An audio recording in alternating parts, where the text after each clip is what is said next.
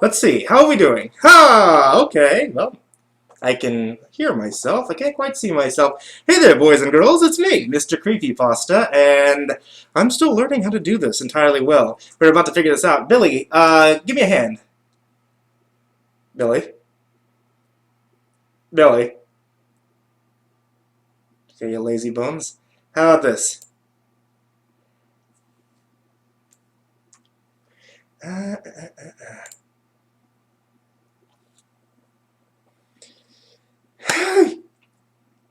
Am I good? Hi there, boys and girls. It's me, MrCreepyPasta. And if you couldn't tell, I just moved into a new location, so I'm trying out my new mask. I hope everything looks okay. Hopefully so. Hi! It looks like it's just that time. It's today, May 21st. It's just hit 4 p.m. according to the hair on my wrist.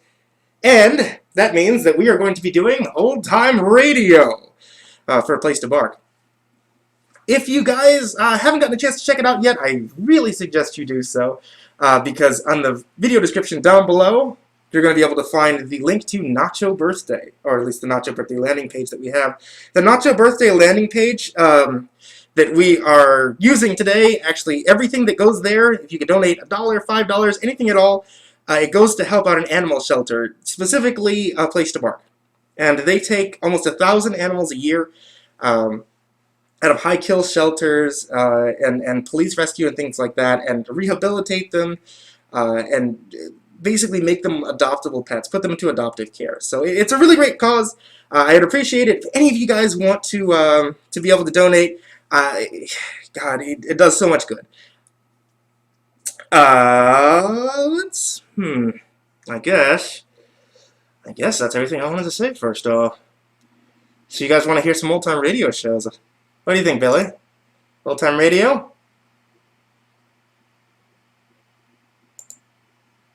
Yeah, he's doing good, I guess. Let's go ahead and get started. Some of your favorite creepypasta narrators are going to be here today doing some old-time radio shows along with me. Actually, a lot of them are going to be starring in some of them. I'm not going to be starring in all of them, although I am starring in some of my favorite ones. Like this current episode. Billy, go ahead and take this away for me. Today's first episode is going to be Superman.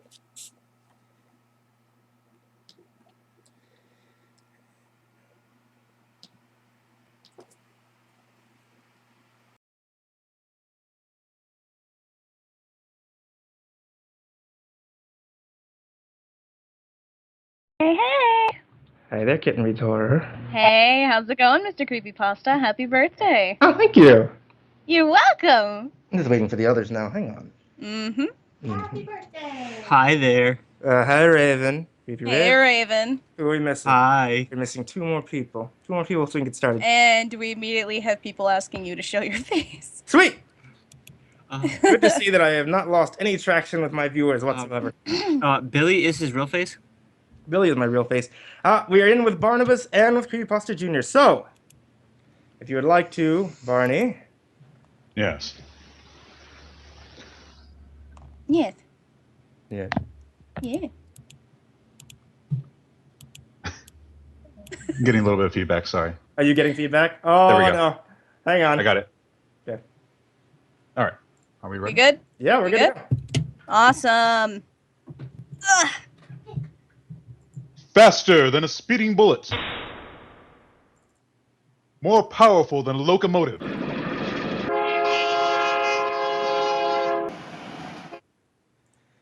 Able to leap tall buildings at a single bound.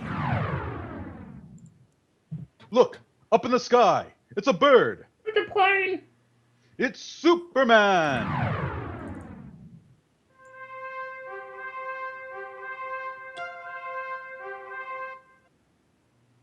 Yes, it's Superman, strange visitor from the planet Krypton, who came to Earth with amazing physical powers far beyond those of mortal men, and who, disguised as Clark Kent, mild-mannered reporter for a great metropolitan newspaper, wages a never-ending battle for truth and justice.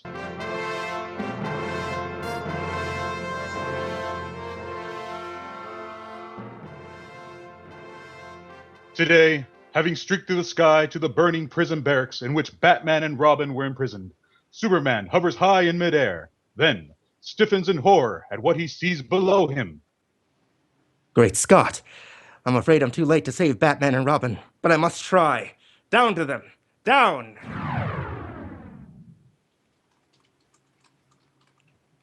Can you remember as far back as this morning, gang? Just after you finished dressing for school and Mother served up a delicious and nourishing breakfast? Well, there was lots of what it takes in that food to keep you young folks pepped in high gear. Vitamins and calories essential to the development of your mind and body. Now, do you recall that, long about lunchtime, you felt the driving need for more of the same? Well, that was because you had used up all that energy contained in your breakfast. You needed more, and Mother saw to it that you got it. But in lots of homes in Europe and Asia, war-ravaged parts of the world, other boys and girls like you, who also need vitamins and calories to keep going, didn't have them. All they got to eat today was maybe a little thin soup and a crust of dry bread. And it wasn't because their mothers didn't recognize their need and want to fulfill it. It was because that all there was in the house.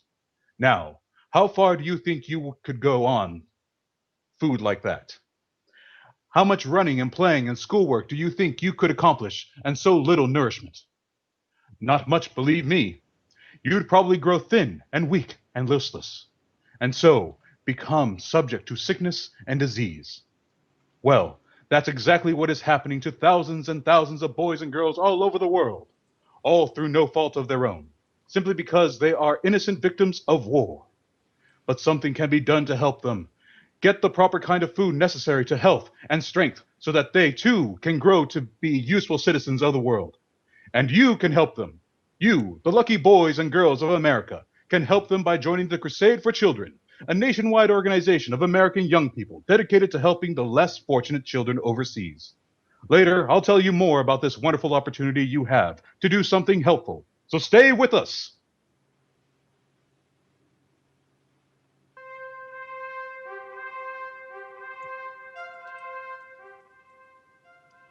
And now, the adventures of Superman!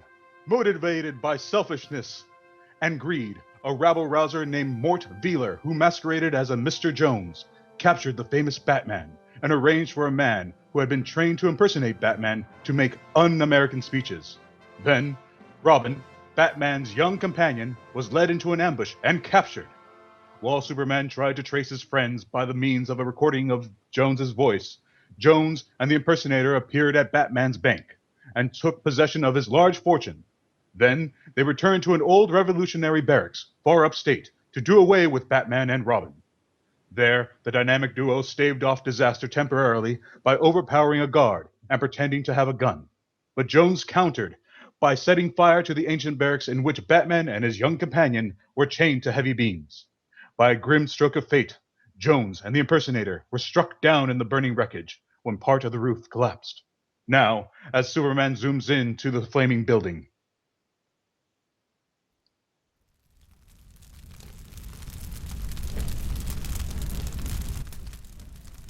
the rest of the roof is buckling, about to collapse upon the unconscious forms of Batman and Robin.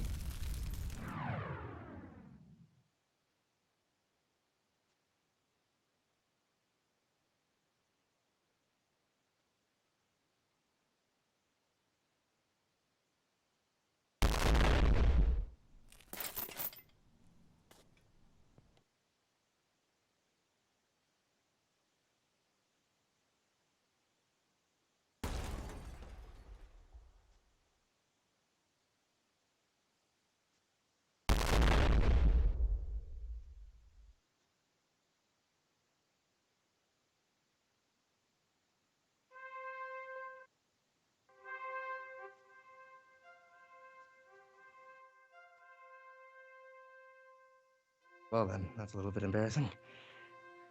There! Batman! Robin! Oh, they're unconscious. And chained. Hey, that roof's gonna fall any second! I better rip these chains out of the wall! Oh, like this! There. Now I'll just wrap my cape around these two, like so. And now I'll just...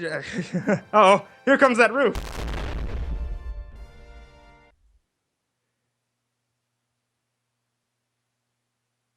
Did that work?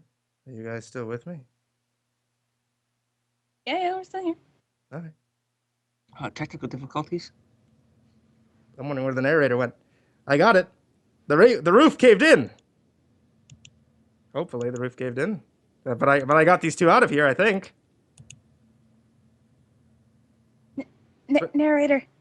Barney. Swiftly Ben. covering his Barney! unconscious friend. Sorry. For some reason, my Skype completely muted me. So back to what I was saying. Yeah, after escaping.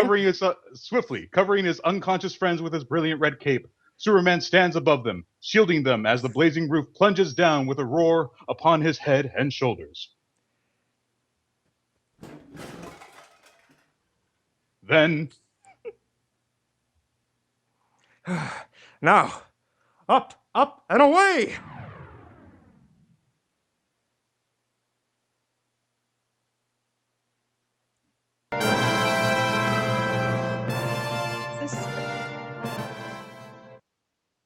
unharmed, the Man of Steel shrugs the burning timbers from his shoulders and, protecting the two limp figures in his arms, leaps from the inferno high into the clear, cool sky, looking like a gigantic phoenix, the fabulous Firebird.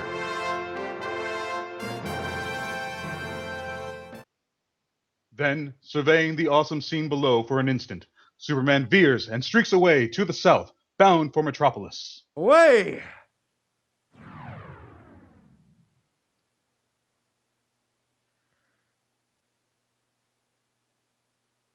A short time later, in the house they occupy as Bruce Wayne and Dick Grayson, Batman and Robin had been seen and pronounced fit by their doctor.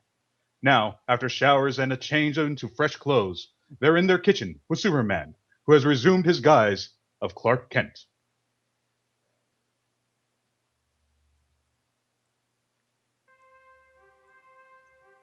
Ah.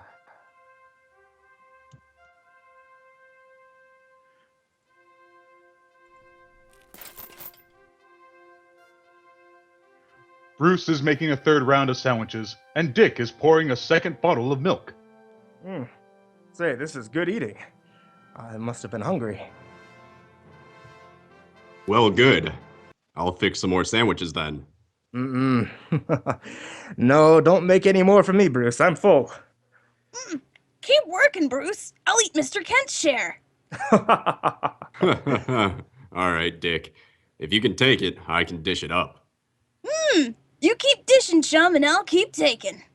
Where did you put it all, Dick? I'm a growing boy, didn't you know? Or maybe the fire gave me an appetite. Oh, don't remind me of that. For once, I really thought we were done for. Yeah, me too. And we would have been if not for Superman. Hey, that reminds me. I didn't thank you back there, Clark. Oh, forget it, Bruce. Huh? What are you thanking him for? Why, because, well, that's a fine question to ask, Dick. Didn't Clark find and identify that recording of Jones's voice I left behind? Oh, that's right. And then he turned over the info to Superman, huh? Well, that's about right. Hey, Clark? Yeah, something like that. Something like... That's good. Hey, what are you two laughing about? Who, me? Yes, you. There's something going on that I don't know about. What gives? Well, Maybe we'll tell you sometime.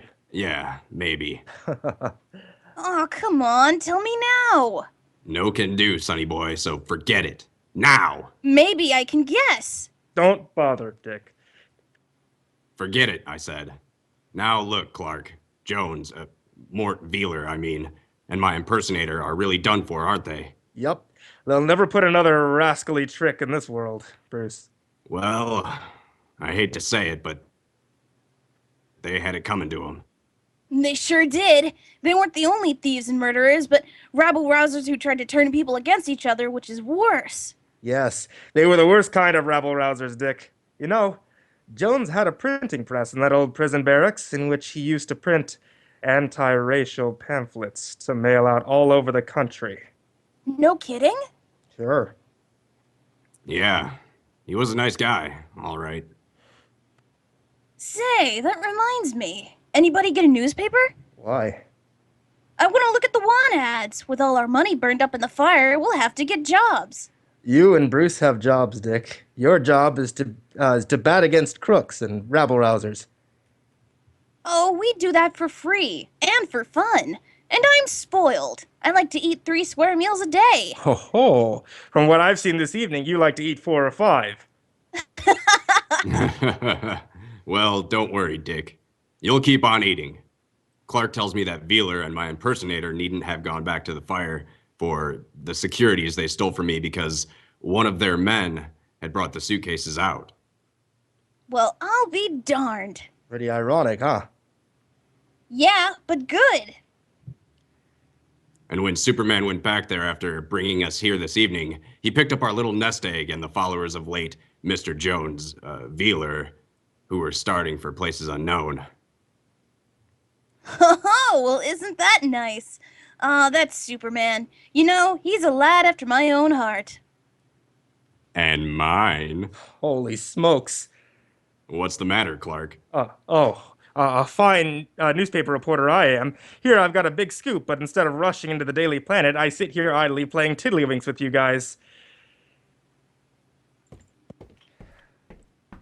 Hey, wait a minute. Out of my way, I've got to fly. And I do mean fly. So long, chums. So long, Mr. Kent, and thanks. Yeah, thanks, and happy landings, Clark. Call me anytime. So long.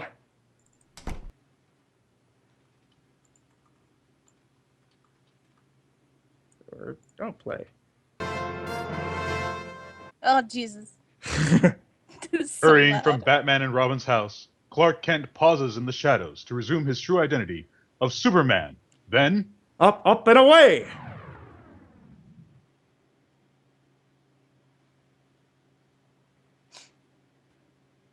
Yeah.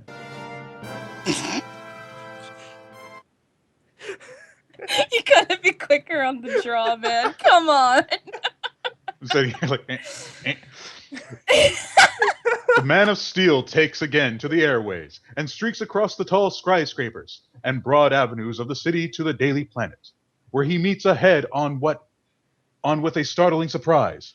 We'll be back in a moment to find out what it is, so keep listening.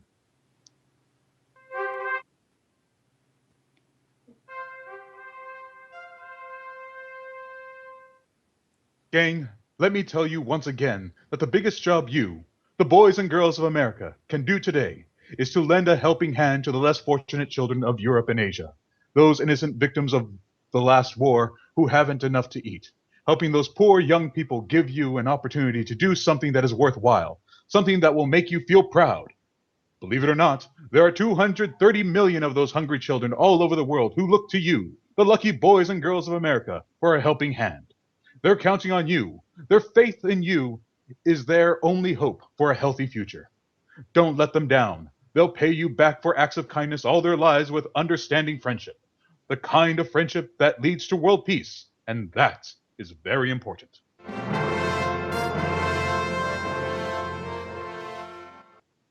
And now, back to the adventures of Superman. Back at the Metropolis Daily Planet in his disguise as Clark Kent. Mild-mannered and bespectacled reporter, Superman typing the amazing story of Mort Veeler and Batman and Robin. Then, ripping the last page of the story from his typewriter, he strode to his office door and threw it open on the bustling city room. Copy, boy! Copies!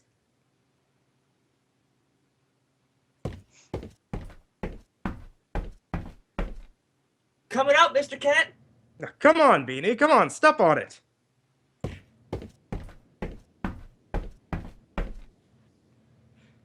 Yes, sir? Got something hot, Mr. Kent? I've got a scoop for page 1, that's all. A scoop? Huh? What? Yes, but by the rate you're traveling, it'll be ancient history by the time you get it to the city editor's desk.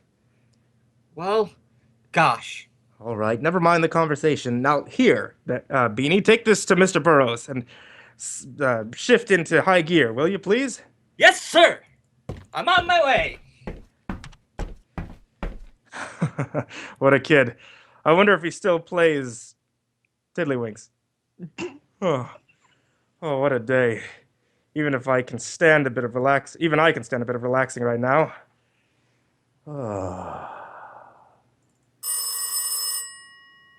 Oh, there's my phone.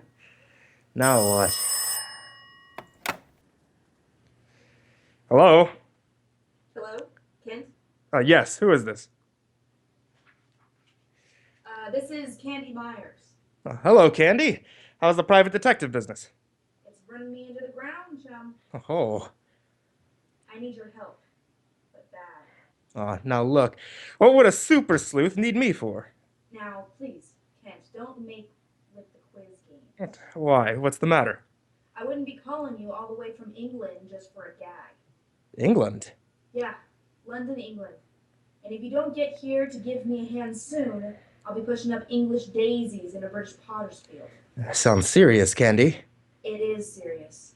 What's more, it's a terrific story for you. Well, just tell me where I can find you and I'll see you before you can say tea and crumpets. I'm staying at the Three Georges Hotel in London. That's all I need to know, Candy. So long. I'll see you soon.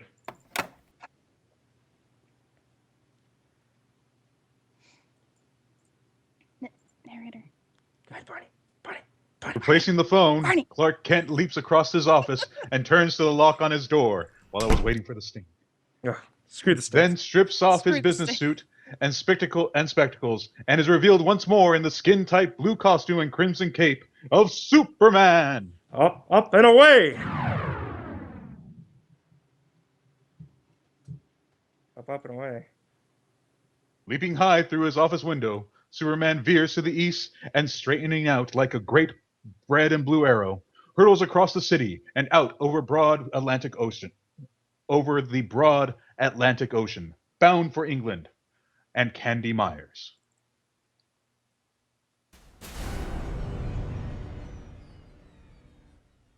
What is the terrific story in which Superman's private detective friend is involved, and in which he requires Superman's help? It is a terrific story, fellows and girls, just as Candy promised. And we can promise you that you'll be sitting on the edges of your chairs from beginning to end. So be sure to tune in tomorrow, same time, same station, to listen to Chapter 1 of The Kingdom Under the Sea on The Adventures of Superman.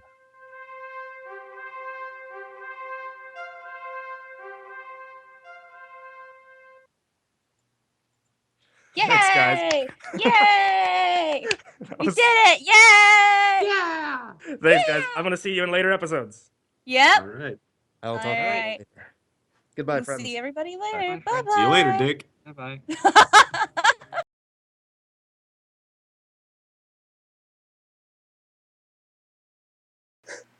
Well, boys and ghouls, if you couldn't tell, if you couldn't tell it by now, what we're going to be doing this entire stream is actually going to be doing actual radio dramas done from the 1940s, 40s, 50s, and 30s, 40s, and 50s. This one just so happened to have been The Adventures of Superman, the final chapter in Batman's Great Mystery. I've got a whole bunch that are going to be showing up later on throughout the entirety of the stream.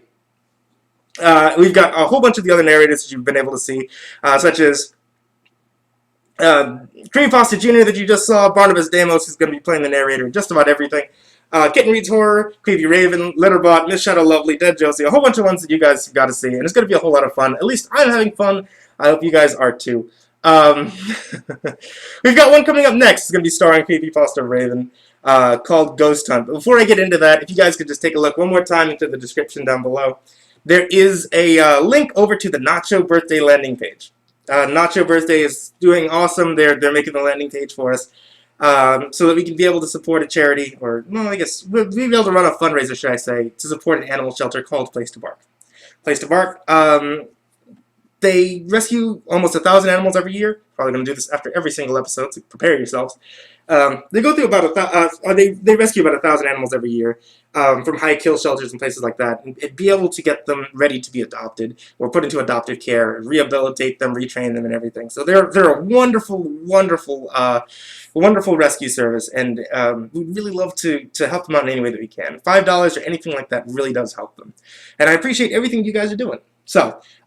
Before I get too far into this, let me go ahead and make the next group of people, as long as you're ready over there, Billy. What do you think?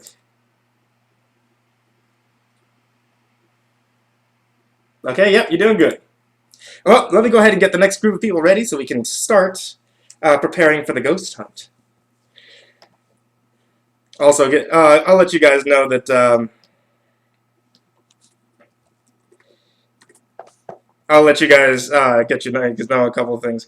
We're going to be doing mostly horror. I know everybody who usually comes to MrCreepyPasta is expecting to see some horror. So a majority of what we're doing is horror. But like Superman, a lot of it's just for fun too.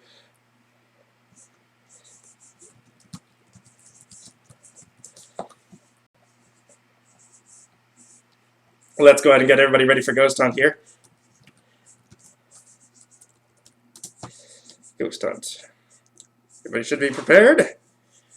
Let me give them a quick call into the group. Oh. Oh, Lord. Oh my God, please. I think I fixed it. Hold on. How are we doing? Are we good? Okay, we're good. We're good now. Broken. I'm so Oh sorry. God. Amazing. We broke everything. That's good. That's a good Okay. intro to this story. Did you want me to impromptu the commercial? The impromptu the commercial. Actually, let's go ahead and just mention a place to bark one more time. The Nachobirthday link in the description. I'd really appreciate that if you could. Will do.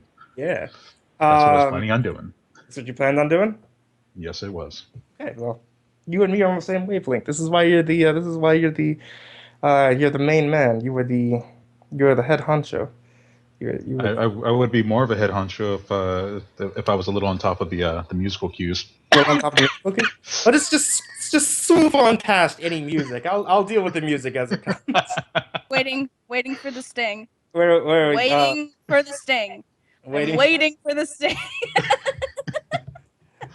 You guys ready for you guys ready? You guys ready? I'm ready. I'm ready for a ghost hunt. We got everybody here for the ghost hunt? Aye, Captain. Everybody's ready? We're Litterbot? missing one. I'm Litterbot. Hi, stream. Okay, let's do this. Oh shit. Oh, sorry. Oh, I gotta remember not to curse. Yeah, you gotta remember that. Don't do that. Paradox, you PG. here with us too? I'm here, of course. Sweet! GG streams Yeah. over at Cust. GG. Is DB here? He is Dimension not. no, Paradox is actually gonna be taking his roles. Paradox Oh, okay. Hello, Paradox. doing some amazing stuff with us here. Paradox, you're ready? As Raven. always, sir. Raven, you ready? Oh my I'm ready, goodness. And Paradox has got the voice of a god here. Oh, hardly. Don't even start. Let's okay. In that case, let me go ahead and lead us in with the. Let me. Got a pretty good voice, dude. Yeah, he's gonna. Thank you. Uh-huh. That is a very good voice. Very good voice.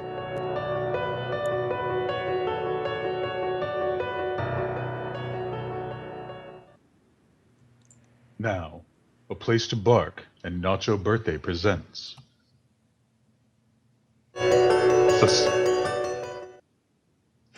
Suspense. Tonight, Faster with this. Come A on. Place to Bark brings you MrCreepyPasta in Ghost Hunt, a suspense play produced and directed by Anton M. Leader.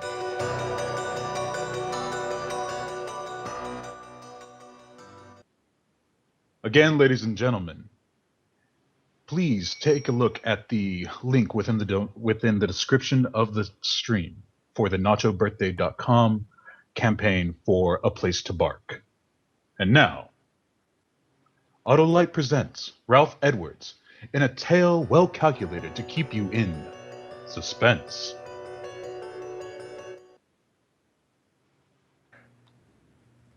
That's your sting. Go ahead. Wait for the music. Yeah, didn't leave you hot, huh? Let me feeling treetop tall. That was Louis Armstrong's I Can't Give You Anything But Love. And that's all for the Hot and Mellow Hour tonight. I was just Come gonna on, keep Spike, doing get on the this. ball here. There we go.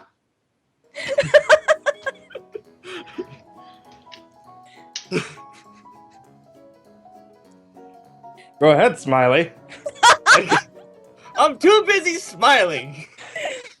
Yes. This is Smiley Smith, your favorite disc jockey. I hope here at the Hot and Mellow Hour, home for the season. I'll be back again tomorrow night, minus the music, but with a little surprise for you. Tomorrow night, Friday night, as you know, is stunt night here at station WXP. And have I got a stunt for you guys? Last week, you remember, I planted my wire recorder in the steam room at Ladies' Turkish Bath and let you listen in on the playback. Remember? Well, tonight, as soon as I leave the studio, do you know where I'm going? Your friend Smiley is going to spend the night in a haunted house on a spook hunt.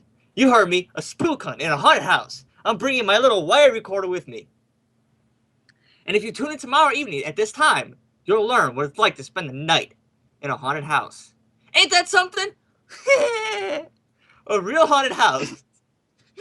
No kidding. 4 people are known to commit suicide there.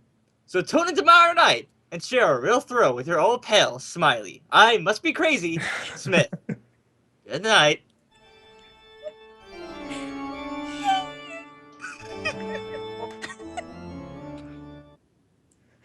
Oh my dear sweet God.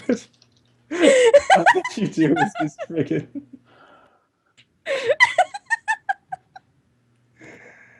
Oh God, okay. Okay.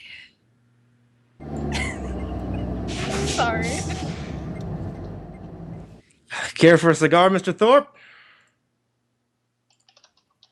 No. Well, there's no reason to carry a chip on your shoulder, Mr. Thorpe. Oh, really? Well, I don't like this full stunt. Oh.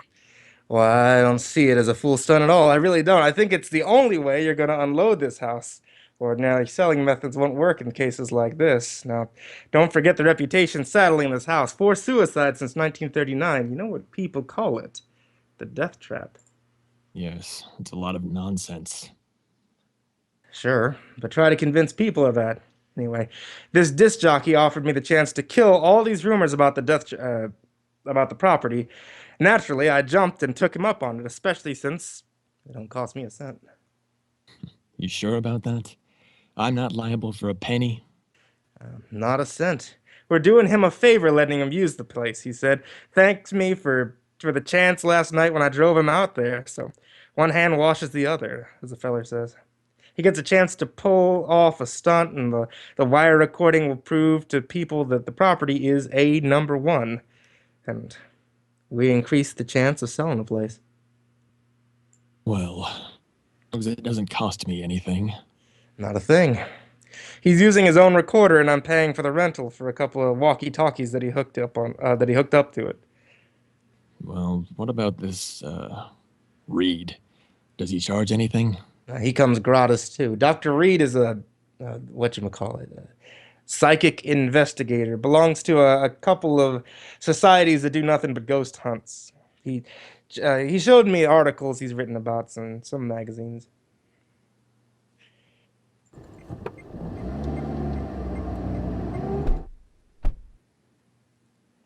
Well, here's the house. Looks real nice in the sunshine, don't it? And smell that sea breeze. You don't have to sell me. Well, let them know we're here. I'm going to, just as soon as I figure out where my car horn is. Ah, here it is. Oh, probably asleep. Up all night and everything. Try it again. Well, why don't they come out? You think they've gone? I told them last night I'd pick him up around 11. Smith! Hey, Smiley! Dr. Reed!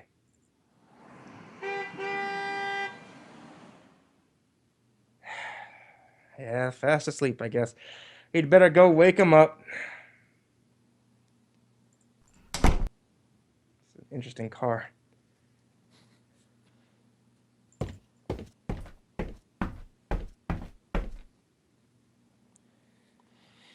course, they may have taken the bus back downtown. Oh, no, it's a 2-mile hike back the main highway.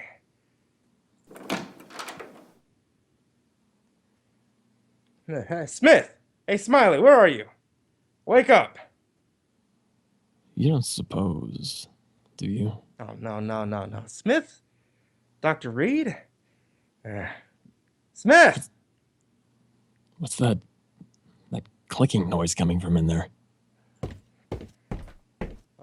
That's his wire recorder. He left it running. These machines cost a lot of money. Doesn't he care if he uses up his batteries? Well, where is he? And where is this Reed? Maybe they're upstairs. Smith! Hey! Anybody home?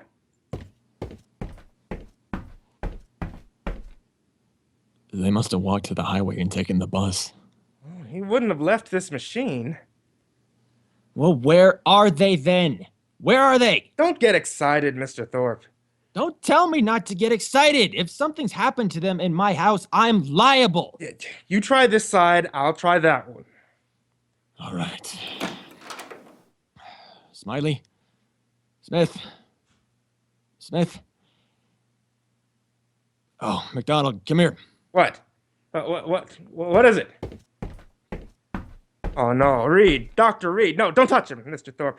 You'll get your hands all... Blood? Is he dead? I can still feel his pulse, but we better get him to a hospital fast. Trust me, there's music that plays at this part normally, however. Get him to a hospital fast.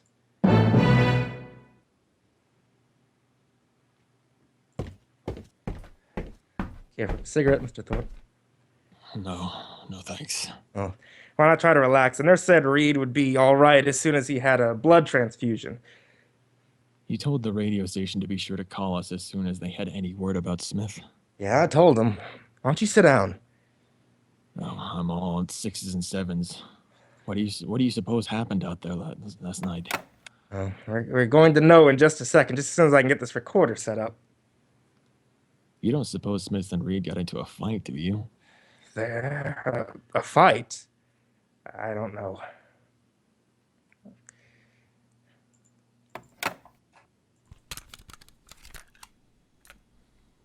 Well, what's wrong? Why won't it work? Yeah, it works. Take it easy. It's gonna work in just a second. Hang on. I found it. Ah, it's working now.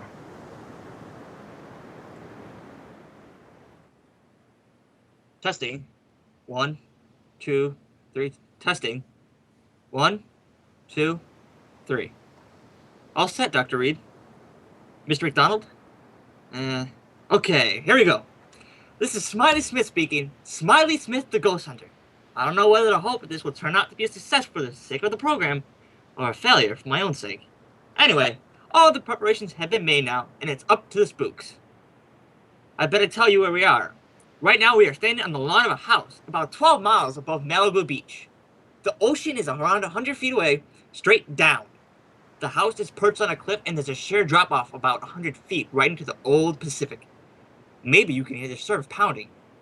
I'll turn up the volume.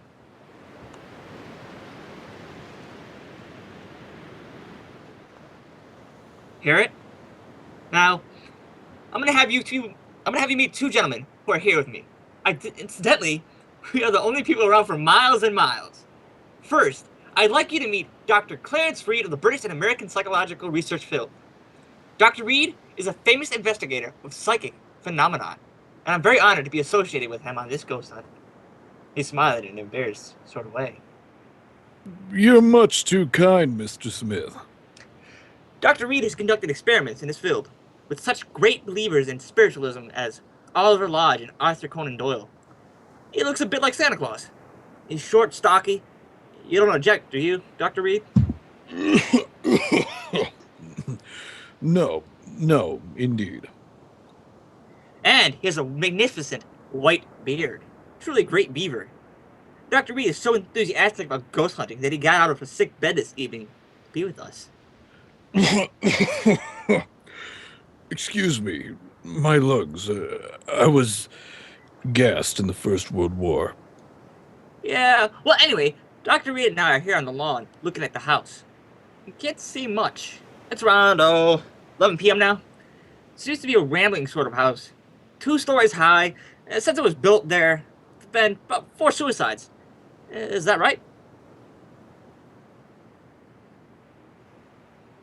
McDonald. Oh, yeah, I guess that is me, isn't it? You're talking to me and not talking to the doctor. 4 suicides since... yeah, that's right. I thought my hearing was bad. Well, you're the old one who was gassed in the World War, so... Don't worry, he'll die soon enough, old man. Go ahead. Yeah, that's right. It was 4 suicides. Now into the mic. Oh, right. It's 4 suicides since 1939. I better tell them who you are, so they won't think you're a ghost, eh? Standing with the document is a real estate agent, Mr. Charles McDonald. He handles his property. He can tell you a lot more about it than I can. Well, the house was built by a man named Martin, Toby Martin, an orange grower. Built the house as a wedding present for his wife. A month after they moved in, she took her own life. On the day of her funeral, he committed suicide in the same way. There have been 2 other cases since then, and Did they all jump into the ocean? yeah, all 4 of them, right over there. The last kid- one was actually seen doing it about 3 years ago. He was seen running like all get out towards the edge of the cliff, and he was shouting and laughing and yelling as though there were other people beside, running along with him. You're kidding. No, it's a fact. He was laughing and yelling and running when he got over the edge, right over there. He jumped and never came above water. It's good an argument against cold baths as I've ever heard. Since then, people just refuse to live in this house. Silly, I call it. Anyway, if you and Dr. Reed find any signs of a spook, I'll get the owner to put the house down and, rebuild it. But if you don't find anything, I'm hoping this will convince folks that here's a real buy. So, okay, Mr. Smith, you and the doctor are on your own. I'll be by in the morning to pick you up around 11. Goodbye, Mr. McDonald. I hope there's something left for you to pick up in the morning. Well, it's almost pitch black, folks. I guess Dr. Reed and I ought to begin. I don't believe in ghosts, never have. But what I say is this. If you're dead set on looking for them, this is a dandy place to do it.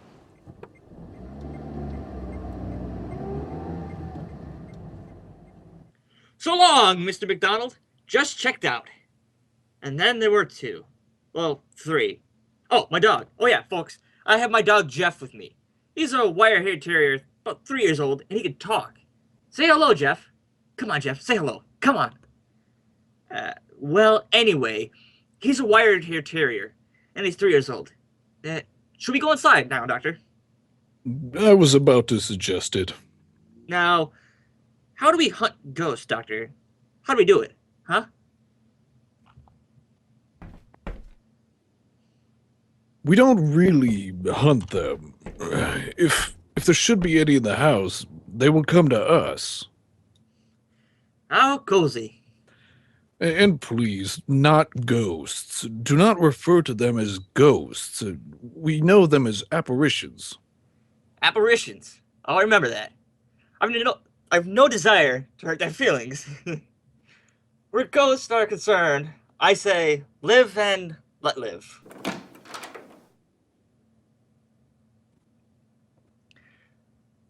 Well, we've opened the front door now. Maybe you heard the hinge squeak a little. I was standing here looking in. I can't see much. Smells sort of musty and damp.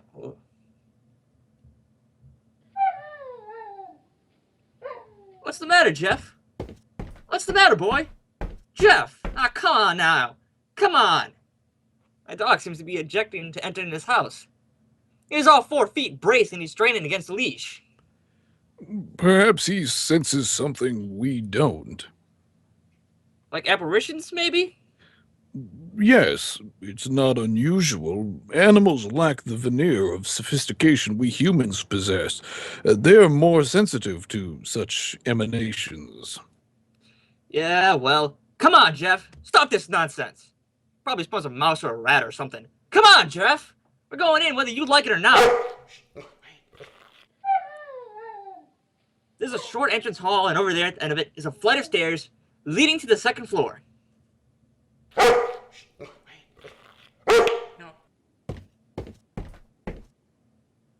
Jeff! And over Right here to the left is what seems to be a large reception room.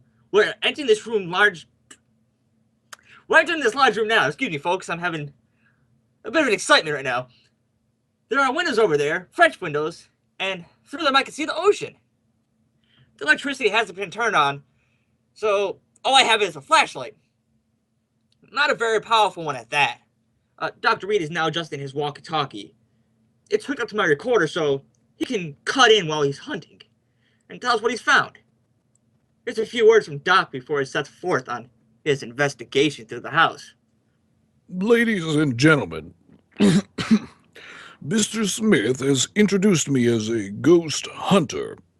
He spoke, I think, in a spirit of skepticism and levity.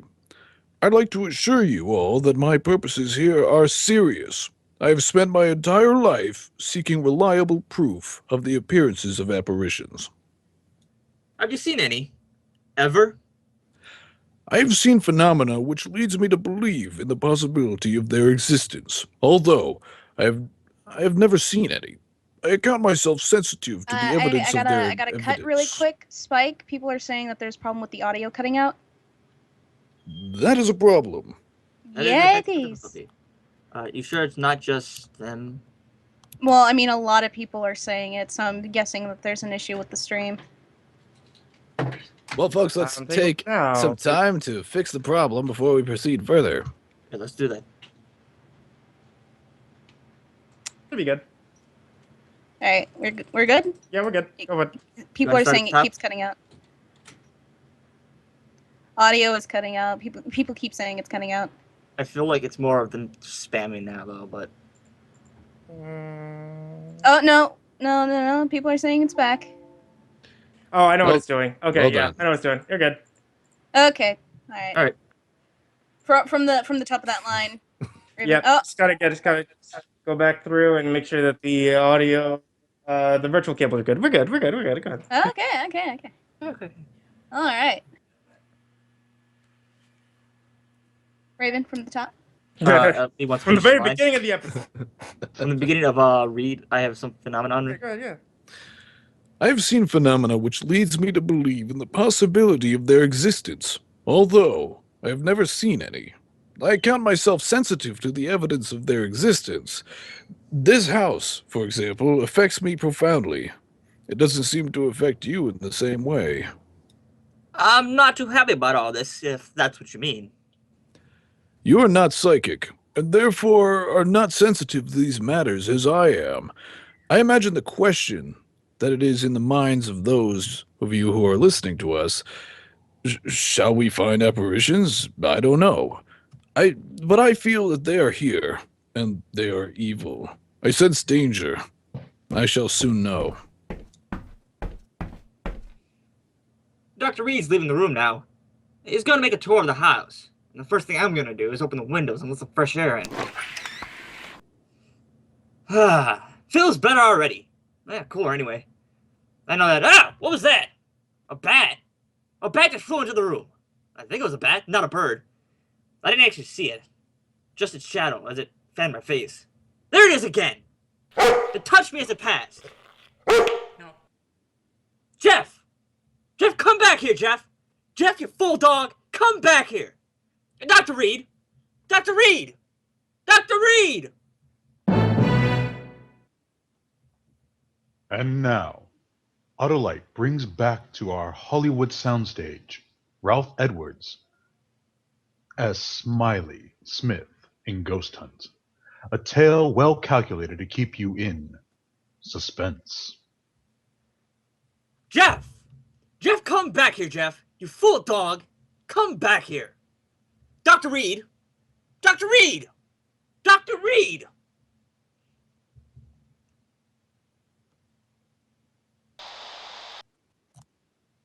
Reed speaking. What is it, Smith?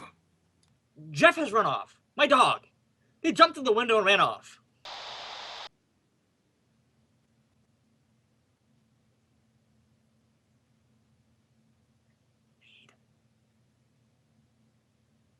Doc.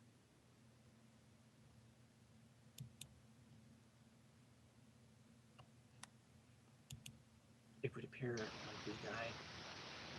Letterbot. Oh wait, is mine okay? I told you he said something about this house, didn't I? Yeah. You want me to come and see if you can determine what it was exactly that set him off? Soon. I'm making my way slowly up the stairs toward the second floor now. I'm halfway up, but I'll be down with you soon. Well, folks, my dog ran away. You probably heard him howling. He jumped through the window and took off. Never did anything like that before. Frightened by the bat, I guess.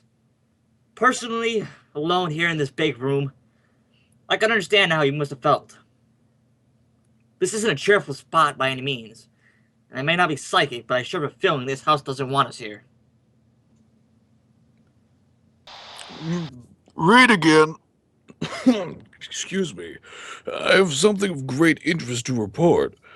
I'm now standing in an alcove on the second floor, trying to recover my breath. As I reached the head of the stairs, I felt that what I think is a definite psychic manifestation. I felt suddenly as though I had been punched in the solar plexus. It's the only way I could describe it. At the same time, I begin to perspire. Now my head is still swimming slightly. I have difficulty in swallowing. My pulse rate is around 110 at the minute. The sense of evil is very strong. I feel very, what shall I say, profoundly depressed. You, want me up there? Folks, I'd like you to get a picture. Excuse me. No, I prefer to remain up here alone. The presence of a disbeliever such as you might interfere with my investigation. Folks, I'd like you to get a picture of what it's like here. Very quiet for one thing. I've never been in such a quiet place, and it's pretty dark. No light except for my flashlight. Tell you what, you go now, and you douse all the lights you have on. Go ahead, put out the lights, and that'll give you a clearer feeling of how it is here with me. Go ahead, put out the lights. Hey, did you hear that? A real estate agent told me I'd probably hear rats and mice in the walls. Well, I suddenly can hear them now. Even you can hear them. I think. It's as though... Dr. Reed speaking. I've been working my way toward the front room, the one directly above the one in which Mr. Smith is in now. Now, the vibrations have become stronger, more and more pronounced as I approach it. I think I'm on the verge of an important discovery. Important discovery? Did you get that?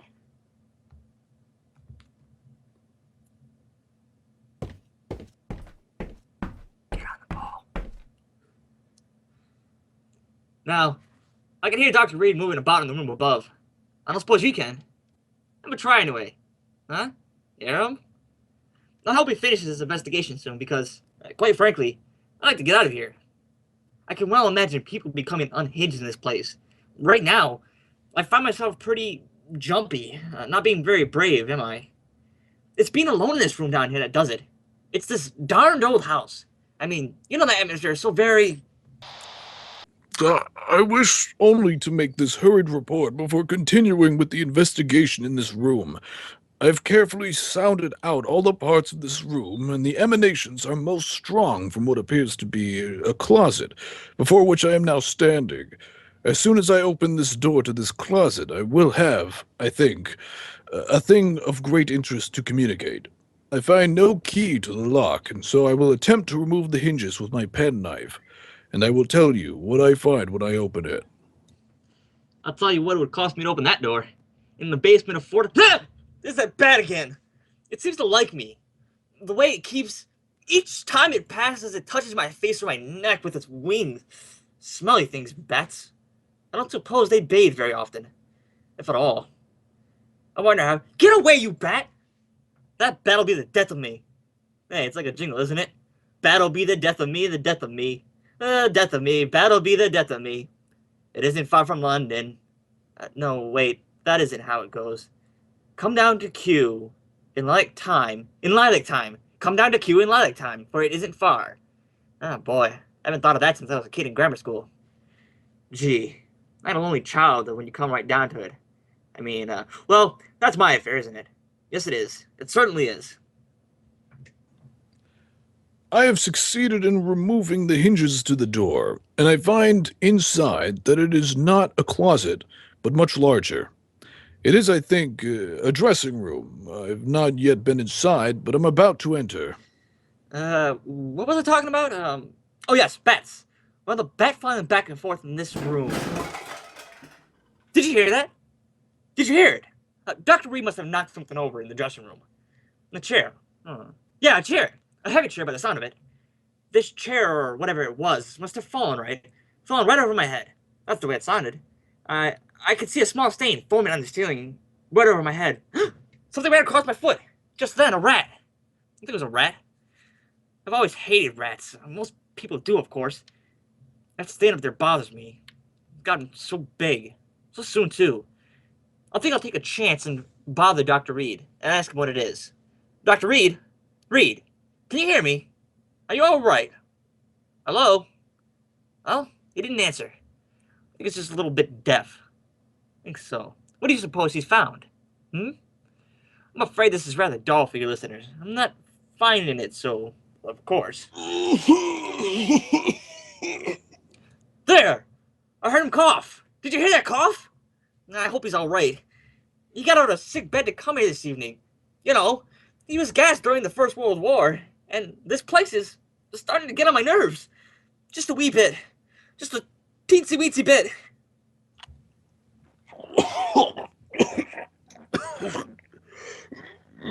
Reed speaking. Hello? He switched off. That's a bad cough he's got. And I feel so lonely, being alone so much of my life. Not so much now, of course, but when I was younger, I was alone so much of the time. You know, struggling to get ahead, living in a hall bedroom, wondering where my next meal was coming from. I get the blues just remembering it. Seems sad, young people having to spend so much time alone. Sad for old people too, of course. I'm saying, of course, a lot. Of course I am. Hey, that stain on the ceiling. It's grown amazingly. It's actually beginning to drip. I mean, form bubbles. They'll start dripping soon. Colored bubbles they seem to be. Odd-shaped stain. Like a body laying on its back with its arms stretched out. It's cheerful. I'll certainly advise Mr. Donald to have this place torn down. I'll go upstairs in a minute or two to see how Dr. Reed is making out. You know, listeners, I really believe I'd go completely crazy if I had to stay here much longer. It wears you down. That's exactly what it does. It wears you down. It's so close and musty. In here I feel sort of trapped. Don't know why I said that. That's what they call this place. You know, the death trap. There, what did I tell you? That stain started to drip. Drip, drop. Drip, drop. I'll catch the next one in my hand and let you know. Reed! Dr. Reed! I'm going upstairs now, listeners. I'm afraid something has happened to Dr. Reed. I'm not kidding now. I mean, this is on the level. Which room could it be now? Right? Left? No, right. This is it, I think. Well, evening, gentlemen and madam. I'm so glad to see you. I was just aching to see somebody. Anybody. I've been so lonely down there. Now, what have you done with Dr. Reed? Huh? I know he's been hurt. See the color of the bubble on my hand? What have you done with him? Make way, gentlemen. Please, make way. Well, this isn't the funniest. The funniest darn thing. This can't be Dr. Reed laying here. He didn't have a red beard. Now, don't crowd me, gentlemen. Don't crowd me, please. Huh? You want me to go where with you? You want me to do what? Speak up, gentlemen. To the cliffs. Down to the cliffs? You mean right now? Well, all right. If you'll come with me. I don't want to be alone anymore. You will come with me. All of you. All four of you. You too, ma'am. Oh, good. Come on, then. To the cliffs. To the cliffs. To the cliffs. To the... He jumped over the cliff. He jumped over the cliff, McDonald. He jumped over the cliff.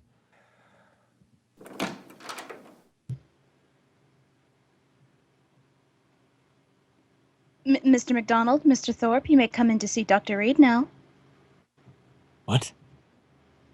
Dr. Reed is conscious. You may see him now. Is he able to talk? Just for a few minutes. In here. Come in, gentlemen. How are you, Dr. Reed? We've been waiting to see you. Yes, and I must apologize, gentlemen. I had the most unfortunate accident. Hemorrhage. A hemorrhage? Yes, my lungs, you know. Now, gentlemen. Hemorrhage. Dr. Reed, what happened in that house? What happened to Smith? We've been listening to playback of the recordings you made out there. Smith, isn't he with you? We just heard the recording, Dr. Reed. Smith jumped over the cliff. Into the ocean. Oh, that poor boy. Dr. Reed, will you please tell us what happened? From what we heard on the recording, there were ghosts in that house. Ghosts? I didn't see any ghosts. But Smith, what about him? If he went over the cliff, it was fear that drove him over. But... Gentlemen, I didn't see any ghosts.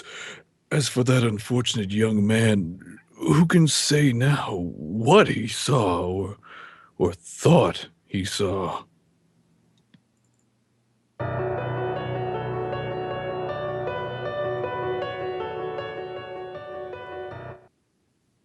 Suspense.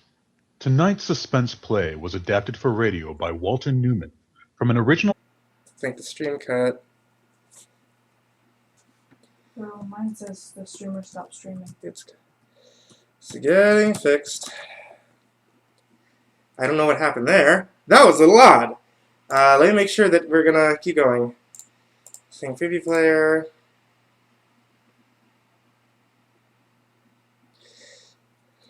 Making sure it comes back. Because it still says I'm streaming, technically, right now.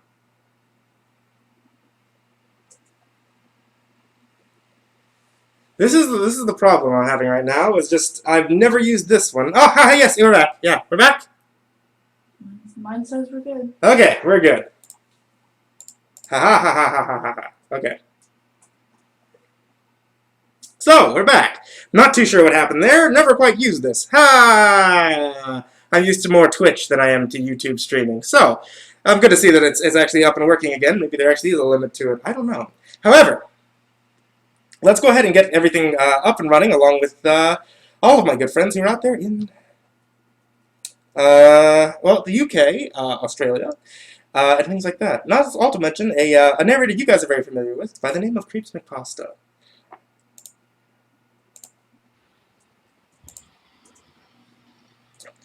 Hello there, Bonnie. Sure. Buongiorno. C. Correcto. Okay. Let's see who we got.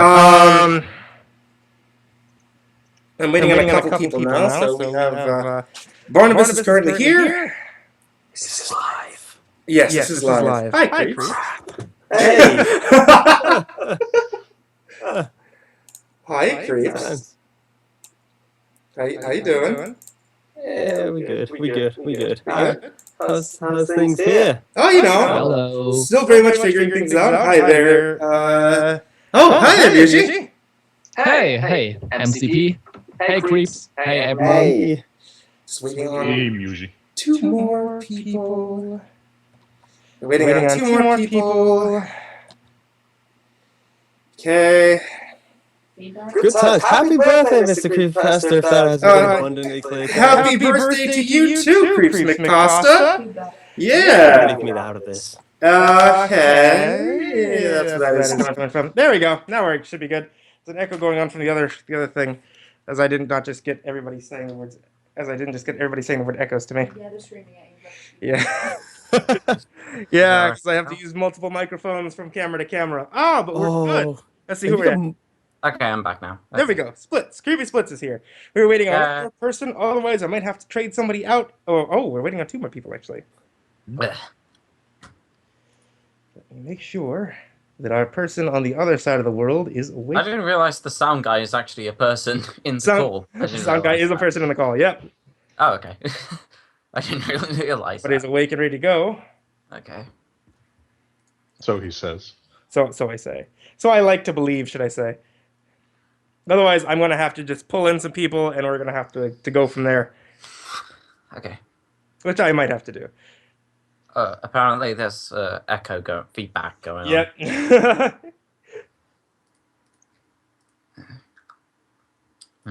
So while we're waiting, do you want to explain what this is for? Because I've technically forgotten. Yeah, I can go ahead and let you know since I didn't have a chance to do so in between the last episodes. Perfect segue. Yeah, perfectly. Okay, so once again, guys, everybody who's watching, or if you guys haven't been able to catch recently, if you take a look in the description down below of the video, there is a link over to a Nachobirthday campaign. The Nachobirthday campaign is every cent of that goes over to A Place to Bark. A Place to Bark is a rescue shelter that specializes in rescuing pets and animals, specifically dogs and cats and such, from high kill shelters and different kinds of police rescues for any kind of animal abuse homes and things like that. They put them into adoptive care. They help to rehabilitate, retrain, basically make sure that the animals are completely set for adoption. So it all goes through a really great process. In the stream. Vincent, oh God, Vincent Benicava's here. Hey. No pressure. Hey. No pressure. Everybody's got to do good on this one. No pressure. Yeah, everybody's got to do good. Looks like I might have to pull in one more person because it looks like we're not quite set up here. The other side of the world might not quite be awake, which is fine. Okay. It's good. I almost missed it too because I was watching Fast and Furious 6. Really? Is it good? Jesus. No, it was terrible. We were laughing all over it. I imagine that it has to be one of the best out of the series, though. It's fun to watch, but 6 Fast, 6 Furious, right? Yeah. Yeah. 6 times the fast, 6 times the furious. I'm done. Perfect. I'm out. So how have I've missed the previous ones due to my Vin Diesel, Dwayne Johnson fix. How's the other guests been? They're going. It's fun.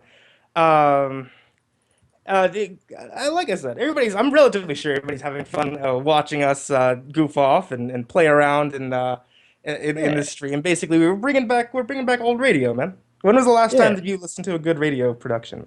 I've never really listened to the radio. I was a bit too young for that. Are you serious? Yeah, we never really had radio productions over here outside of like really boring ones.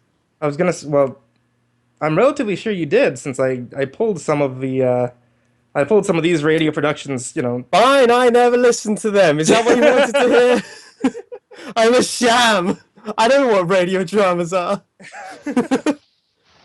The only ones that were really around in the UK was The Archers, I think.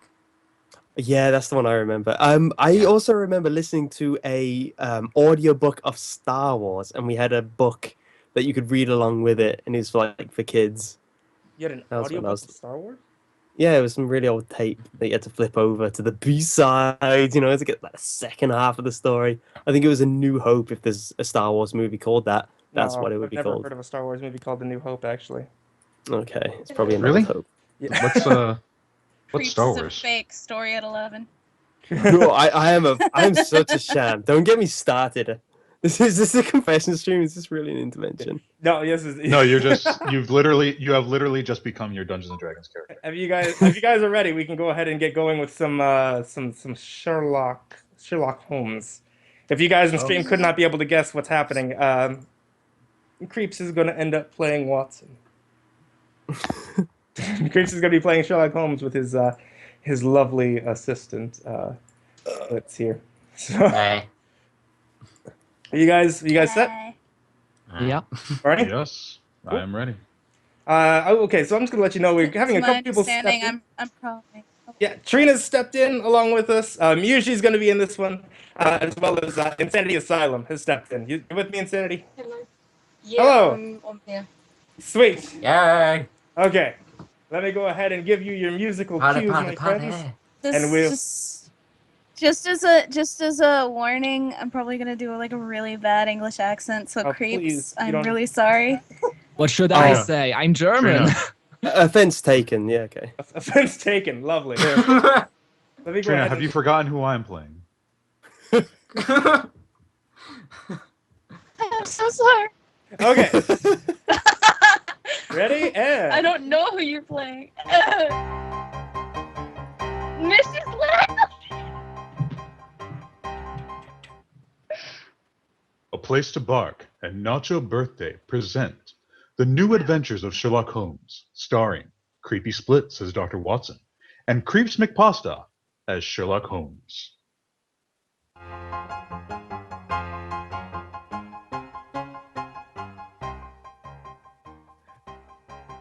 Now, once again, it's time to keep that weekly appointment with our good friend and host, Dr. Watson. Good evening, Dr. Watson. Good evening, Mr. Bell. As usual, you're punctual to the minute. Pull up a chair. Make yourself comfortable. Thank you. That's it. I see that you have the old black tin box out again, Dr. Watson. I deduced that you were going over your notes on tonight's case. Elementary, my dear boy. Among the records, I came across some notes of some cases that I almost forgotten. The shocking death of Cosby the banker, the adoptive tragedy, and some data and the unusual contents of an ancient British pharaoh. Those stories sound pretty intriguing, Dr. Watson. I shall tell them to you some other evening, Mr. Bell. Tonight I'm going to recount an adventure that took place in the heart of a beautiful English countryside. I call it The Adventure of the Tolling Bell. Well, that story began in a small country village on Comfort.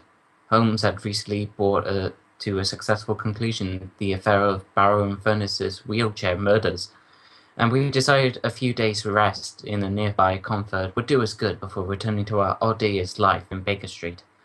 We were staying in a small but comfortable inn.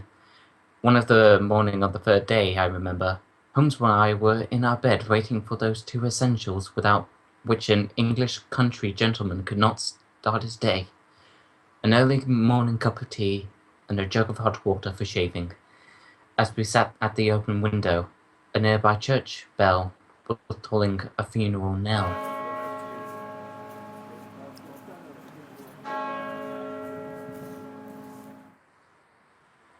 There must be a funeral in the village, Holmes. Astonishing deduction, Watson. There's no need to make fun of me. Impressing sound, isn't it? I suppose so. Has it ever occurred to you, Watson, that the history of bells is full of romantic interest? Well, I can't say I've thought of much about it. Almost every historical event has been accompanied by the sound of bells. They summon soldiers to arms, as well as Christians to church. They sound the alarm in 2 Malton invasions, and many a bloody chapter in history has been rung in and out by bells. Wow, you seem to be a mind of information on the subject. Yes, Watson, it's a fascinating subject. Come on in, come on in. Good morning, my dear. Pardon me, gentlemen. I brought your tea and your shaving water. Mrs. Michael said that said to say your breakfast will be ready in half an hour. Splendid, Marion. Mary. The church bell was tolling a funeral knell. Do you know what it's been buried? That I do, sir. Oh.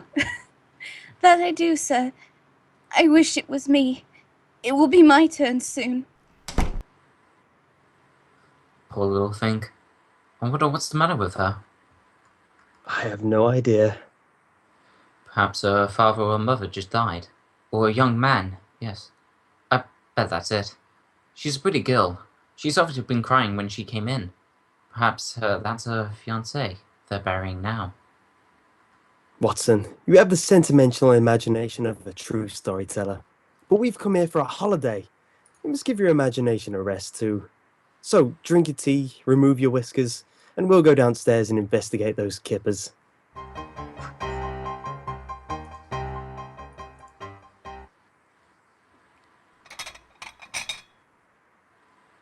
You like your kippers, gentlemen? Excellent, Mrs. Mickle. Excellent. Never eaten button. You've never eaten better. Yes, I don't know why I indeed. said button. By the way, Mrs. Mickle, we heard the funeral bell tolling earlier on. Do you know who was being buried? Yes, I do. 2 souls were being buried. And one of them was a murderer. A murderer? Lord, in this peaceful village? What happened, Mrs. Mickle? Old Fred Gold, the corn merchant, found out his wife had been gallivanting around with a young fellow from Bolton. Cut her throat, he did, and then hanged himself. More tea. Thank you. Shocking. So the peaceful country is not as peaceful as it made out to be, Holmes. Thank that I frequently had occasion to point out to you, Watson. Has the morning post arrived yet, Mrs. Mickle? Oh, here comes old Gilly. Off the path with it now. I'll see if he's got anything for you. A murder? What do you make of it, Holmes? What is there to make of it, Watson? A jealous husband, a faithless wife, and then commit suicide. A tragic story, but a simple one. Top of the morning to you, gentlemen. Good morning, Gillian. Any letters for me today? Aye, Mr. Holmes. 2 letters. One of them's got some newspaper clippings in it, I think. And you got a postcard from a Mr. Lestrade. He wants you back in London. That, Mr. Holmes. There you are. Pardon myself, Gilly. You've been reading Mr. Holmes' private correspondence? Bless your heart, Dr. Watson. If I didn't read other people's correspondence, how would I know what's going on in the village? You were right, Gilly. It is newspaper clippings. And by the way, you heard about the murder of Mrs. Threadgold, I suppose. Heard about it? I told the bell this morning at the funeral. Did you say that you're the bell ringer as well as the postman? Bless your heart. Yes, doctor. President of the Choral Society too, as well as being on the Paris Council. You're a busy man, Gillian. That I am, sir. Take this afternoon now. I'm to ring those bells again. Not another funeral, surely. No, sir. A wedding this time. Oh, I'm glad to hear it. Young Saint Perry is marrying the Slater girl. And you might say I'm responsible for bringing them together. Got some of their letters mixed up, I did. They looked each other up to exchange them, and then, presto, before you know what's happening, they are getting married. Regular Cupid, you might say I am. Be off with you, Gilly. Other people want their letters. Mr. Holmes doesn't want his kippers spoiled with their idle chatter. All right, Mrs. Crabapples Weiniger. One of these fine days you'll smile, and the world will come to an end. Good day, gentlemen. Talkative old busybody he is. Oh, Mr. Holmes, Mr. Lachlan's in the hole. The poor old lady is most anxious to talk to you. Mrs. Lackland? She has a seamstress shop on the high street. Her only son ran away from home a few months back. I think that's what she wants to speak to you about. Oh, but my friend's here for a rest, Mrs. Mickle. I told her that, doctor, but she won't go away without seeing Mr. Holmes. Oh, very well. Ask her to come in, please, Mrs. Mickle. Yes, Mr. Holmes. Oh, I do bother to see her, Holmes. Sounds like a trivial matter.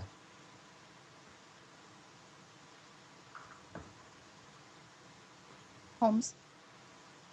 Holmes. Ah, the disappearance of an only son can never be a trivial matter. Well, I meant trivial for you, not for her. This is Mr. Holmes and Dr. Watson, dear. Thank you, Emmy. Good morning, sirs. Jesus. Good morning. Good morning. Please sit down, Mrs. Lackland. That's it. Now, what's the trouble? It's Tom, sir, me only son. He left me 4 months ago, and I've not seen a night of him since. You've had no messages from him since he left? Not one word. I'm fair out of me mind, sir. Have you any idea of his reason for leaving the village, Mrs. Lackland? None, sir. He was a good boy, and he worked hard, and he didn't fool around with those fiddly gibbet girls in the village. I think he met with foul play, gentlemen. I want you to find out about him for me. Mr. Holmes, I've heard you say in the village that you're the greatest detective in England. Mrs. Lackland, I'll be glad to help you, but you've given me no clues to work with. I'm afraid that If it's money you want, I've got £20 in me poster savings. It's all yours if you can bring me Tommy home to me. Or at least tell me he's safe. Mrs. Lackland, I wouldn't dream of accepting a fee. However, I shall give your problem some thought. If I arrive at any conclusions, I'll get in touch with you at once. God bless you, Mr. Holmes. Good morning to you, sirs. Good day. Good morning, Mrs. Lackland. Poor thing. I don't see how you can help her, Holmes. Nor do I at the moment. But a young man who has grown up in a small village like this may have led a life that his mother is totally unaware of. You said that you have to work in one of your stories today, Watson. Yes, I have a letter from the editor of the Strand magazine yesterday, requesting a manuscript as soon as possible. Splendid. Then you must stay at the inn and work on your latest masterpiece, while I scour the village to see what may be found out about the missing young man.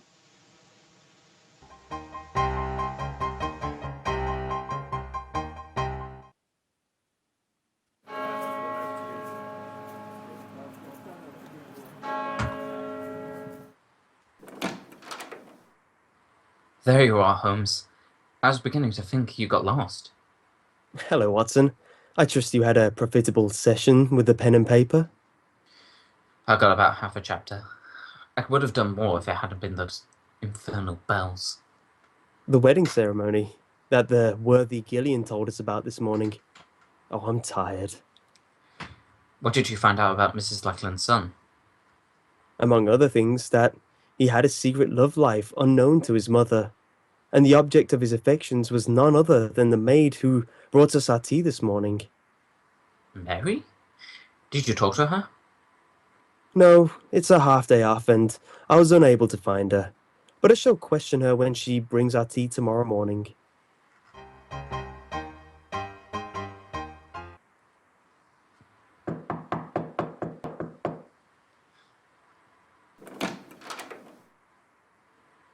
Come in, Mary. Oh, Mrs. Mickle. Good morning, gentlemen. Here's your tea and shaving water. Where's Mary this morning? She didn't come to work. Must be ill again. Not a reliable girl and no better than she ought to be, if you ask me. It's no job for me to be carrying tea and hot water upstairs. I hear the village bells tolling for another funeral. Does Conforth have a burial every morning? I really don't see how the population can run to it. It's an old suicide, sir. Another suicide? Good Lord. Old John Letterby, the biker. He was expecting some money from his son in Australia. It never came and they foreclosed on his shop and he hanged himself. Will you be wanting a couple of boiled eggs to your breakfast, gentlemen? No. I haven't much of an appetite. Thank you very much. Yes, sir. That woman seems absolutely heartless. She almost smacks her lip when she tells us about these tragedies. Yes, Watson, I noticed it. This peaceful village is big. It seems strangely sinister to me. And since you have no appetite for breakfast, perhaps you'll join me in a little excursion as soon as you're dressed. Of course. Where are we going? To see the maid, Mary. I'm anxious to talk to her before another funeral bell begins to toll.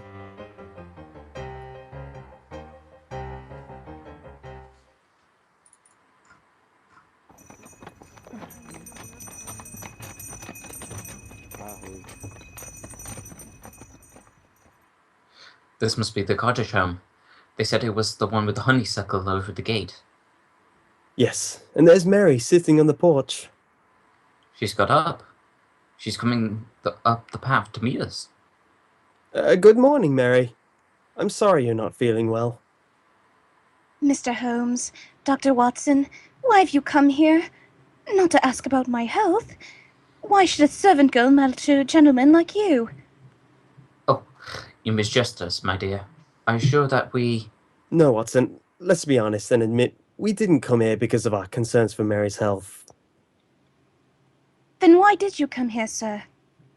Mrs. Lackland asked me to try find her son, Tom. Tom? Yes, Tom Lackland. I thought you might be able to help me, Marion. If I could help you, Mr. Holmes, I'd be helping myself too. Here comes Gilly, the postman.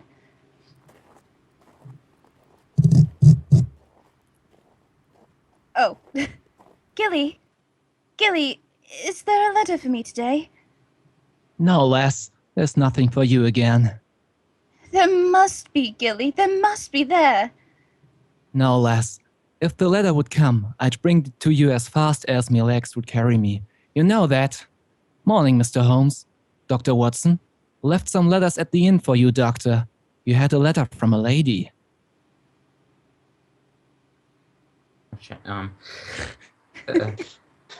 How did you know it was from a lady? Reeked with the smell of violets, it did. And it was written in green ink on grey paper, sir. Amazing deduction. That sounds like your young friend from Dallas, Watson. How do you know? How do you know about... I mean, I don't have a friend from Dallas, Watson. Quite, Gilly. You've told another funeral bell today, didn't you? Aye, sir. And a tragic thing it was. Old Leatherby hanged himself because he didn't get money from his son in Australia. I found him, I did. I was the one to cut him down, and right in me post bag was the letter he was waiting for. The letter that would have saved his life. Great Scott. What a ghastly piece of irony. That it was, sir. That it was. Well, gentlemen, I'll be on my way. Good day. Good day, Mary. Perhaps that letter will arrive tomorrow. No, I'll never hear from Tom. He's ashamed of me. That's why he's deserted me. Deserted you, Mary? You speak almost as if you were his wife. I am his wife. What? We were married secretly in Rochdale 5 months ago come Tuesday. And he never told his mother? He was afraid to. She thought I was beneath him. Tom said he'd go away and get a good job and then return here and fetch me back with him. He went away, all right, but he never came back or sent me a word. When he left, did he give no clues to his destination? No hints of any kind, Mary? Well, he did once say, Mary, I'm gonna clear out to this puddle and make me fortune, even if I have to bury it. And he said, bury me fortune? Huh, that's a joke, isn't it? I don't know what he meant by it. I think I do, Mary. Watson, we're taking a short train journey as soon as possible. Oh? Where are we going, may I ask? We're going to the town of Bury, in search of this young lady's husband. What makes you think Tom might be in Bury, Mr. Holmes? Because the Fortune cotton mills are in Bury. I was talking of going to the mills there. Oh, wherever he's gone, he won't be coming back for me. I know that. No. Don't talk like that, my dear. Remember, you are friends, Mrs. Lackland.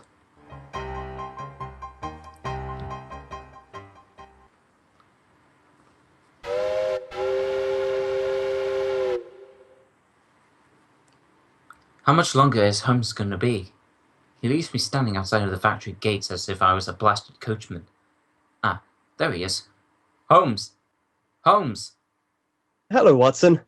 Permit me to introduce to you Mr. Tom Lackland. Tom, this is Dr. Watson. How do you do, Dr. Watson? How do you do? Never mind how I do, young gill fellow. Mimad. How do you do? Your behavior has been absolutely shocking. Shocking. No, what are you talking about? Leaving your dear old mother and deserting your pretty little bride because you're ashamed of her. You're a scoundrel, sir. You deserve a good horse whipping, and I have a good mind to give it to you. I don't know what you're talking about, Dr. Watson, but I don't like the words you use, and if it's violence you want, I don't mind telling you that I'm an amateur heavyweight champion of the county. You are? Oh no. No need to become aggressive. No. Let's waste time on being a criminus, Watson. Let's get back to the station as fast as we can. The return of the prodigal is long overdue. We must give them every opportunity to kill the fatted calf.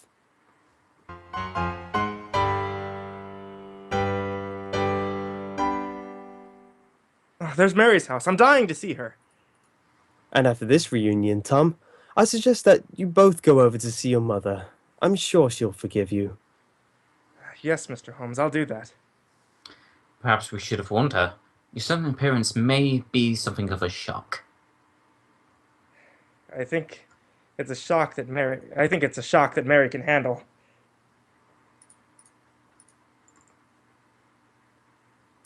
Right, yeah. Let me go ahead and knock on the door real quick. She must be out. The door's locked. Knock again if you don't mind. She may be asleep. Great heavens, was that a revolver shot? Come on, Watson. Help me break in the door.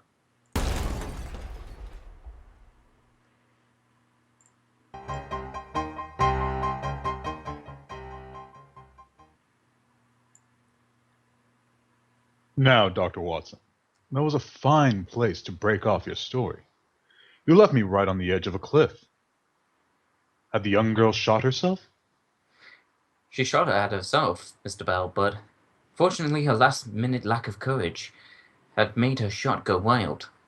Holmes and I and the young bridegroom burst into the house and rescued the smoking gun from her hand. I must confess, the reunion between the two lovers was a touching sight. In fact, I felt considerably older than I was as Holmes and I stood there listening to Tom reassuring her. Mary, darling, it's all right. I'm here. Oh, Tom, you are. You did come back for me. I thought you never would. I tried to kill myself, but I hadn't the courage. There, Mary. Everything's going to be all right now. It will be, Tom, won't it? Oh, I'm so tired. And now, Tom, I think the time has come to reassure Mary that you did write to her. Of course I did, Mary, darling. I sent you money and told you that I'd be back here to take you to Barry as soon as I'd saved up enough. You wrote to me, Tom. Twice a week. And I wrote to Mother, too. Then why didn't I get the letters? The answer to that should be obvious, my dear. Gilly the postman deliberately withheld them from you. Gilly? Great heavens, why? I have my suspicions. Strong suspicions. But I have to get proof. Tell me, Mary, the day before yesterday, Mr. Threadgold murdered his wife. Do you know how he learned of her infidelity? Well, I'm not sure, but I did hear Mrs. Mickles say that it was through some letters that got mixed up. The letters addressed to her were delivered to his office instead of at the house. Gilly again. Precisely. Surely the whole terrible pattern begins to take shape, Tom. Yes, Mr. Holmes. I'm going to lay a trap. To spring it, I shall need your assistance. Of course, Mr. Holmes. I'll do anything. Wait here with Mary until darkness falls. Then muffle yourselves up and go to your mother's house. Wait there in hiding and let no outsiders see you until you hear from me. Since you two lovebirds have been separated for 4 months, I don't imagine that will be too unpleasant. Quiet, Watson. You understand, Tom? Yes, Mr. Holmes. Good. Come on, Watson. What's your plan, Holmes? I'll tell you as we go. One thing I can promise you, before the sun is high tomorrow, I shall free this village from one of the most subtly evil powers I've come in contact with.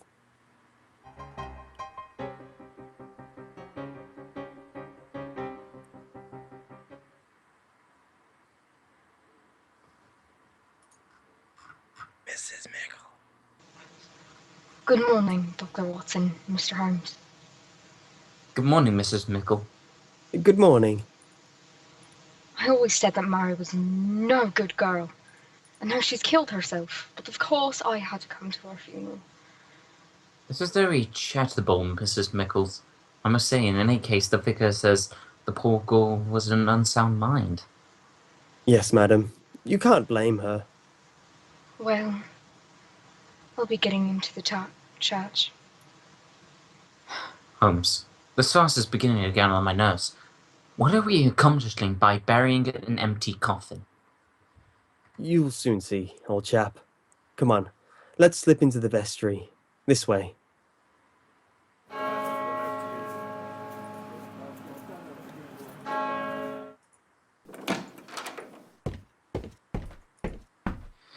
Where are we going, Holmes? Up the stairs that lead to the belfry. Here they are. Wait, well, supposing Gilly turns nasty when he finds out we know his secret. Then we must handle him to the best of our ability, Watson. Well, I must say, I do not relish the thought of a tussle high up in the belfry of a church. The man must be insane. Obviously. That's why his power must be destroyed. This door apparently leads to the belfry. Keep your wits about you, Watson.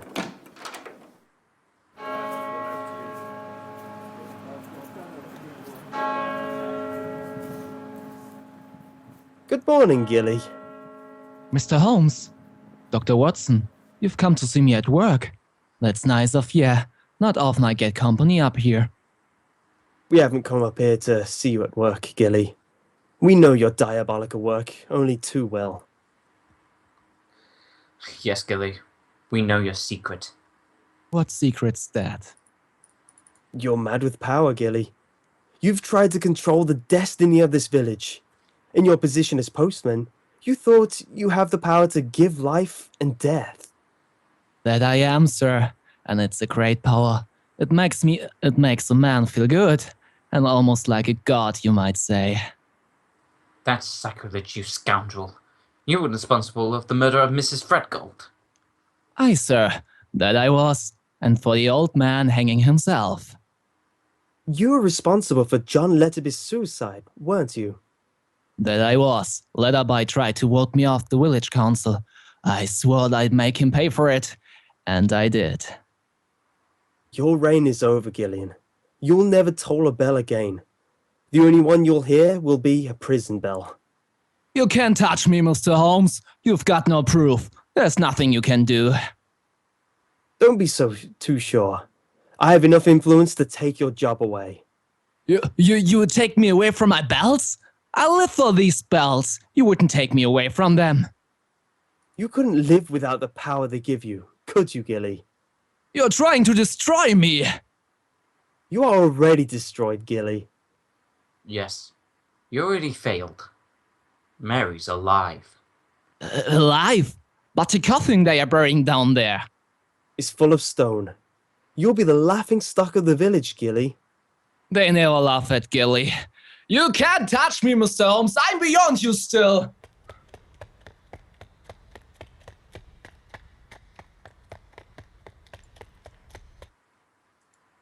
He's running up the ladder, leading up to the bell tower. Come back, Gilly! Come back! He's mad as a hatter. Quite. What's he gonna do up there? He might set fire to the steeple. Could make any madness. I'm gonna fetch him, Holmes. No, Watson. He drew a knife as he fled. And with that rickety staircase and the narrow opening leading to the bell chamber, you'd never stand a chance. He'd get you on the first ledge. How are we gonna get him down? There's only one way. He's in a tiny loft containing his beloved bells. We'll see how much he loves them at close quarters. I doubt if even he can stand the noise in that confined space. Where's the bell rope?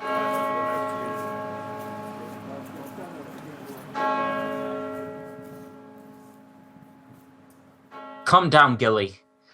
Come down from there. Ah, stop! Stop ringing the bell. Not until you come down, Gilly. Stop ringing them! I can't stand it, you'll make me mad! You are mad, Gilly! mad with power. Come down here, I say. I'm coming! Ah! Great heavens. He hurled himself out of the belfry. Holmes. He hasn't the chance of surviving that great fall. Oh, God! I had no intention of causing that unhappy man to jump to his death, Watson. Though I can't help but feel that his poor, demented mind may find a happier oblivion this way, rather than in the confines of an asylum. Yeah, you're probably right, Holmes. It's been a shocking case, Watson. Shocking. And once again, it proves the old saying that violence does intrude recall upon the violent, and the schemer falls into the pit which he digs for another.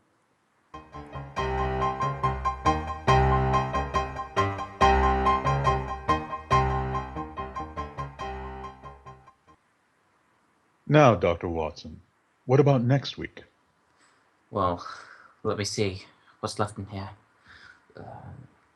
Next week, I'll tell you a rather gruesome story about how Sherlock Holmes saved the life and the sanity of a certain Count Ramina. I call it The Adventure of the Carpathian Horror.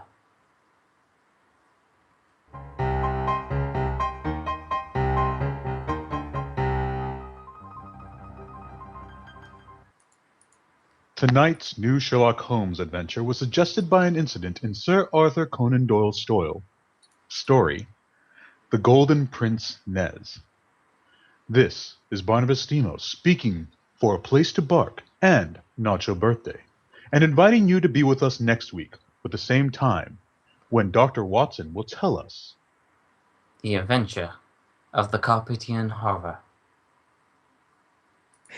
Thanks so much, guys, for doing this one here. No problem, guys. No problem. Yeah. Nice. Nice. I loved your Yeah. horror and the Yay. sound of that crunching death there, Creeps. that was like, pretty good. Fatality. Like, oh, God. I killed a man. That was fun. It was a lot of fun. Thank you guys for helping out. I really do appreciate you guys helping out with the stream. I apologize for Mrs. Larkland not sounding high. I intended her to sound. My voice was too wet. Please. That was pretty good, Mrs. Sounded Lackland. brilliant. It's supposed to sound The Adventures of the Carpathian Horrors. Always watching, Wazowski. Always watching. Always watching. Okay, guys. Barnabas, I will talk to you again in probably another 15 minutes or so. Everyone else, thank you so much for all the help and for playing a role in this one. I really appreciate it. No problem. Thank you to MCP. Yeah, thank you, Muji, because I know you don't normally do voice work. Your music, it will live on during the stream as well. Thank you. Bye, guys. Alright. Later, Bye. everyone. And happy birthday, Creeps. Happy birthday, Creeps. Also, Happy birthday, Creeps. Happy great Miss birthday. Happy birthday.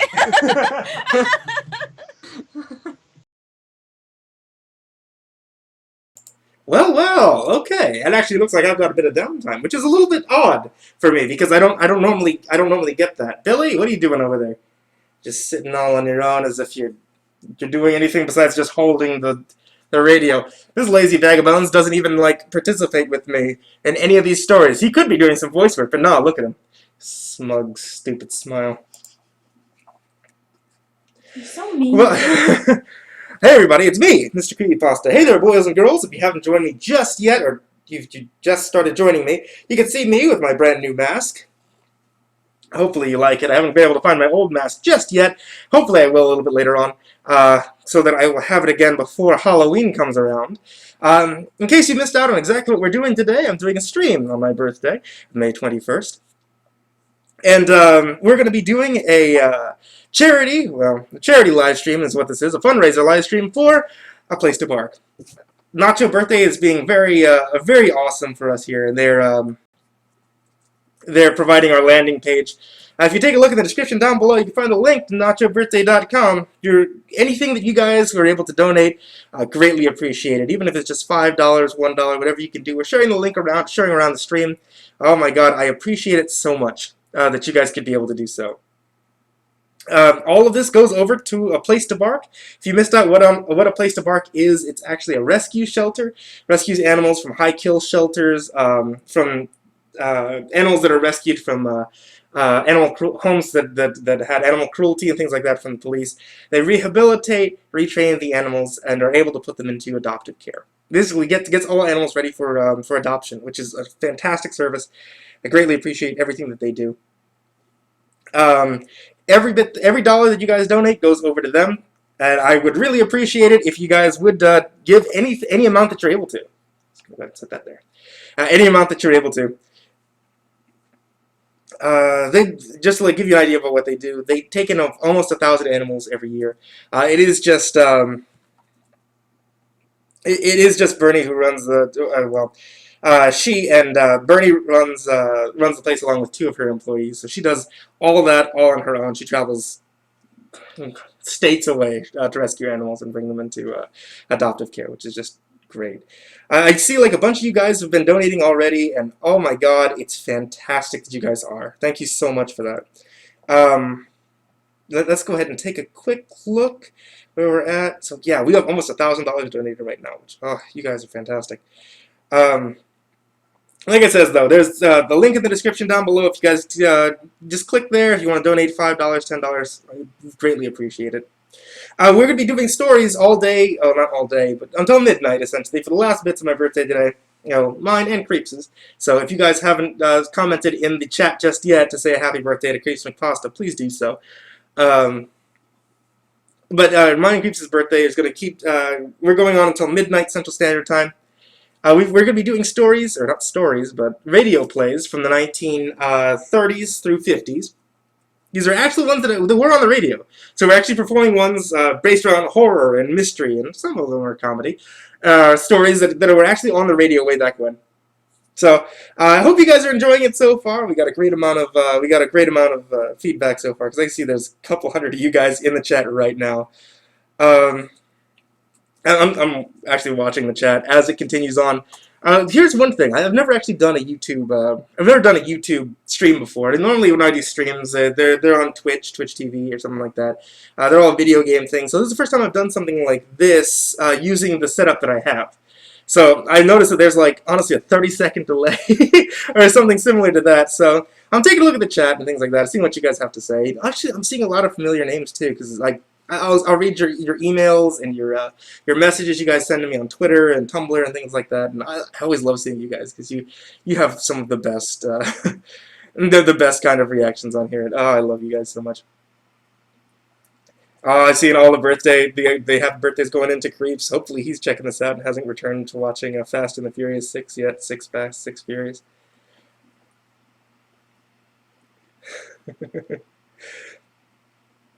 So let me go ahead and give you guys an idea of what we're doing just next. So we have a story that's going to be coming up next called The Inner Sanctum. The Inner Sanctum was actually a story that was taken off the radio. I'm going to go ahead and take a look for it just real quick. The Inner Sanctum was we're doing specifically a story called the Dead Laugh. So we're finally getting into a little bit more horror, like we did with that Raven had started in just a short while ago. But the Inner Sanctum Mysteries, should I say, was actually an old radio show that was back from, I want to say, 1940 or so. Oh, I'm wrong. It's actually from 1941 to 1952. So it fits exactly where we're going to. But they always did these little one-shot stories. And we've got a great one-shot story. This one is going to be starring Litterbot. So you guys have been able to see Litterbot a little while ago. Of course, bringing back Barnabas, Raven, Trina, and I'm really hoping that she's off of work already. I'm really praying that she is. Madame Macabre. If she's not, I can always bring in somebody else. But I'm really praying that Madame Macabre is ready. Madame Macabre is home from work. Because if I could have Madame Macabre in here, there's been some amazing stuff that Madame Macabre posted up to. It's just absolutely amazing, the music that she posted up just last night. Got a chance to check that out on my own.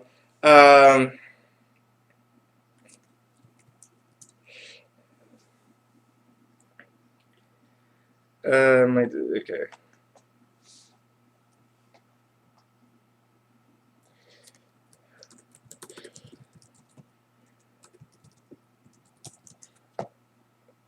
checking these out right now. I'm going through and making sure these things are available. Oh yes, I have 9 minutes till the next call is going to be made, which is going to happen, mind you. I'm going to be making that call. But before I get there, there's one more thing that I need to let you guys know about before I make this call, and that is that there is the MCP Horror Reboot, which happens every year on my birthday, May 21st, is still going to be happening tonight at 9. I'd suggest you still push it off. That way you have an extra hour of creepypastas to listen to tonight. But it will happen. It'll come out, and hopefully we'll get a couple more people, viewers in here to be able to watch after that takes place. Let me go ahead and call in some people right now. For the Inner Sanctum. Excuse me, the Inner Sanctum. Unless, Billy, you have anything else you wanted to say? No? Billy boy? Black Bones? Billy? Why do you have headphones? Yeah. Well, if Billy doesn't have anything else to say, let me go ahead and call everybody in for the Inner Sanctum. See if we can get everybody at least talking for a little bit. I've seen a lot of those happy birthday messages, and I really appreciate it, guys. Thank you so much.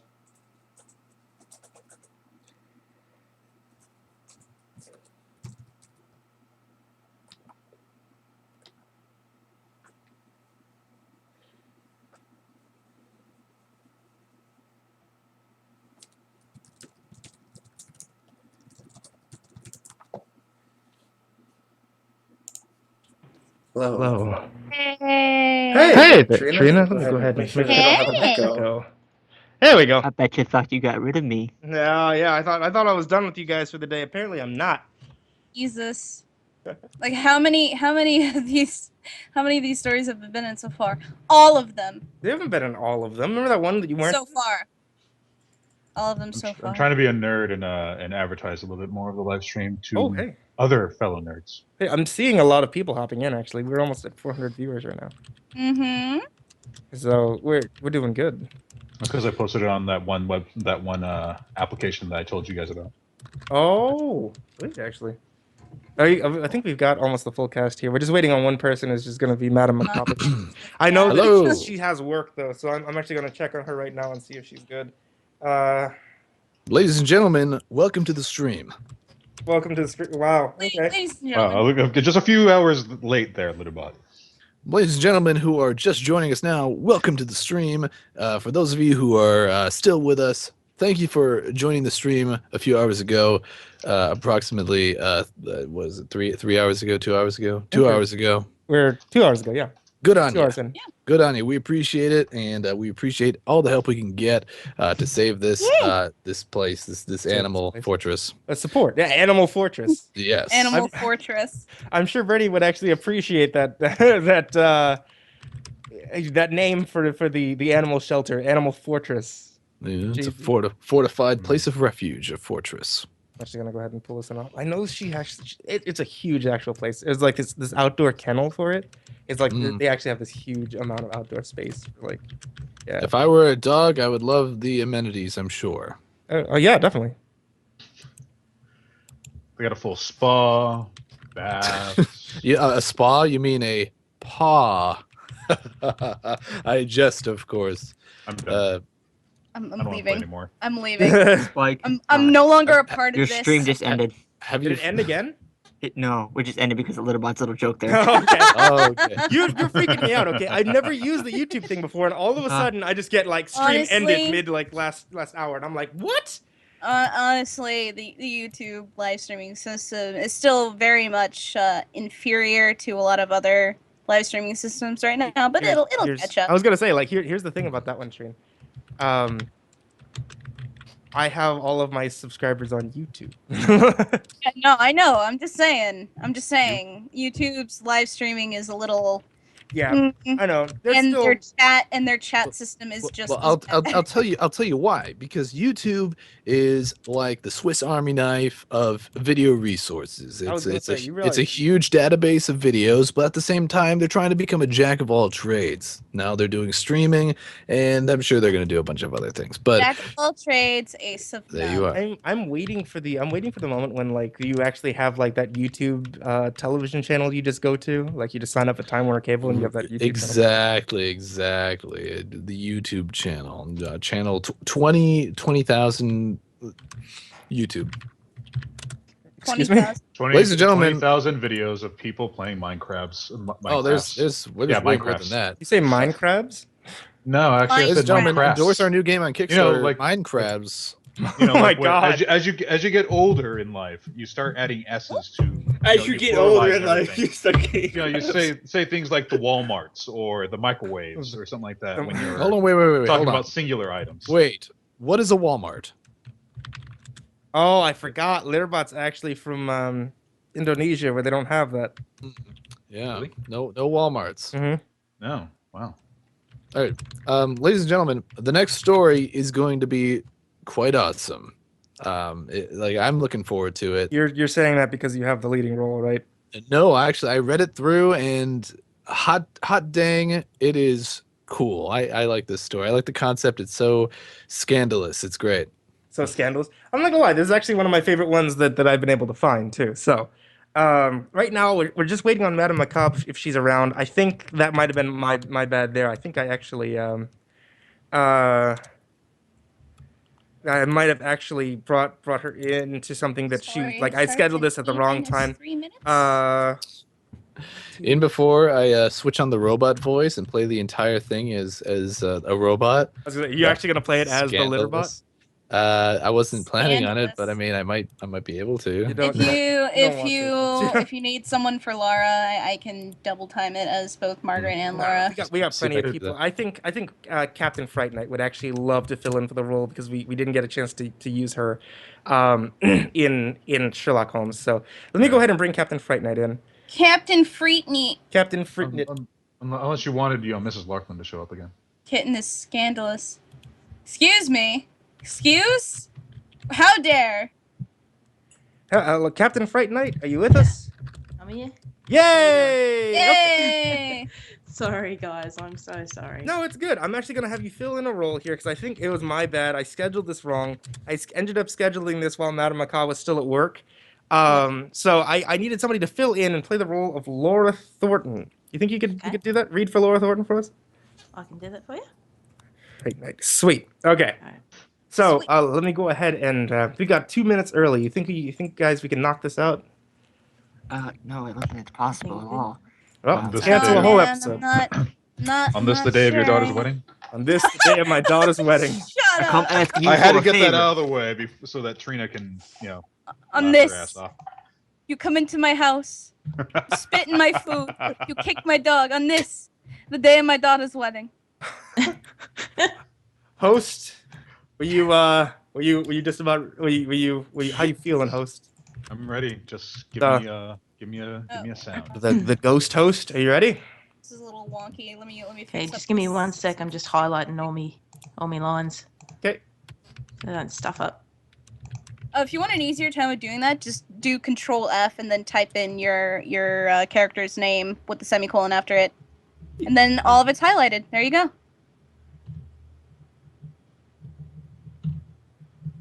Ta-da! Here we go. Oh, here we go. That's the one I needed. Beautiful. Thank you. Everybody's ready? Yeah. Lucky duck. Okay, Ready to sweet. go. Barney? Yes. I'm about to give it to you. You ready? Ready for me to give it to you? I am. Yes. Okay. Baby. Okay. Good evening, friends of the Inner Sanctum. This is your host to welcome you through the squeaking door. Well, been shopping around for a nice case of murder? Of course you have. And you've come to the right place, because the characters on this program simply kill themselves to keep you amused. Why, only the other day we were accused of making murder our business. But we wouldn't do that, friends.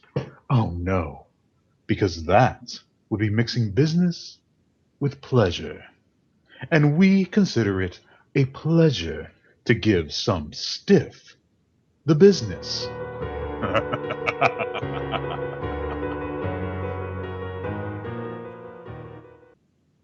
And now, friends, tonight's story is a triangle tale concerning a man, a woman, and a murderer.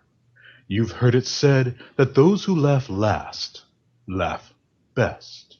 But we're going to prove that it never pays to get into a laughing contest with a ghost.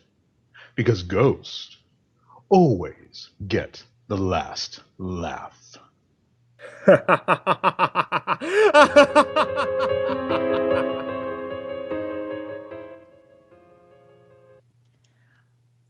I know he's dead. The body's been in the grave for weeks. Litterbot. All right. That'd I'm be hearing Litterbot. two voices. Okay Keep then. going. And yet, although I tell myself it's impossible, This one is I can Litterbot. hear him This laugh. one is Litterbot. That This is Rash Litterbot. Is it Thornton. Rash? Right, Captain. right, right. Captain. This Captain. one's Litterbot. Captain. This one's This one's Litterbot. Litterbot. You're Your not first that mate on deck. Thornton. You're Not that Thornton. Laura. Laura is you. Ah, you changed it on me. It's Laura Thornton. All I saw was Thornton. I'm like, okay, here we go. All right, good start. Good Sorry, start. buddy. Yeah, we're good. start. We're good. I'm sorry. Very good, very good. Okay. Okay. Cool. I know he's dead. His body's been in the grave for weeks, and yet, although I tell myself it's impossible, I can hear him laugh. That raucous, mocking sound haunts me. Same laugh that I heard for the first time in the courtroom. He'd never laughed during all those weeks of the trial. Never even smiled. But this day, when he came before me for sentencing.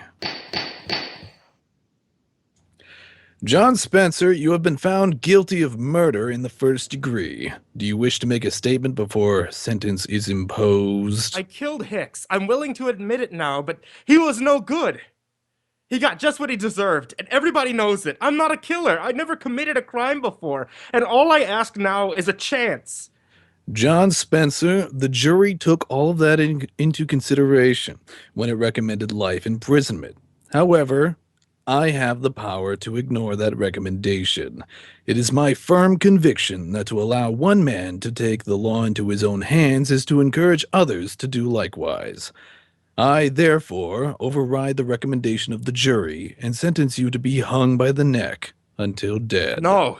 Judge, please, I've got a girl. We were going to get married. All I ask is to live so I can see her once in a while. You should have thought of that before you committed murder. It's easy for you to tell me what I should have done. But you won't always be on top. Maybe someday you'll be down here where I am. When that happens, I hope they throw the book at you just like you're doing to me. Bailiff, remove the prisoner. Won't I be laughing when that happens? Wherever I am, I'll be laughing fit to burst.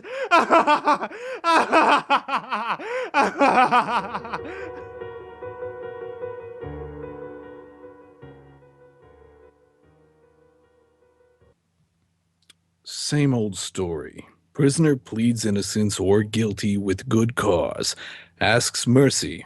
When clemency is refused, condemned man curses judge and hopes the judge will someday find himself in a similar plight. Spencer's outburst failed to move me in the slightest. I'd heard it many times before. I went home to forget about the Spencer case.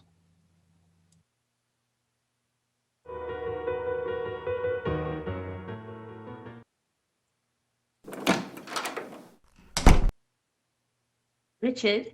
Is that you, Richard? Yes, dear. I'll come in as soon as I've freshened up. Come right now. I've been waiting here all day. Surely it's not too much to ask. All right, Laura. I'm coming. Richard, I want you to meet my new nurse, Margaret Cummings. This is Judge Thornton, Miss Cummings. How do you do? Miss Cummings, haven't we met before? That's hardly likely. It's probably my face. It's so ordinary. On the contrary, Miss Cummings, I should say your face is rather unusual. Richard, suppose you stop that silly chatter about faces and talk to Miss Cummings about her duties. Very well. Come into my study, Miss Cummings. We can talk better there.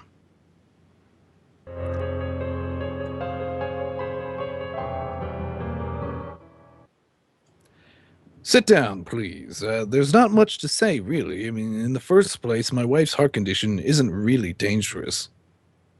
Yes, I gathered that from Dr. Fletcher. Oh, he told you about my wife, eh? Oh, yes, yes. You're a professional person, nurse, and I believe in frankness. It makes things easier. My wife is 11 years my senior, getting on past middle age. She is a bit worried. Not that I give her any grounds for it. Jealous, you understand. Perfectly. She's not an easy person to get along with. You'll have to humor her. I'll do my best. And, Miss Cummings, Yes. I was just wondering where it was that I saw you before. It escapes me. You know, Miss Cummings, your face is rather haunting.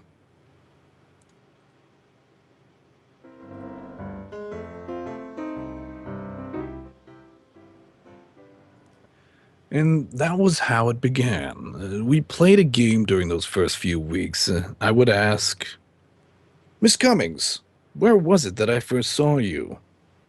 Don't you remember yet? No, I don't. Well, I do.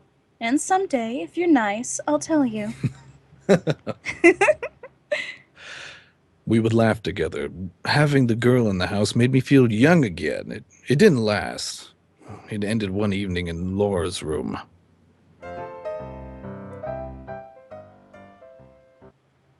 Richard, Yes, dear.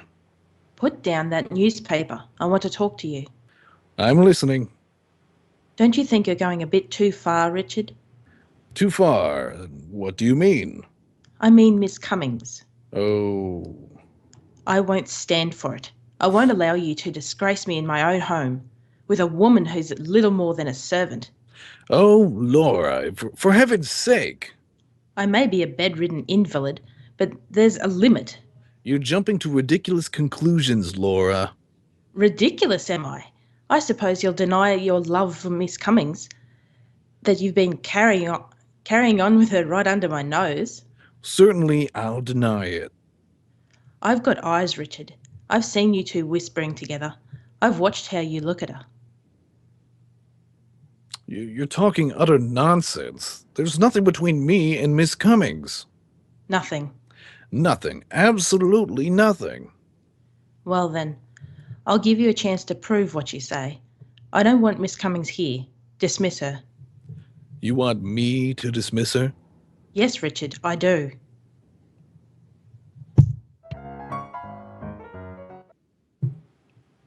Miss Cummings, well, this is going to be rather unpleasant. You see, my wife... Yes, I know. She wants me to leave. Yeah, yes. How did you know? I couldn't help overhearing the conversation. Well, then you also know why she wants you to leave. Yes, but you warned me when I first came here that she was jealous. It's been very pleasant having you here. Thank you. I'm going to miss you. Miss Cummings, could I have your home address? Of course. Why do you want it? I hope you won't think me presumptuous, but, well, perhaps we might be able to see each other. Would that be wise? No, it wouldn't be wise, but I might as well face it. I couldn't hide it from Laura, and now I can't hide it from myself. I love you, Miss Cummings.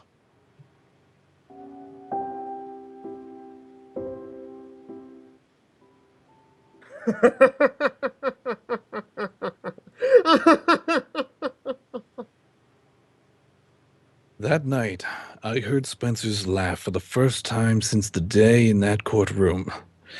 I set it down as a figment of the imagination, born out of the feeling of guilt due to my disloyalty to Laura. I put it out of my mind. I had other things to think about. The slip of paper with Margaret Cummings' address on it was in my pocket. A dozen times during the next week I picked up the telephone to call her, but something held me back. It was the fear, I guess. Fear that if I saw her again, I would be taking a final, irrevocable step.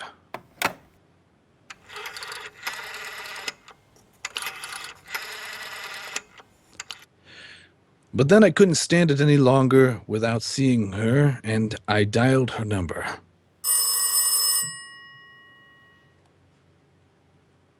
Hello? Is that you, Margaret? Yes, who's this? This is Richard, Richard? Judge Thornton. Oh, hello. How are you? It's been so long, I thought you'd forgotten me. There's little chance of that. Could I see you tonight, Margaret?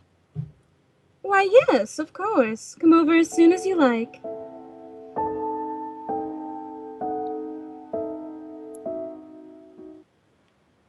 I dressed carefully. Examining myself in the mirror, I saw a tall man, still on the right side of 50, still trim in figure and distinguished in appearance.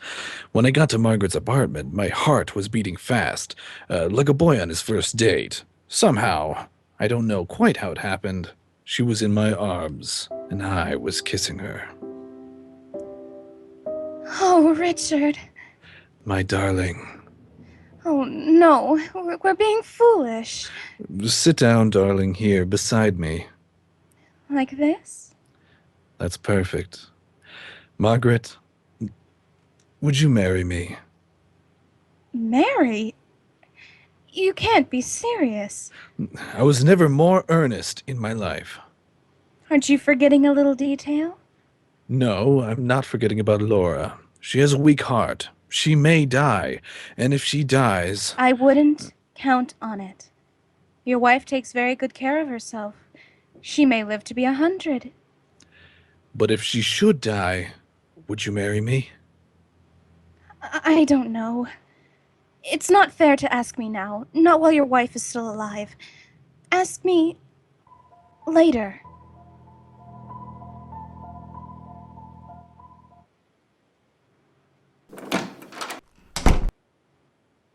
Oh, Richard, do you have a pleasant evening at the club? I didn't go to the club, Laura. No? No, I lied to you. I spent the evening with Margaret Cummings. Richard! You were right. I'm in love with her. I never knew what love meant before. I can't live without her. You're mad. You don't know what you're saying. I want a divorce, Laura. Divorce? No. I want it immediately. You can't do this to me. Oh, my heart. What? Now see what you've done. Laura. Oh, the shock. My pills. Richard, give them to me. Hurry. Hurry, Richard.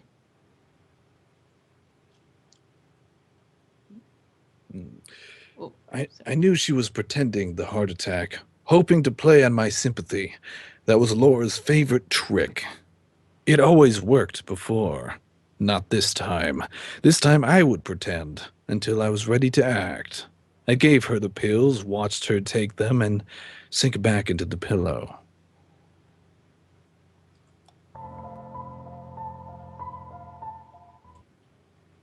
Oh, thank you, Richard.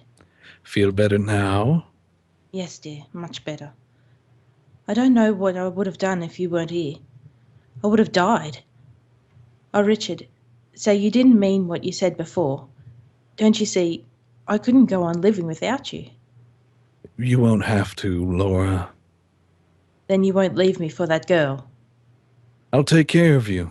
Here, let me make you more comfortable. Your pillow needs rearranging. Yes, it does. Richard, what are you doing? I'm fixing the pillow. Lie still. Stop twisting around. This isn't much different from a heart attack.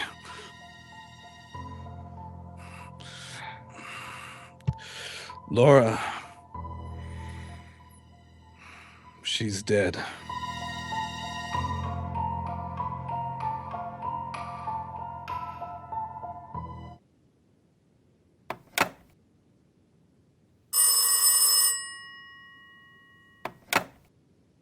Oh. Dr. Fletcher? Yes. This is Judge Thornton. Please come quickly, Doctor. My wife has had a heart attack.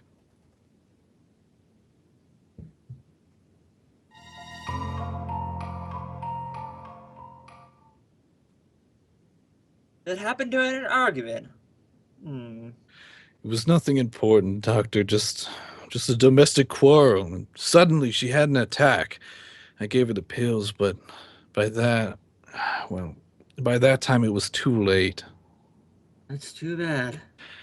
If I'd only known that her condition had become so dangerous. Now, Judge, you have nothing to reproach yourself for. These things happen. Will you take care of the formalities for me, Doctor? Yes. Yes, of course.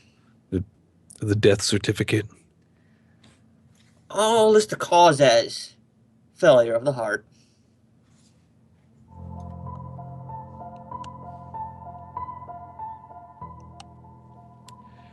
There was no need to act the part of the stricken husband after Dr. Fletcher left. I stood looking down at Laura's body. It was dead, and Dr. Fletcher's certificate would clear me of any suspicion of murder. I was free.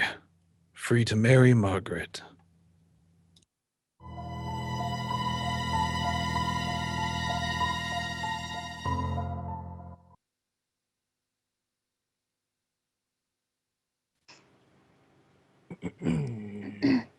Should I fill in for Barney? Tonight's episode of Inner Sanctum is brought to you by Diet Dr. Pepsi.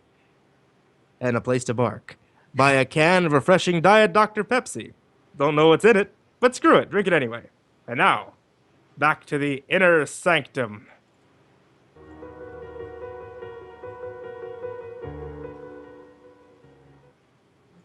I walked to Margaret's apartment that night.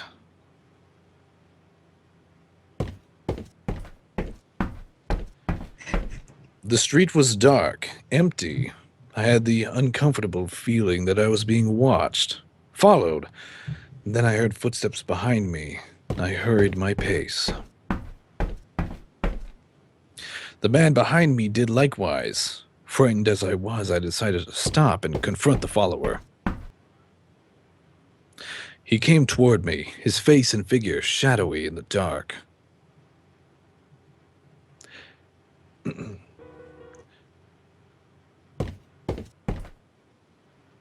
What do you want? Why are you following me? You ought to know, Judge Thornton. Who are you? Come closer so I can... Oh. Spencer. John Spencer. It can't be. You're dead. Dead, am I? Well, you ought to know, Judge.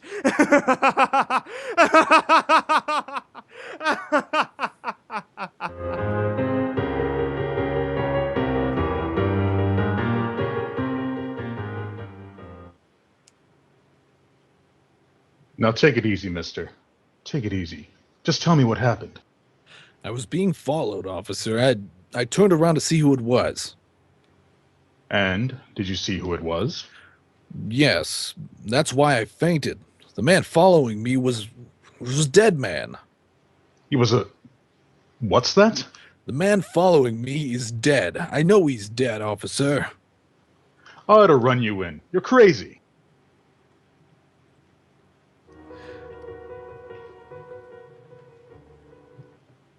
I had intended to tell Margaret that Laura was dead.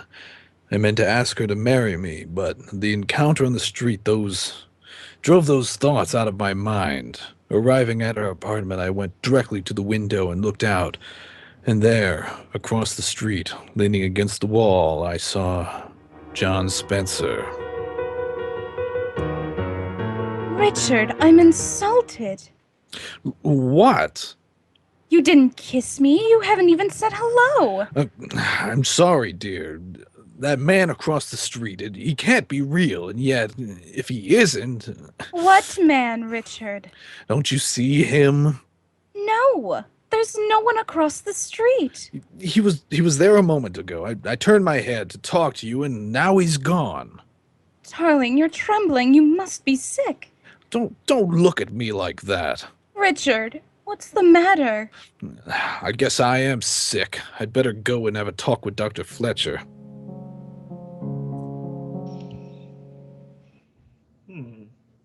Yes, I remember this Spencer case very well.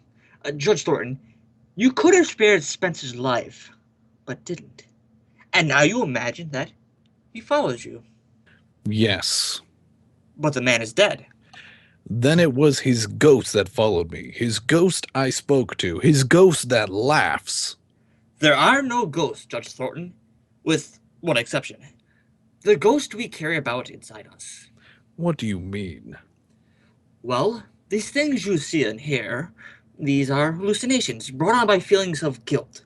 Spencer's been dead for weeks now, so the question is, why should you experience guilt feelings at this late date? I don't know. Well, psychiatry has an explanation. Quite often in such cases, one refuses to face the guilt object and transfers his guilt feelings to some other person. What are you driving at? I'm suggesting that your guilt feelings are not caused by the Spencer incident. And I'm going to ask you a blunt question. Did you murder your wife? Why, of all the idiotic... Now, just a moment, Judge. Just a moment. I've been rather uneasy about the circumstances of Miss Thornton's death.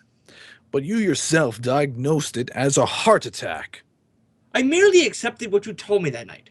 A superficial examination of the body did indicate such a conclusion, yes. But your wife's cardiac condition was mild. Now your guilt feelings lead me to believe... This murder talk is ridiculous.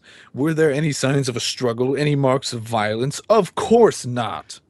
Miss Thornton might have been suffocated. Nonsense, nonsense. Perhaps.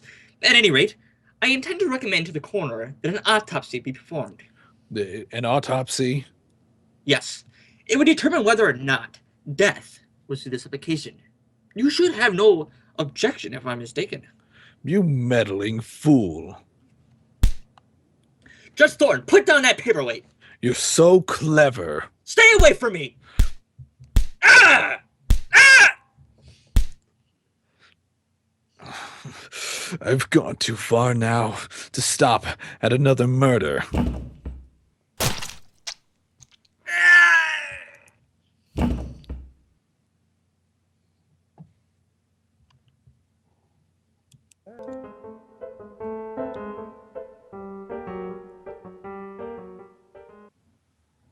I had lost my head. I should have agreed to the autopsy. That would have given me a day or two in which to plan my escape. But now, as things were, it would only be a matter of hours before Fletcher's body was discovered.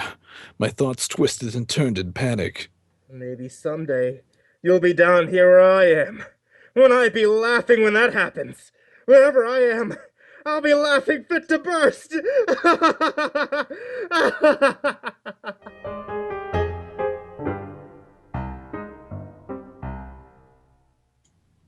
I ran like a frightened child. I needed help, and there was no one to turn to. Margaret, she loved me. She'd helped me.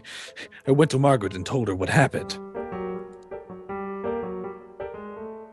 You killed your wife? For you, so we could be married. And then Dr. Fletcher? I had to kill him, Margaret. He was going to recommend an autopsy. Why did you come here? We've got to run away. We still have an hour or two. We could charter a plane to Canada or Mexico. What makes you think I'd run away with you? I thought you loved me. Don't be stupid. I'm going to turn you over to the police. Margaret, you can't mean that. Can't I? Just watch me. Margaret, listen, before you pick up that phone, even if you don't love me, even if you won't go away with me, give me a chance. Have mercy. You make me laugh, Judge. You never gave anybody else a break, pleading for mercy. Well, turn around and ask the man behind you for mercy. Behind me? That's right. Spencer! John Spencer! Take another look, Judge. No, you're not John Spencer. There's a resemblance, but you're not John Spencer. I'm his brother.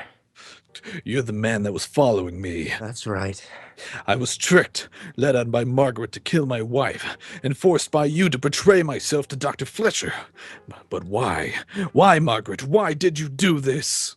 For revenge. Revenge? Yes. The first day I came to your house, you thought my face was familiar. Well, now I'll tell you where it was that you first saw me. It was in the courtroom at John Spencer's trial. Courtroom? Yes. Yes. Yes.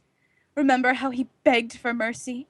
He told you he had a girl, but he was engaged to be married, and you could have given him his life, but you sentenced him to his death. Were you his girl? Yes. Spencer, did you know about this? All of this was his plan. His revenge.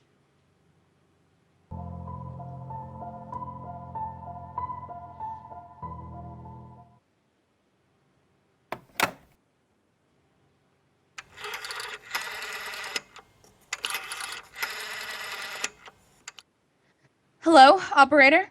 Give me the police headquarters. I want to report a murder. Yes, that's right, a murder. Tell them it's very important to get here as soon as they can. I'm waiting now for the police to come. For the trial. For the sentence which I know will be death. As I wait, my thoughts go back to the courtroom. You won't always be on top.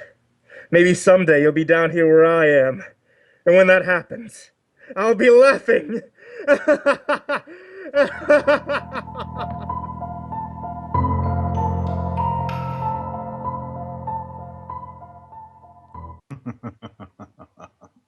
Well, Judge Thornton certainly misjudged Margaret Cummings, which was a grave mistake.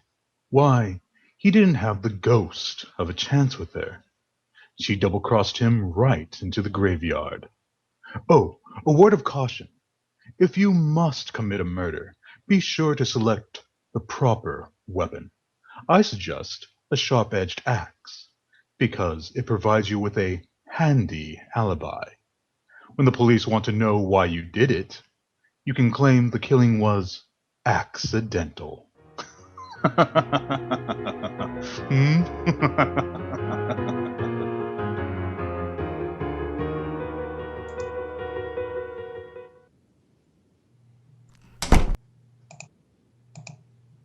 Well done, gang. Accidental, That didn't sound like a squeaky door. Okay, fine. You really want the squeaky door? Where's the Yeah. What?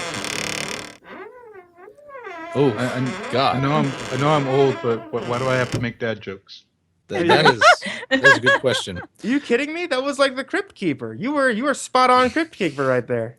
More like Dad Keeper, Like am I right? 3 or 4 octaves lower, though. Yeah, well, it's close enough. Wasn't that scandalous? Wasn't that story scandalous? That was great. That was great. I I didn't actually enjoyed. you.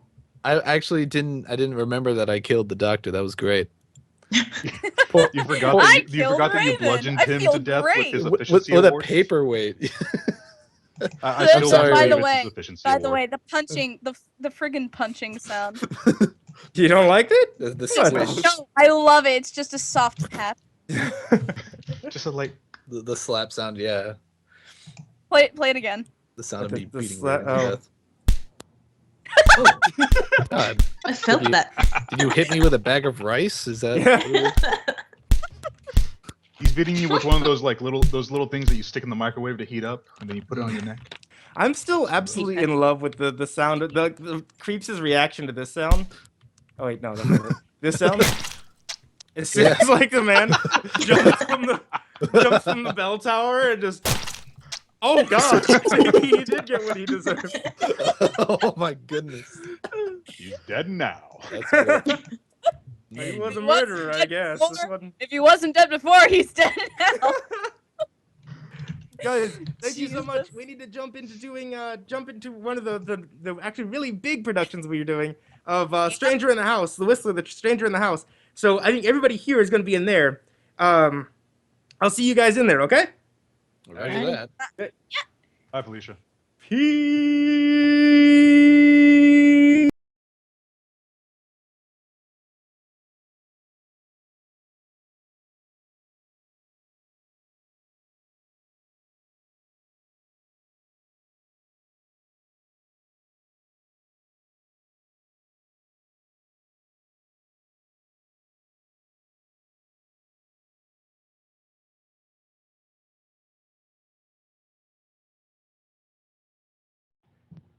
Ladies and gentlemen of the stream, you should be able to hear me now. So, let me go ahead and tell you about this. Oh, yes. Joining in on this call, everybody who is still in stream with us here, all 500 of you.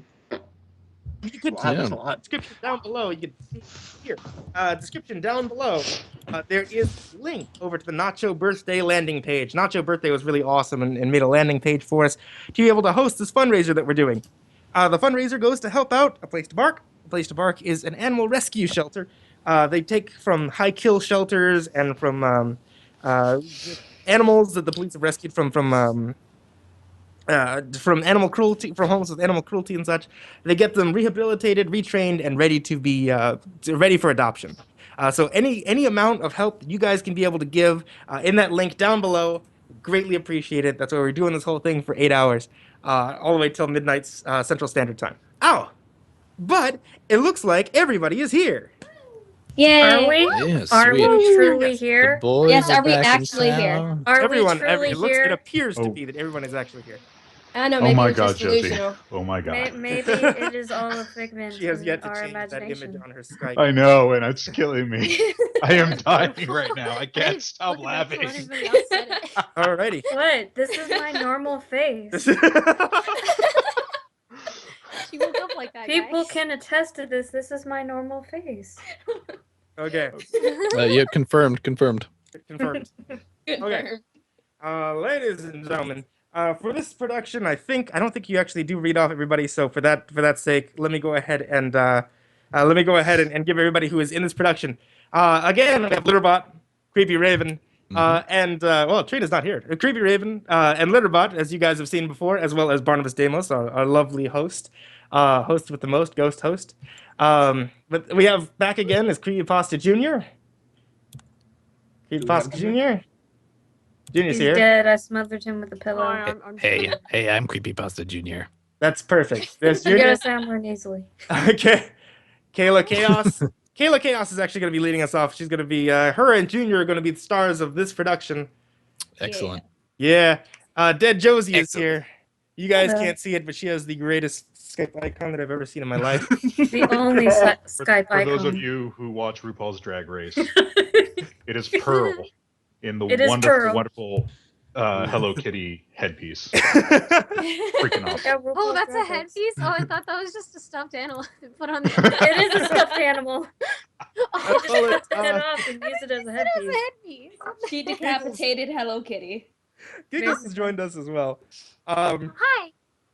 Giggles are morals and virtues, as you guys may have seen her before. Junior, are you here with us? Did he step away? Is he peeing? No, I'm not here. Oh, he's not here. Okay. I was not here. Now we'll Junior actually have is here. Junior is here. I am here. I am Junior. Litterbot, I am here, guys.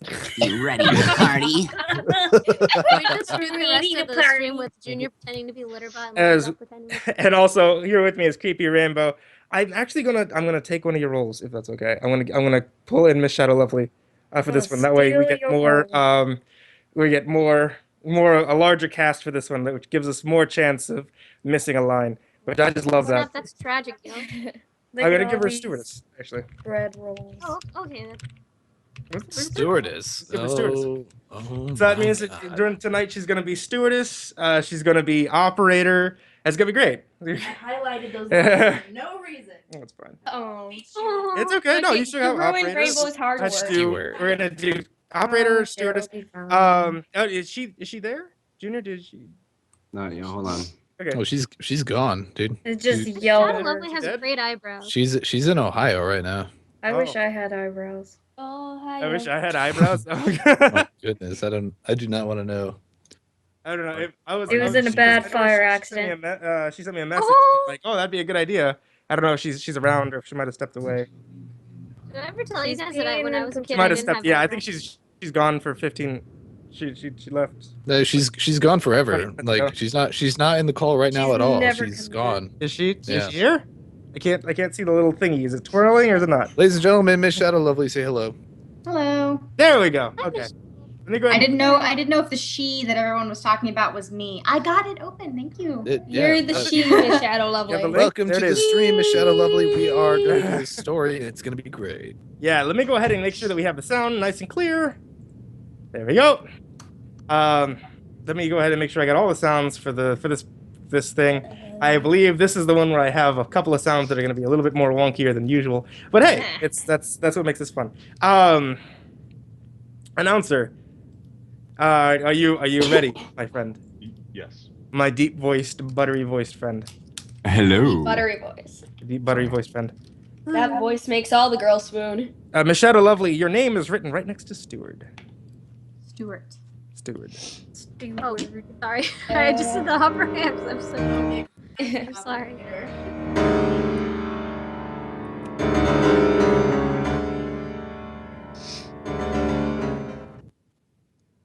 Nachobirthday and A Place to Bark. The Whistler.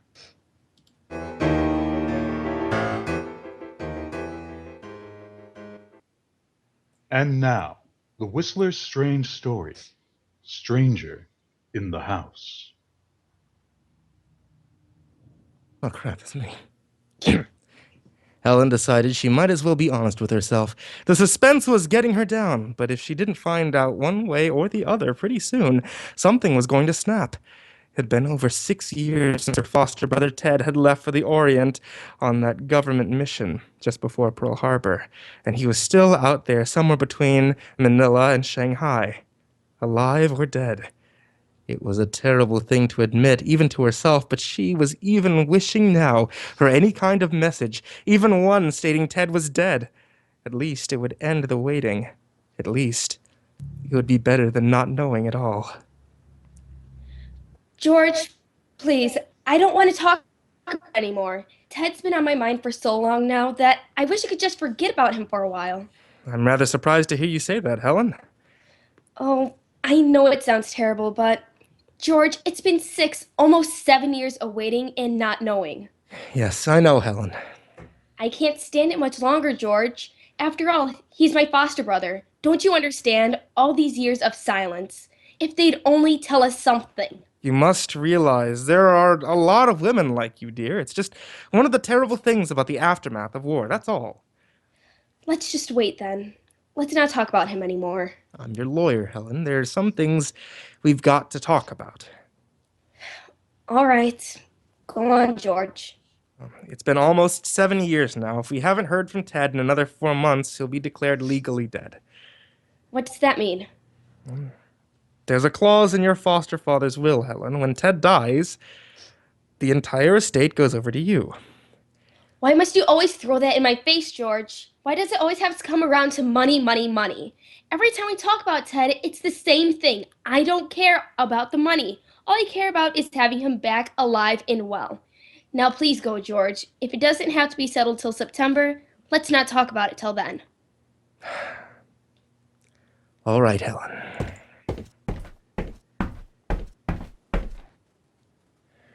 George? Yeah? I'm sorry I blew up. I guess I'm just not myself. Sure, Helen. I understand.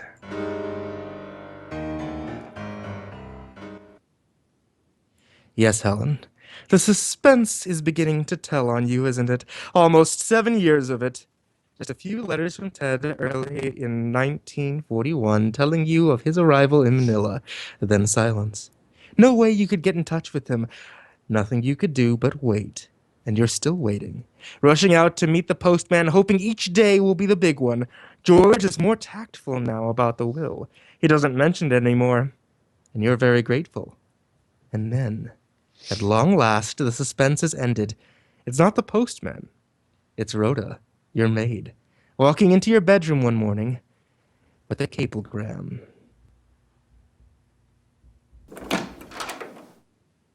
It's close enough. When did this come, Rhoda? Just this minute, miss. A messenger brought it to the door.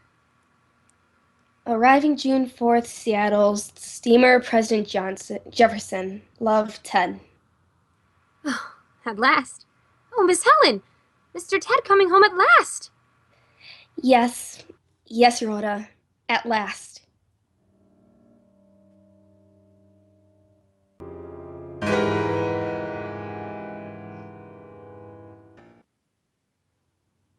Honk.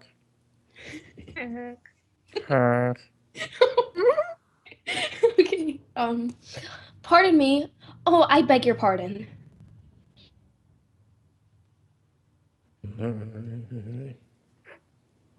Dude, that's quite all right. Oh, what did I? Sorry. We have fun here. Read it. Okay. Sorry, I lost my mind. Okay.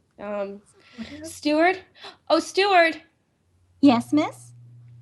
I'm looking for Mr. Ted Van Norton. Where's his cabin, please? Oh, just a minute, please. Van Norton. Stateroom, 3C, third deck. Thank you.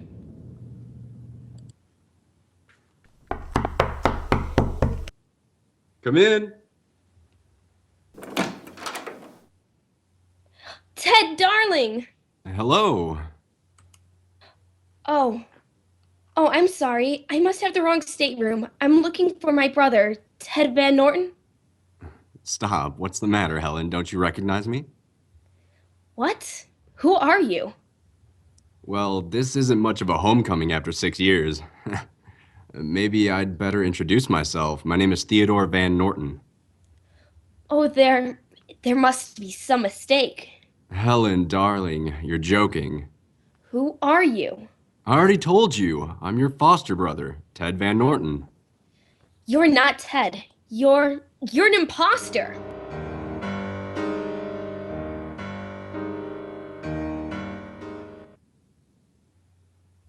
With the prologue of Stranger in the House, your wonderful narrators are bringing you another strange story by The Whistler. Now, everyone, please remember to look in the description for the link to Nachobirthday, and please consider donating for A Place to Bark, which provides a temporary home and a place of sanctuary, where dogs have time to rehab medically, be retrained behaviorally, healed psychologically, quarantined properly, and be given every opportunity at having the best chance of a successful life. Also, that was good. Please consider downloading CreepyPasta. You can make a profile and see other creepypasta monsters near you. Message them, read their profile, and learn about if they're a mutilated killer, a nice rake to sit on your bedside, or perhaps just tall and slender. And now, back to The Whistler.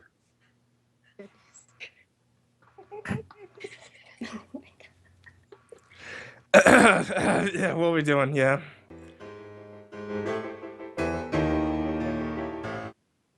Well, Helen, all you can do is stand there in the stateroom and stare at him.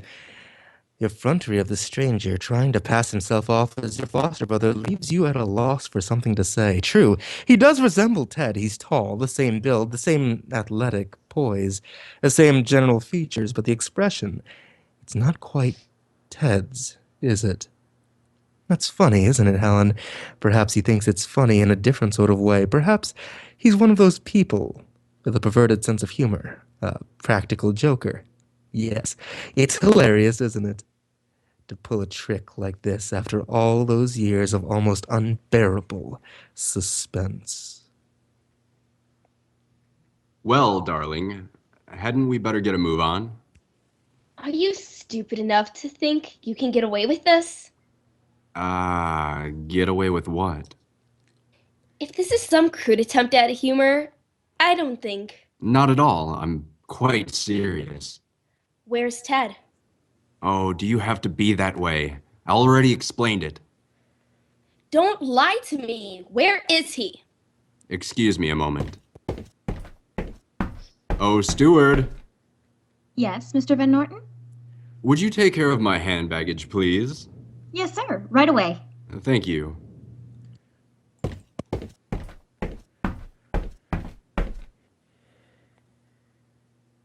Come on, Ellen.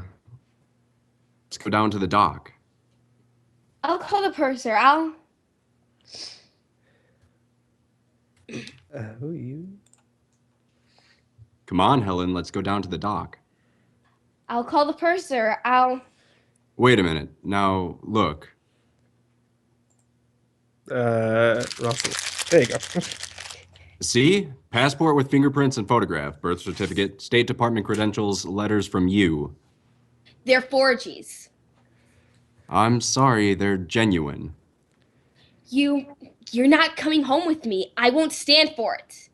Very well, darling. I'll check in at the hotel for the time being. But after all, you can't keep a guy out of his own home, can you?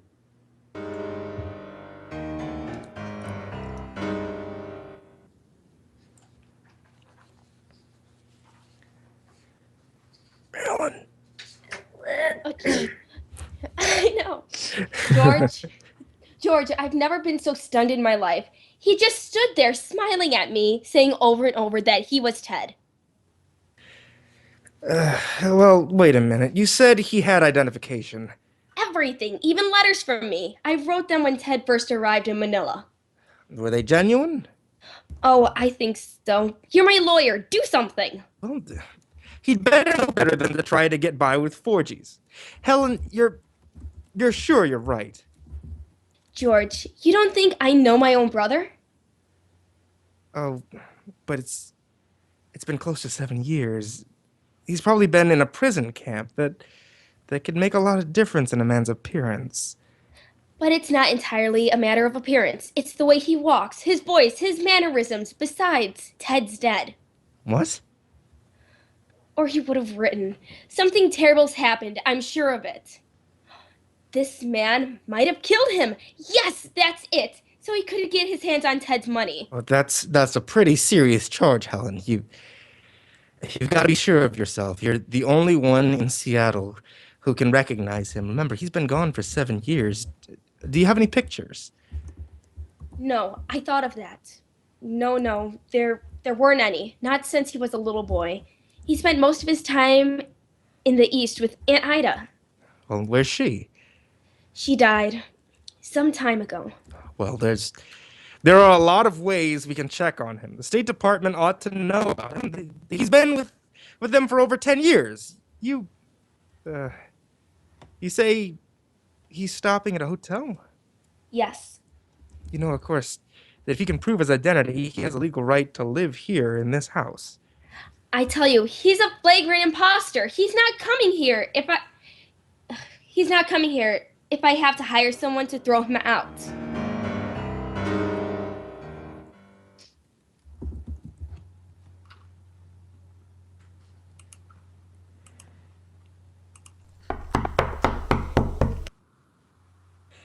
Who is it? It's Rhoda, miss. Oh, what time is it? After 8. Go away, I'm sleepy. I must see you, miss. All right, Rhoda, come in.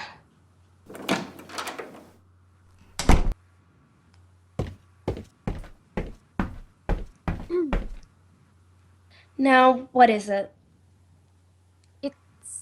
It's that man, Mr. Van Norton. What? Where is he? He's in the guest bathroom, miss, shaving.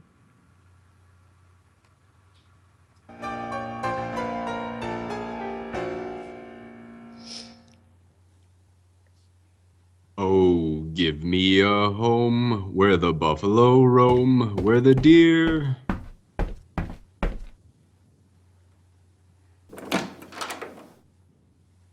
Well, good morning. What do you think you're doing? Shaving? Morning ablution? I can't say I'm used to having ladies barge into the bathroom. Get out of here! Temper. How did you get in? Well, I couldn't get a room at a hotel, so I took a taxi up last night. Walked in the back door. It was open, you see. You can leave the same way you came in. No. I'm here to stay, dear sister. I've got the proof in my pocket, and if you want me to get out, you can trot right down the hall of justice and get yourself a court order.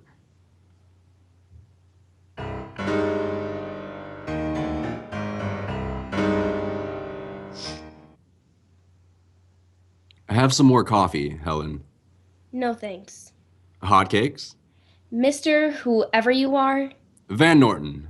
Name's Theodore Van Norton. I must say, I've never seen such colossal nerve in my life. Oh, you flatter me. You're not at all concerned about the servants?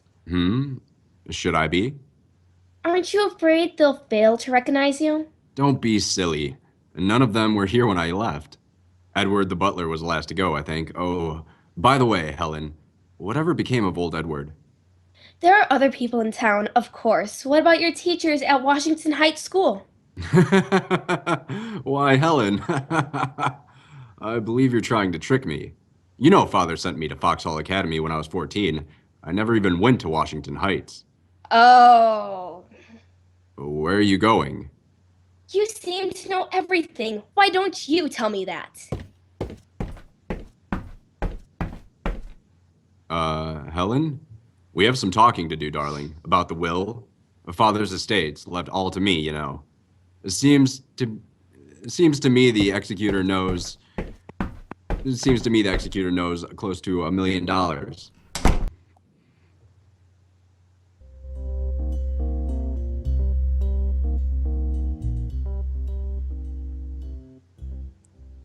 You knew it was coming, didn't you, Helen? That's the purpose behind the whole crazy business. It's still inconceivable to you that the man can actually expect to get away with it. George was right. There are 1,000 ways you can check up on him, and the imposter himself just gave you an excellent one. You make a long-distance call to the Foxhall Academy and talk to Mr. Rigby, the headmaster. Why, yes, of course. Miss Van Norton. I'd be delighted to come down tomorrow afternoon. Ted was always one of my favorites, you know. Any special time? What about 2 o'clock? Fine, fine. It'll be quite a reunion, won't it? Yes, indeed, Mr. Rigby. Quite a reunion.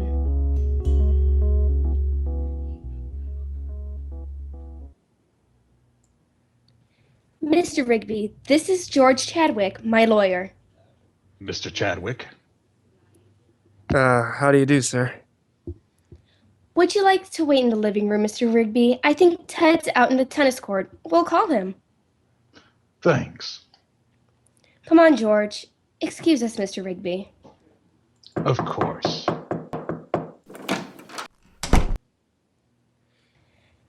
You think I still don't know my brother? No, I never said that, Helen. I only said 7 years can make a lot of difference. You said yourself, his general features were the same. I'm afraid Mr. What's-His-Name is going to suffer a little embarrassment. You think Rigby will recognize him? Recognize him as an imposter, if that's what you mean. He knows Ted as well as I do. Yeah, What's the matter?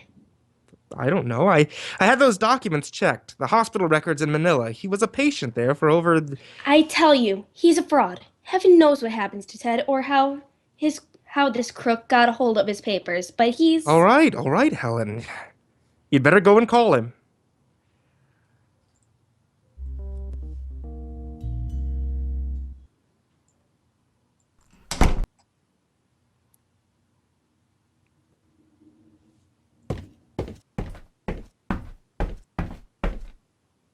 Hey, sis, what's up? I was sorry to interrupt your tennis game, Ted. Oh, it's Ted now, huh? Why, of course. I could have been mistaken, you know. Well, I can't say I expected this. I'd be a little foolish if not to admit when I'm wrong, wouldn't I? Come on, dear. Where to? Just in the living room. You can go back to your tennis in a minute. Oh, there you are, George. Hello, Ted. Hello, George. What's going on around here? We're going into the living room, George. Perhaps you'd like to join us. Yes, of course. Well, open the door, George. Oh, yeah. Oh, I'm sorry.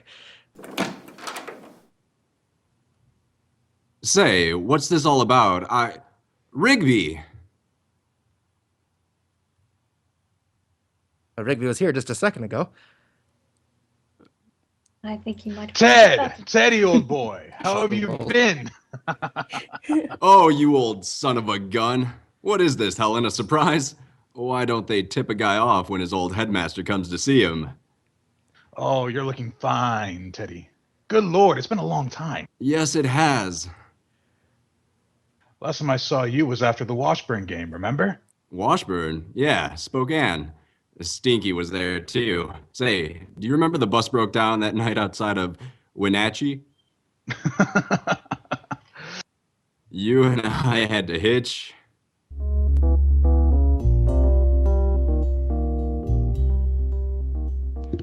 You stand there stunned, speechless, just staring at them as they slap each other on the back, forgetting all about you. And George avoids looking at you. He's on their side now, you're sure of it. And worst of all, it's beginning to get you too. He's not Ted, your foster brother. You know it. You're positive. It's ridiculous to go through all this rigmarole, but it seems to be your word against his proof, doesn't it? But there are still other ways, aren't there? Like another long-distance call. This time to the State Department in Washington, D.C., after being transferred to 4 or 5 different offices. You finally get through to the right man. It's most important that you check this matter thoroughly. I'm positive that the man representing himself as my foster brother is an imposter. You say you were with Mr. Van Norton when he filed his original application here in 1938. Yes, I saw him attach his photograph and fix his fingerprints. I simply want to see that application.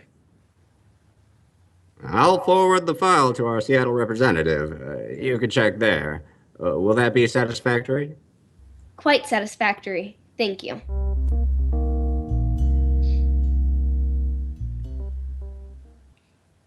I see. You say the file was forwarded here from Washington. That's right. I simply want to examine it, particularly the photograph. Uh-huh. Excuse me a moment, Miss Van Norton. I'll have to look it up.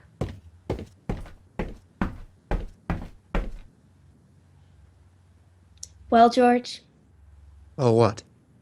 I can't say that I'm pleased with your lack of faith in me. Now, who said anything about that? Oh, it's clear enough. Look, I'm a lawyer. I'll believe black is white if they throw enough evidence at me. Mr. Rigby was a very convincing witness. He's a decrepit old fool, and it had been 15 years. I thought he was an intelligent man.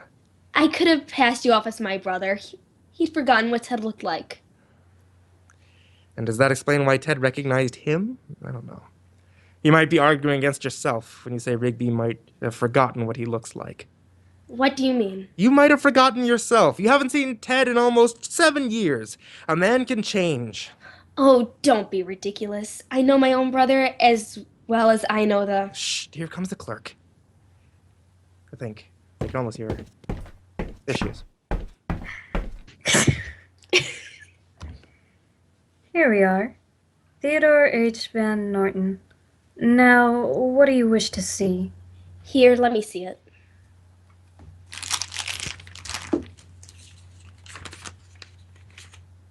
Medical examination, education record, application. Where's the picture? On the other side. Oh, here. Satisfied, Helen? It can't be. I saw Ted paste the picture himself. Is something wrong? Of course there's something wrong. This isn't Ted's picture. It's that man. Helen, get a hold of yourself. But here, let me see. Yes, here they are. Fingerprints. Now, listen. Listen, clerk. I want this whole record sent to the office of the Federal Bureau of Investigation. Helen, you've got to have a rest. This thing is getting to you. That's the one thing that can't be forged, don't you see? They can't forge his fingerprints. I'm sorry, Miss Van Norton, but I have no authority to send... You've got to. I tell you, there is a stranger in my house. He's posing as my foster brother. There is $1 million involved.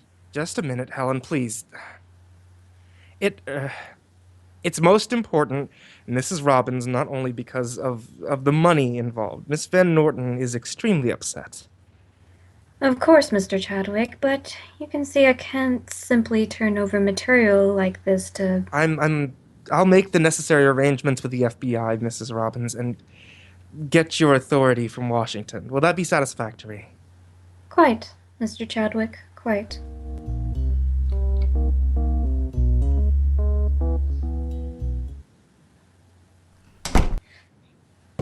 Hello, Ted. Well, Helen, I began to wonder where you were all afternoon. Oh, downtown, shopping. Stores are frightful these days. Indeed they are. Reading? Hmm? Yeah. How's Dick Tracy? Oh, I haven't checked him today. Funny. You used to read Dick Tracy before you even looked at the headlines. I guess the guy gets a little serious after all those years overseas. Prison camp, hospital. Yes, I suppose so. You're looking calmer today. I finally decide I'm the real thing. I want you to forgive me, Ted. It's so unbelievable that I don't quite trust my senses anymore. Sure. You're a good kid, Helen. I don't blame you. Will you drink on it? Why not?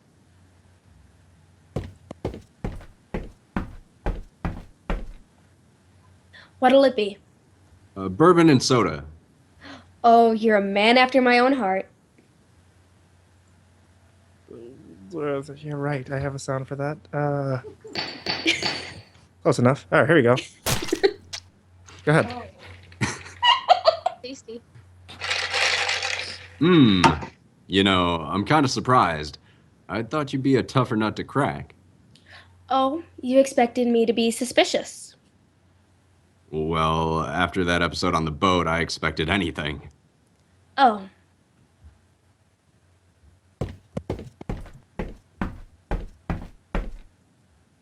Here you are. Thanks. What'll we drink to? To us, of course. All right, to us.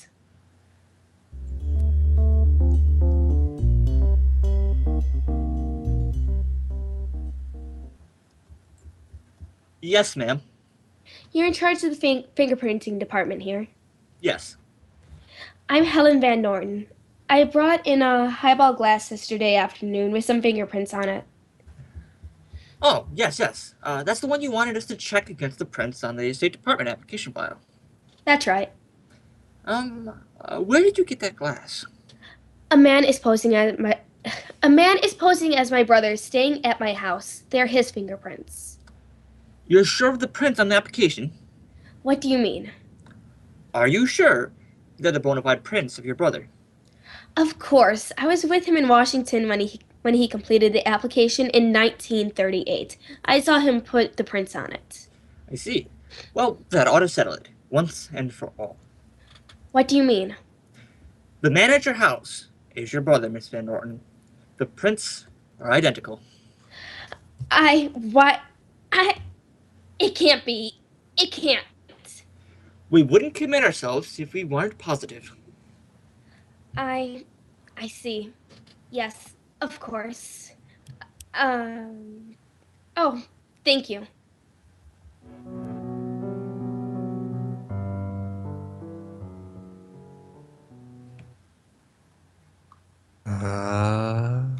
Well, Helen, that settles it, doesn't it?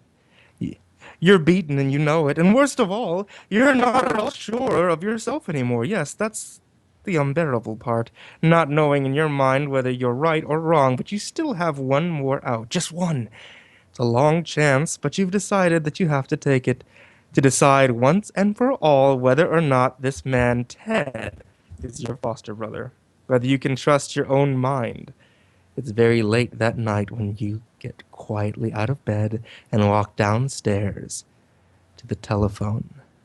The house is as quiet as a tomb. Everyone is asleep.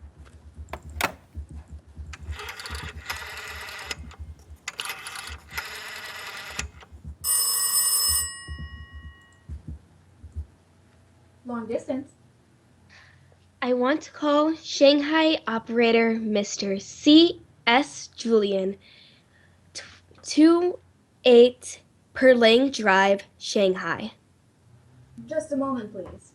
Mr. C.S. Julian, Yes. 28 Perlang Drive, Shanghai. Yes. There will be a delay. Will you wait? Yes. Yes, I'll wait.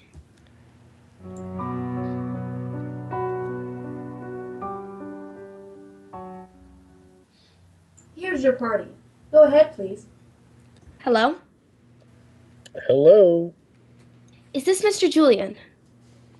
Who is calling, please? I last talked to you April 1941. The name I gave you was Grayson. Do you remember that? Why are you calling? Do you remember me? Of course I remember you. You called concerning a man, a Mr. Van Norton. As I remember, he was in Manila. Do you know what became of him? He was killed in an accident in May of 1941. You're positive. Positive. Thank you, Mr. Julian. Thank you very much.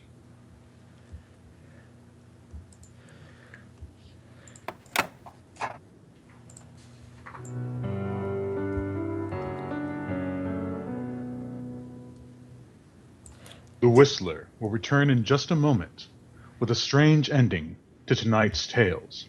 Again, please remember to look in the description for the link to Nachobirthday and donate to A Place to Bark. And now, back to The Whistler.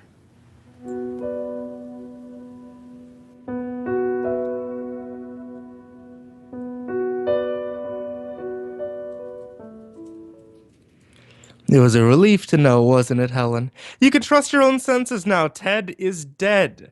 Mr. Julian just told you so, and the stranger in the house is an imposter. Somehow, some way, you can prove it. And the $50,000 that you paid Mr. Julian back in the spring of 1941 is still a good investment because Ted's $1 million, half of the estate, will be yours, all of it. But right now, you don't want to think about it anymore. It's been too bewildering. All you want now is your bed and the first good night's sleep in a week. You put down the phone and start towards the stairs. Sit down, Helen.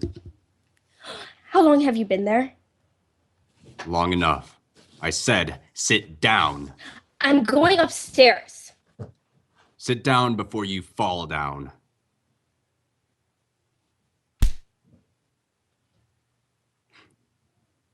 That's it. You just hung yourself, baby. There's a record of that phone conversation down at the FBI headquarters. What are you talking about? You didn't have Shanghai, in case you were wondering. You were talking to the boys down at the office, not Mr. Julian. We had everything, you see, except the link you just gave us. We knew that Mr. Julian paid $10,000. Part of the money you sent him to one of the boys in Manila, the boy who killed your foster brother, Ted. But I was the only one who knew. I was detained over there in a prison camp. Like I said, it was a long wait. what made you suspect me? I didn't at first. I knew Ted had a foster sister, and I knew there was close to $1 million in it somewhere. And I had 3.5 years in prison camp to think over it. A guy can do a lot of deductive thinking in 3 years. But all I had was a suspicion. What about Julian? The authorities in Shanghai have him. Well, I guess there's nothing much I can do. Tough, isn't it? You could have been a nice kid if you weren't a killer at heart. You shouldn't have picked out someone in the State Department. Oh, it took us a long time to work it out. A lot of planning, a lot of names, a lot of people to run down. We even drew on the services of Mr. Rigby. When we got going, we knew you'd crack, sooner or later. Who are you? And this time, baby, I'm telling you the truth. I was your brother's best friend. My name's McKay. Oh, and incidentally, I'm with the FBI.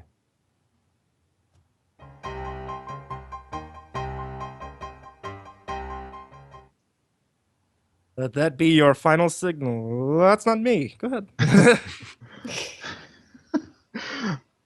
Let that whistle be your signal for Nachobirthday.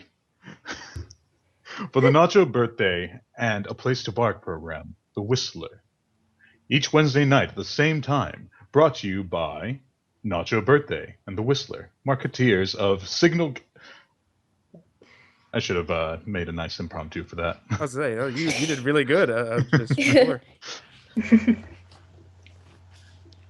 But in either case, dear listeners, your creepypasta narrators have brought you old-time radio stories for Mr. Creepypasta's live stream in conjunction with Nachobirthday for A Place to Bark, which helps rescue, which provides a temporary home and a place of sanctuary where dogs have time to rehab medically and be retrained behaviorally, healed psychologically, quarantined properly, and be given every opportunity at having the best chance of a successful life.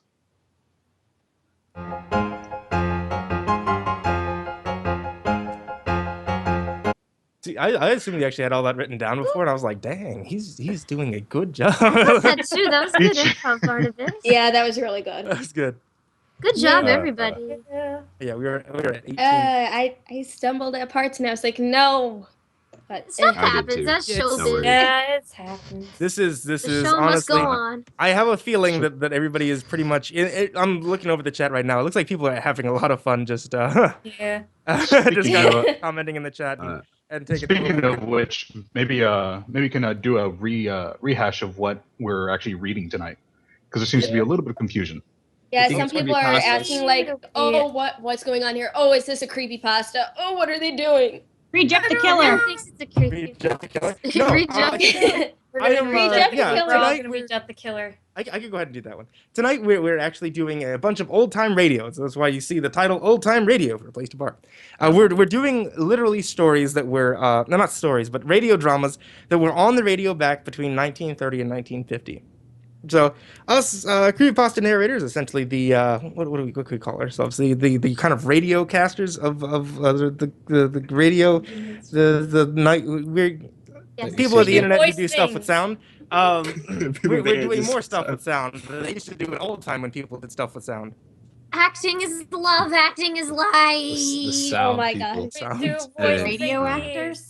Radio actors. Yeah, we're like radio actors, except on We're YouTube. radioactive, man. It's Visual basically medium. voice acting when it's over the radio. Yeah. Because like if one of us slaps the other person in a radio drama, we just actually sit there and the sound comes in and just. Exactly. But I mean, like that's the thing. That's We're amazing. doing these radio dramas. And we're doing them for A Place to Bark. If you guys want to take a look, like Barnabas has been saying, take a look down below in the description. In the description below, you should be able to see there's a link there, nachobirthday.com, take you over to our landing page. Every dollar that goes there is sent over to A Place to Bark. A Place to Bark is our, well, I say our, but A Place to Bark is an animal shelter, animal rescue. Like Barnabas said, they rehabilitate, they retrain animals that are complete rescues. They're taken away from high kill shelters and from households that the police had got for animal abuse and things like that. They have them retrained so that they can be put up for adoption to a nice loving home. It's a cause that's amazing. It's a cause that really does need help. So we appreciate anything you guys are able to give, even if it's $1 or $2. We appreciate it. We're down to 5 minutes. We're down to Well said. Well said. Very well said. Yeah. We got 15 minutes left. Hey, MCP. Yeah, what up? My Skype keeps kicking me out of the call. I don't know Does if you it? guys noticed throughout the thing. but- I've I noticed- didn't notice that at It gets all. so fuzzy. Because I'm trying to Then jump who was back in. talking? I don't know. It's weird. I'm not losing internet, but I'm losing like the Skype call is like I'm gonna hang up now. Bye. Well, I will say this: if you were being kicked over and over, you did a really good job of coming back in and doing your lines on it cue. would Yeah, kick me yeah. every Just time managing the to Whistler come was back talking. in. Every time the Whistler- He had a long Whistler paragraph, just and I'm like, like, oh, get back in, it's get back this in, get back week. in. So what you're saying is he was doing it on purpose. Miss Shadow Lovely probably disconnected his internet every time. Excuse you. Miss Shadow Lovely is in a totally different room than him. She would. We know the She used truth. her mind powers. She used her fucking mind powers. Like, oh, time to fuck up his night. Yeah, like use the someone- mind powers in this G-rated stream. Thank you very G-rated much. stream. Okay. Apologies. G-rated stream. Let's mess up his night, man. This is the 30s. We are in the 1930s right now. realize- Gosh, I'm pretty sure those words golly weren't invented gee. yet. They put people to death with that kind of language in 1930s. I'm pretty Exactly. sure they You did. gotta go, Helen. You gotta swore. go, Helen. Time to for go. murder. Time for murder. Witchcraft. Hang me. Let's play Hangman. Comparatively to Let's a lot do of the it. stuff that we've been doing in this stream, okay? You guys, what we've been doing in this stream, judging from the types of stories we tell, I can't help but think that everything dealt with murder back in 1930. Everything much, ended in honestly. murder. Well, that Every was the only murder is based on interesting thing to 30s, write about, I think, back then. That was the only thing. Let me tell you this: The racist noir, you could noir get is like great. showing a woman's like ankles. Noir? So you gotta have something. Dude, Oh, if I you make think that of joke all the 1930s time. murder, you think of Yeah, noir. That's noir. just Yeah. one goes Well, in one hand, the other goes in the other. I agree. The nice thing about noir too is the fact that there's not a whole bunch of description, so you get yourself that nice imagination, the thing that we've lost because everybody's expecting to see a picture or they have a video Where's that they the can go watch. No, to be So- fair, I feel like that's kind of what we do with on Yeah. YouTube now. Like we actually kind of break away from that mold. YouTube is basically a visual medium, but yet we still what we do is we tell stories using non-visual or mostly non-visual, should I say? Mostly. I really do dig the thing about noir for both the audience and actor, because as the audience you kind of make it up in your head, and as the actor you get to make the character more so your own, because like with other things like you kind of have like a visual, but with this one you're just like, dude, I look like this, and this is how I'm gonna carry myself, and I sound like this. it's Sound like very Mrs. fun. like Mrs. Larkland. No, that's see, Mrs. I'm glad Larkin. we get to do something old detective noir kind of type story. That is coming later tonight, ladies and I gentlemen. know, The I'm so audience, if you're excited for looking that forward one. to some noir, that's going to be at the end of the night. I'm looking forward to it. Oh, It's yeah. gonna be I good think all stuff. of us are. That is probably my favorite one that we get to do tonight. Oh, Junior, by the way, I favorite liked one your is the voice one for after the this other one, guy. actually. What other guy? The Of state guy? Yeah, the state. I was like, oh my gosh. That's funny. I'm from the yeah. FBI. Nah, that was on the fly. That Don't was give, all on the don't fly. give him any credit. We all know that he didn't actually stay in any of the call, and he didn't voice either of those He people. only came to do his lines. was- He didn't come to support anybody else. It was Miss Shadow Lovely. She was doing all the It was voices. She me. watched him I drop and was was like, dead. oh no, Voices time to all pick it the up. time. She's been Yeah, practicing. I had I to was pick up the dead the slack. whole time. Yeah, she was the man. She was Because he everyone. gets the wireless and I'm wired straight into the modem, so I had to pick up the slack and carry both of us as per usual. Had to be Ted. Very talented. You were the Did best you Ted like ever. my smooth, I loved creamy? it. Okay, no, here's the thing though, because like every time Ted would start talking, I would start talking, like I just imagined like a shirtless guy. Like always. He was I like, was. Every single time Well, he had a I don't know line, about I was I don't know like, about you. "No That shirt." every time I hear Junior's voice, that's what I imagine. I mean, there's Yeah, no doubt no, about that. I am. Yeah. I literally Every time I hear and Junior's every voice. time he talks, I think he's shirtless, but surprisingly he's wearing a shirt. It's like, put your shirt Amazing. back on. I It's like I have my shirt on. There's Every no time wrong. I hear Put your Junior's shirt voice, I on. just think There's of one Shadow. wrong. Shadow? Sonic. Shadow Oh. the Hedgehog? His Good blue times. Oh my God, Junior, we should voice over the entire Sonic Adventure game. Please Should no. I be the hedgehog? Do it. Only- No. Why would You're you? too No. slow. No. Please No. no. Do Well, it. No. Ladies and gentlemen, No, we're going you off on a bit of a gotta be tangent, but it's all We're in going good off on a fun. nice tangent though. Chat. We have about 10 minutes No. before the next episode begins. Do you remember when we not went off on a spending tangent those about 10 Sonic? minutes on Hold on. Sonic. Remember when we went on a tangent about Sonic on stream before? On the That was Twitch? great. Exactly, on the Twitch stream. It was great. Y'all missed out. It was really great. Because we went on for about 2 hours about the pros and cons of the It Sonic was franchise. 10 minutes, not 2 hours. Oh my I Same don't, thing. Like, I managed to make it through half of Sonic 10 minutes talking about Generation. Sonic is 2 hours. I just remember being that one 80 girl hours in of middle school who pure was like agony. obsessed with everything Sonic, and I was like that one kid who was like, Sonic's my husband. Wait, no, Shadow's my no, Silver is my husband. oh, okay. Stop right there. Worry at a young age. I was that kid. Nothing Lord. You poor personal. Everybody can take a look at Billy in the stream and see his look of reaction to Nothing Shadow being personnel. Giggles' husband. Giggles the Hedgehog, Junior the Cool. Hedgehog. Right. Billy is a man of few words. Billy is a man. Well, He's a skeleton of few words. he's a skeleton of evil. Yeah, He's a skeleton. He doesn't Being words. he What has are you no talking vocal box. He does have a vocal box. It's hidden somewhere within the. But he does Excuse have you, Billy's just really shy. All right, that's it. You don't hold it Billy's against him. He's shy and shy. he needs affection. He needs I got a bone to pick with affection, Billy. like Litterbots. Only the final. That's it, ladies frontier. and gentlemen. That's the end of the stream. It's time to go. It's time to go. His favorite bone is the wishbone. A ham bone. A ham bone. Ham bone. Oh my Ham goodness, I bone. love the He has dry typos in bones. the He comments. comments. If one thing's Mr. true Creepypasta is didn't that take it off. I like the animosity. Oh wait, what are we doing? I need to look at this now. I'm like, It's something about. I'm so glad he doesn't take his mask off. I love the animosity. anime. Okay. You have so That's much animosity. Why are you so animus all the time? All right, enough with the big words. It's because of my love for anime. Animus? Hey, don't be a Isn't that an weeb. anime? Don't be a weeb. Don't be a weeb. Hold on. Well, let's not turn this into a Don't be political Litterbot. discussion. Let's keep it on track. Ladies and gentlemen, again with the dogs and the rehabilitation, donate please. If you have anything, everything and anything is helpful and appreciated. How is everyone's day, by the way? We have about 9 minutes to kill before the next story here. I'm looking forward to the next story, even though I'm not in it. I'm going to be listening. I'm very much. Yeah, I'm very much. You are in the next story. Fine. I found 3 0 hour? Next No. story. Oh wait, sorry, wrong number. Sorry, wrong number. Yeah, the next episode is actually. I was looking at Sorry, looking wrong at number, Zero Hour. starring Henry Tor. Trina Wolf. Oh yeah, I'm in though. I was looking at the wrong story. You know that What's there's up? going to be all sorts of How's your comments with paper you. towel Who's issue full? going? Trinity Oh. Hold on, let's keep everything nice and organized here, people. That's we're not talking about paper towels again. I swear to God, we're not doing that. Okay. We'll have people are requesting a roll call. A roll People call. want a roll call. Okay, yeah, that's actually nice. 'Cause I don't think I went over everybody who was in this last episode, which would be good. Go for it. Go for it. This last episode that you guys just heard, the episode was called The Whistler, A Stranger in the House. We have a couple of repeats. You'll be able to see them again later tonight.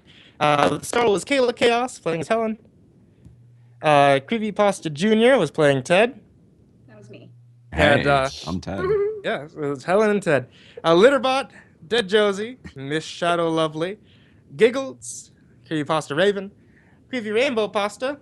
There's me, Mr. CreepyPasta, and Barnabas Demos was our announcer, and he will be our announcer for the rest of the evening. And Mrs. Lackland. And Mrs. Larkland. Mrs. what? And Mrs. Larkland. Mrs. Larkland. Well, yeah. Yeah. I mean, basically I any. really miss. Yeah. Oh, it's I never miss mind, Mary. it's a voice. Mary was Miss the Mary? best. Mary, Are Miss you Mary. holding a Mary. skeleton? I mean, a skull.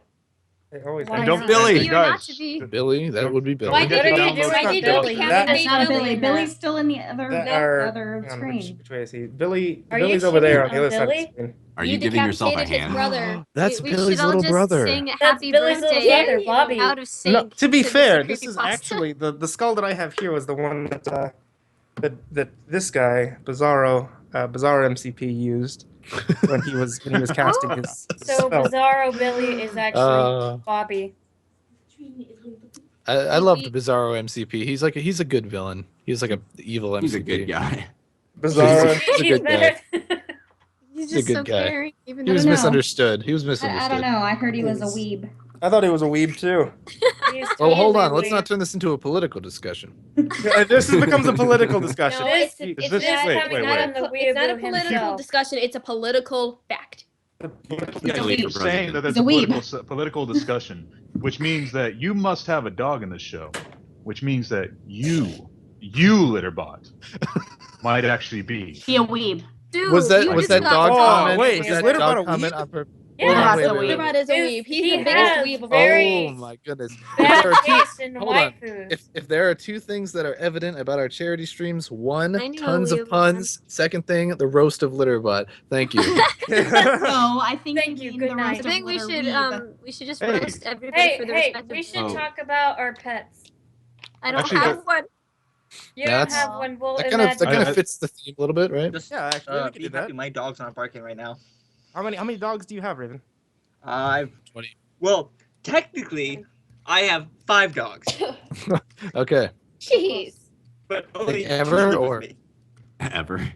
Okay. 3 live with my stepdad, 2 live with me. I have Aw, Raven. 3 Creepypasta cats. Raven, everybody. A bird with dogs. A bird, yeah, a bird with dogs and a bird with cats. Go figure, right? I have a Oh, bird with sad. dogs. You Irony. are a bird with dogs. I wish I I have was Josie, I know you have yourself a good number of pets too, don't you? Yes, I have Pomeranian. He's Pomeranian. named Which- Punchel. Everyone here has a dog. All your pets Josie. are No. That's a Yes, I have lie. a cat. That's a lie. I A have cat is nothing more than I a have weak a cat small dog. too. What Whoa, about whoa, you? whoa, You know what whoa, everybody whoa. does have? Kevin, Whoa. what is wrong And with I you, weak just small dog? found Get that like out of 3 here. more cats today. Yeah, I Oh, was gonna no. say, Josie, aren't That's all of your animals are basically they're rescues. They're ones that Yeah, were yeah. Everybody's got That a basically You ones are a I rescuer. found, and I'm like, oh, okay. Dead Josie, you embody what makes this whole charity worthwhile. The idea of saving animals and giving them a good home. So, grats to you, grats to the people at A Place to Bark. Let's try to get them funded. Yeah, I never realized until just now how encouraging Litterbot is at the most random moments. Litterbot's great. Litterbot's random. Oh yeah, let's Litterbot, turn you're this so let's turn He this is a roast good around. robot Yeah. man. Let's turn He this is- roast around. I mean, He's a good he's robot great, man. but He's not like Ultron. he is a weed. He's not like Ultron. My He's not like goodness. Ultron. Oh, Ultron and had yet a he sense is of like self. Ultron. I'm sending several angry emails now. Oh, we're There- okay. well, no, Go ahead like and, Ultron. we're gonna go ahead. I'm gonna go ahead and end this call so I can get everything set up for the next one. 'Cause we're gonna be starting the next episode in another 3 minutes. See you guys later. Affirmative. Okay. Guys, thank you so much. And I'll probably be Spike. speaking to some of you again in just another 3 minutes, but thank you so much for being a part of this. I really appreciate it. Oh, Bye. Bye. Is If that you Spike? need anyone to fill in for me, if you need I anyone will. to I will fill in let for you know anything, I'm if available. I need to all replace night. anybody. I will let you know. All right, peace.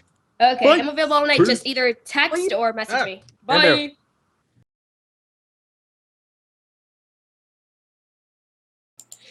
Okay, everybody. One more time, I'm going to let you know about this before I get started on the next episode. Because we have the next episode, which is, I just said, is going to be an episode of suspense. Just like we had one of the episodes of suspense a little bit earlier. We did the Ghost Hunt. The Ghost Hunt, starring Creepypasta Raven. This one is not going to be about the Ghost Hunt. This one is actually starring Trina Wolfe, if you've seen her on Twitch.tv, or it's actually called she's called Kitten Reads Horror. If you watch her Creepypasta channel, I know she just started posting about Happy. But before I get into that one, I want you guys to take a look. There's a little thing up there, yeah, up that way. If you look up that way, the very top part of your screen, it says, please help to support A Place to Bark, donation link in the description. Donation link is in the description, down below. Nachobirthday.com. I really appreciate it if you guys could go ahead and head over to our landing page. Any little bit of money helps. Donate over to our landing page. We're able to see how much money that we're able to get together.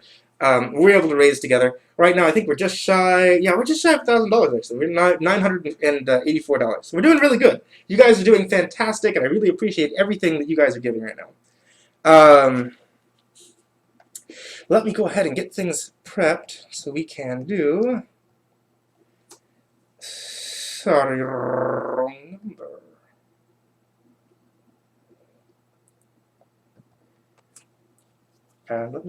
Sorry, wrong number. Here you are.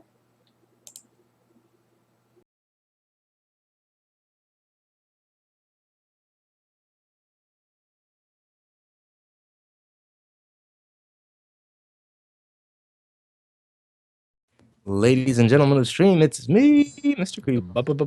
We have returned. Back in action, And baby. we're back. Why did I come back? Why did you come back? Why did you come Grandma? back? Because Grandma. you are the gift that keeps on giving, my I friend. say, we have everybody that we just had a second ago, except it looks like we replaced Caleb with Trina now. Aw, well, hey, actors come Hey. as they are needed. Trina Wolfe, Yeah. welcome to the call. We are going to be doing a new story in just a moment here. Hopefully. My cat is awake, by the way, so he might be making a Kitty, kitty, A his cameo. debut, a cameo debut. Is Trina Wolfie the main character of this cat this one? A cameo. A cameo. Oh, the stream's over. Stream's over, guys. Over. To be fair, I only made one solid pun this night. Only one. That's a new record. Low. That's a new record? Record low. Well, hey, we still have like 6 hours left, dude. Oh, hot diggity dang. I guess we do. Trina, are you here with us? Trina. Trina the Wolf, and Mr. Creepypasta, and Miss Shadow Lovely, and Dead Josie, and Barnabas Damos, and Creepypasta Jr., Creepypasta Raisin. And Litterbot. Did you just say Creepypasta and Raisin? me. Did you call Creepypasta Raisin like a drug You know what? grape? I did. Subscribe to Creepypasta Raisin. My new name is now Creepypasta Raisin. Creepypasta Raisin.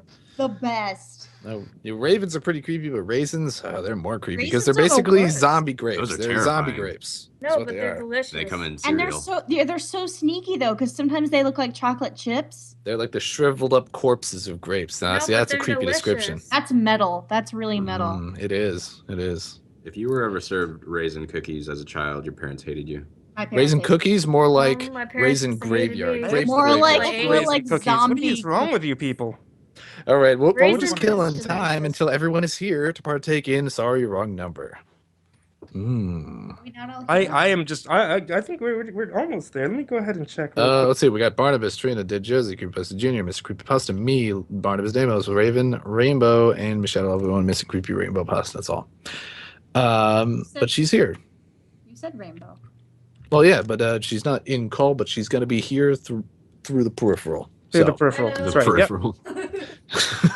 So we are all here. Trina's got to be here. Trina.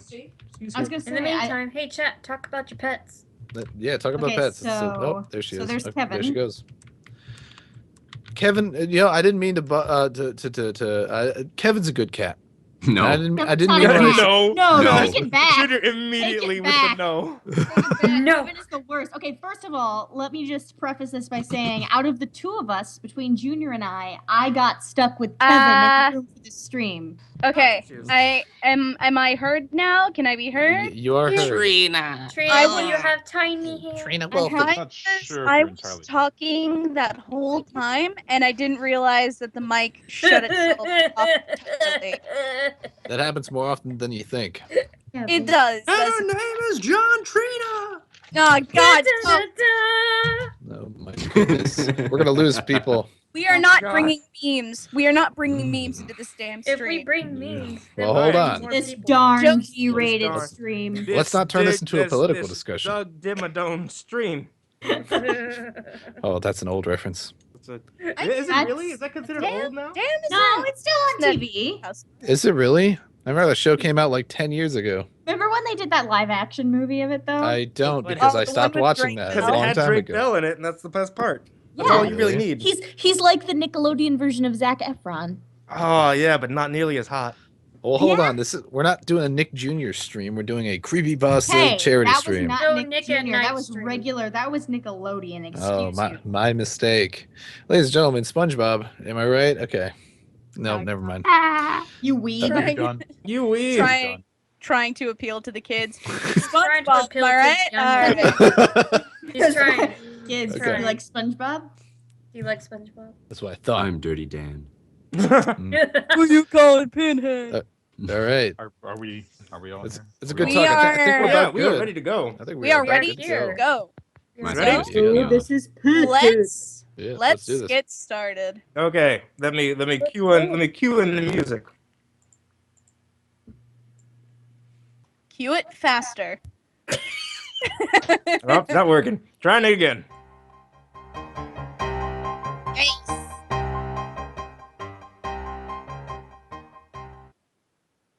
Suspense. Crap, This there's is the more. man in black. Here to introduce the Creepypasta narrator's old-time radio show program, Suspense.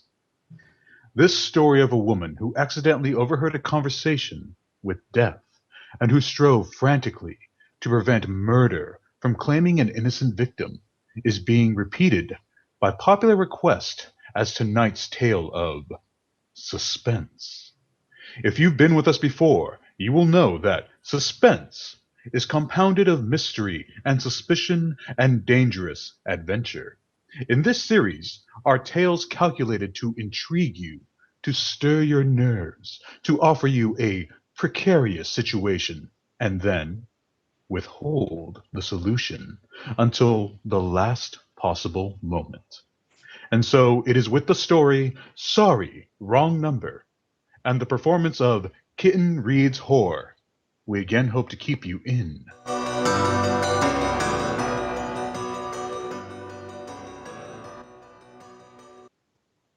suspense.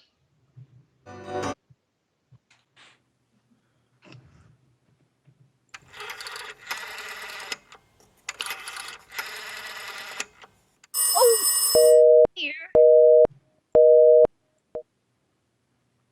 Your call, please. Operator, I've been dialing Murray Hill 70093 now for the last 3/4 of an hour, and the line is always busy. I don't see how it could be busy that long. Will you try it for me, please? I'll be glad to try that number for you. One moment, please. I don't see how it could be busy all this time. It's my husband's office. He's working late tonight, and I'm all alone here in the house. My health is very poor, and I've been feeling so nervous all day. Ringing Murray Hill 70093.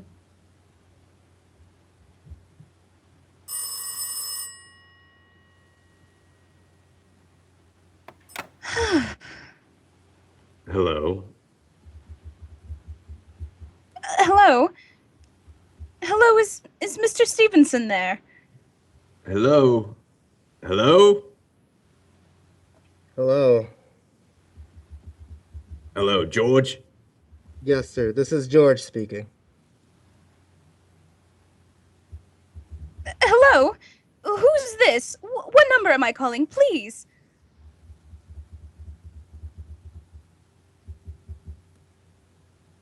First man. You still there? Junior. This is George. I can hear him talking in the other room, which means I'm out of the call. Junior. Oh no! Looks like there's some interference. It sounds like I might be placed on hold. You keep a man like me waiting on hold. Hello, George? Just George speaking. Yes. Hello? Who's this? What number am I calling, please? I'm here with our client. Oh, good. Is everything okay? Is the coast clear for tonight? Yeah, George. He says the coast is clear for tonight. Okay. Where are you now? In a phone booth. Don't worry, everything's okay. Very well. You know the address? Yeah, I know. At 11 o'clock, the private patrolman goes around to the bar on 2nd Avenue for a beer. That's right. At 11 o'clock. I'll make sure that all the lights downstairs are out. There should be only one light, visible from the street. Yeah, I know. At 11:15, a train crosses the bridge. It makes a noise in case her window's open and she should scream. Oh! Hello? What number is this, please? Okay, I understand, I tell you. That's 11:15, the train. Yeah. You remember everything else, George? Yeah. I make it quick, as little blood as possible. Because our client does not wish to make her suffer long. That's right. You'll use a knife? Yeah, a knife will be okay. And afterwards, I remove the rings and the bracelets and jewelry in the bureau drawers because our client wants it to look like a simple robbery. Don't worry, everything's okay. I never may. Oh, how awful! How unspeakably awful! Operator. I have to call the operator. Oh, please pick up. Your call, please. Oh, operator, I've just been cut off. I'm sorry. What number were you calling? Why, it was supposed to be Murray Hill 70093, but it wasn't. Some wires must have been crossed.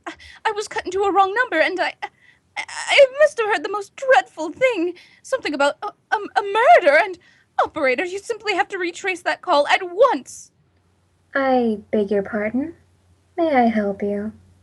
Oh, I know it was a wrong number, and I had no business listening, but these two men, they were cold-blooded fiends, and they were going to murder somebody, some poor innocent woman who was all alone in a house near a bridge, and we've got to stop them. We've got to. What number were you calling, please? Well, that doesn't matter. This was a wrong number, and you dialed it for me, and we've got to find out what it was immediately. What number did you call? Oh, why are you so stupid? What time is it? Do you mean to tell me you can't find out what that number was just now? I'll connect you with the chief operator. Oh, I think it's perfectly shameful. Now, look, it was obviously a case of some little slip of the finger. I told you to try Murray Hill 70093 for me. You dialed it, but your finger must have slipped, and I was connected with some other number, and I couldn't hear them, but they... Oh, excuse me. I could hear them, but they couldn't hear me. Now, I simply failed to see why you couldn't make that same mistake again on purpose. Why you couldn't try to dial Murray Hill 70093 in the same sort of careless way. Murray Hill 70093? Yes! I'll try to get that for you. Well, thank you.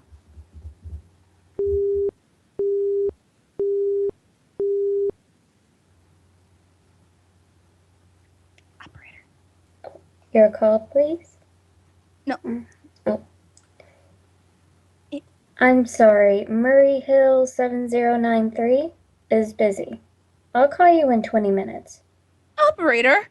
Operator! Operator! Your call, please? You didn't try that wrong number at all! I asked you explicitly, and all you did was dial correctly. I'm sorry. What number are you calling? Well, can't you for once forget what number I'm calling and do something for me? Now, I want you to trace that call. It is my civic duty, and it's your civic duty, to trace that call and to apprehend those dangerous killers. And if you won't... I will connect you with the chief operator. Please. Oh, dear.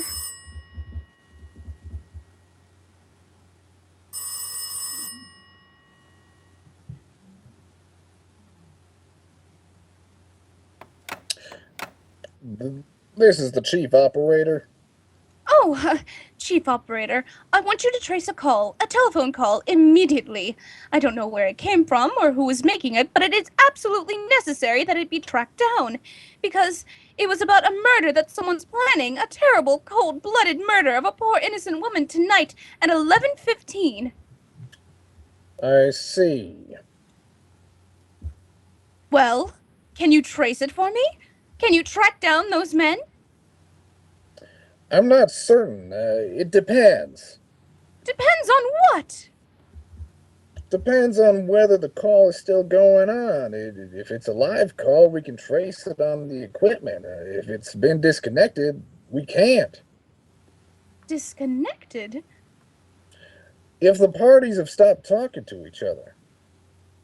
Oh, but of course, they must have stopped talking to each other by now. That was at least 5 minutes ago, and they didn't sound like the type who would make a long call. Well, I can try tracing it. May I have your name, please? Mrs. Stevenson. Mrs. Albert Stevenson. But listen. And your telephone number, please. Plaza 42295. But if you go on wasting all this time... Why do you want this call traced, please? Well, no reason. I mean, I merely felt strongly that something ought to be done about it. These men sounded like killers. They're dangerous. They're going to murder this woman at 11:15 tonight, and I thought the police ought to know. Have you reported this to the police? Well, no, not yet. You want this call checked purely as a private individual? Yes, but meanwhile... I'm sorry, Mrs. Stevenson, but I'm afraid we couldn't make this check for you and trace this call just on your say-so as a private individual. We'd have to have something more official. Oh, for heaven's sake! You mean to tell me I can't report that there's going to be a murder without getting tied up in all this red tape? Why, it's perfectly idiotic! Well, all right. I'll call the police. Thank you. I'm sure that would be the best way to... Ridiculous. Perfectly ridiculous. The thought of it. Can't see why I have to go through all this trouble.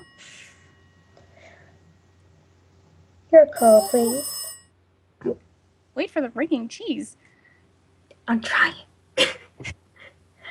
Your call, please. The police department. Get me the police department, please. Thank you. Oh. Dialing. Oh dear, do you have to dial? Can't you ring them direct? Ringing the police department.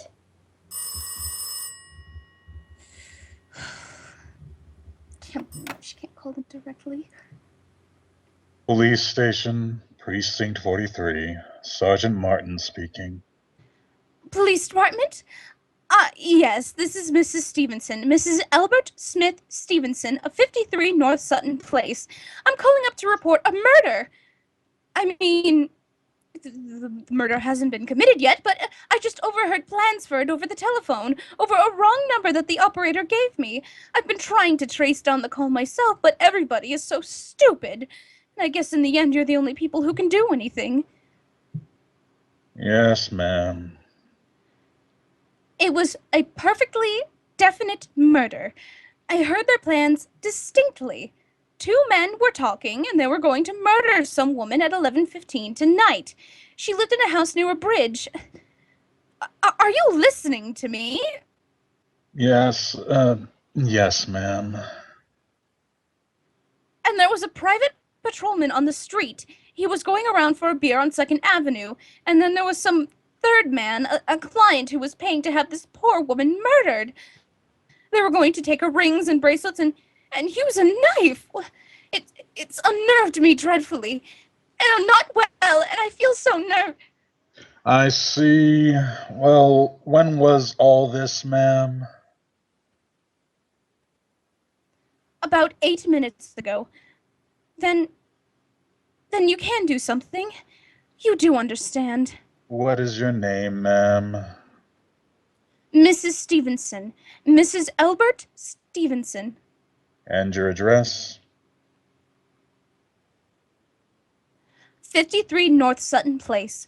53 North Sutton Place. That's near a bridge. The Queensboro Bridge, you know, and we have a private patrolman on our street and 2nd Avenue. And what was the number you were calling?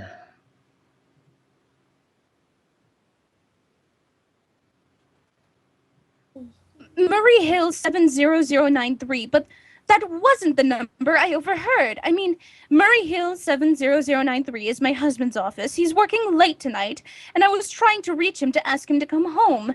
I'm an invalid, you know, and it's the maid's night off, and I hate to be alone, even though he says I'm perfectly safe as long as I have the telephone right beside my bed. Well, we'll look into it, Mrs. Stevenson, and see if we can check it with the telephone company. But the telephone company said they couldn't check the call if the parties had stopped talking. I've already taken care of that. Oh, you have? Yes. And personally, I feel you ought to do something far more immediate and drastic than just check the call. What good does checking the call do if they've stopped talking? By the time you tracked it down, they'll already have committed the murder. We'll take care of it, don't worry. Well, I'd say the whole thing calls for a search, a complete and thorough search of the whole city. Now, I'm very near the bridge and I'm not far off from 2nd Avenue, and I know I'd feel a whole lot better if you sent around a radio card to this neighborhood at once. And what makes you think the murder's going to be committed in your neighborhood, ma'am? Well, I don't know. Only the coincidence is so horrible. 2nd Avenue, the patrolman, the bridge. 2nd Avenue is a very long street, ma'am. And you know how many bridges there are in the city of New York alone? Yes, I know. Not to mention Brooklyn, Staten Island, Queens, and the Bronx. I know that. How'd you know there isn't some little house on Staten Island on some little 2nd Avenue you've never even heard of? How do you even know they're even talking about New York at all. But I heard your dialing system. Maybe it was a long distance call you overheard. Oh, don't. Telephones are funny things. Look, lady, why don't you look at it this way? Supposing you hadn't broken in on that telephone call. Supposing you got your husband the way you always do. You wouldn't be so upset, would you? Well, no, I suppose not. Only it sounded so inhuman, so cold-blooded. A lot of murders are plotted in the city every day, ma'am. We managed to prevent almost all of them. But a clue of this kind is so vague, it isn't much more use to us than no clue at all. But surely you... Unless, of course, you have some reason for thinking this call was phony, and that someone was planning to murder you. Me? Oh, no. No, I hardly think so. I mean, why should anybody? I'm alone all day and night. I see nobody except my maid, Eloise, and she's a big girl. She weighs 200 pounds. She's too lazy to bring up my breakfast tray, and the only other person is my husband, Albert. He's crazy about me. He just adores me. He waits on me hand and foot. He's scarcely left my side since I took sick, 12 years ago. Well, then, there's nothing for you to worry about. Now, if you'll just leave the rest of this to us, we'll take care of it. But what will you do? It's so late. It's nearly 11 now. We'll take care of it, lady. Will you broadcast it all over the city and send out squads and warn your radio cars to watch out, especially in suspicious neighborhoods like mine? Lady, I said we take care of it. Just now I've got a couple of other matters here on my desk that require immediate attention. Good night, ma'am, and thank you. Oh, you...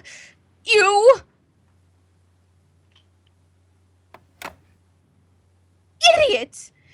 Oh, now why did I hang up the phone like that? He'll think I'm a fool. Oh, why doesn't Albert come home? Why doesn't he come home?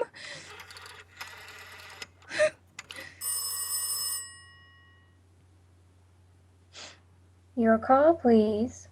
Operator, for heaven's sake, will you ring that Murray Hill 70093 number again? I can't think what's keeping him so long. I'll try it for you. Well, try! I don't see why he doesn't answer it. I'm sorry, Murray Hill 70093 is busy. I can hear it! You don't have to tell me. I know it's busy. If I could only get out of this bed for a little while, if I could get a breath of fresh air, just lean out of the window and see the street.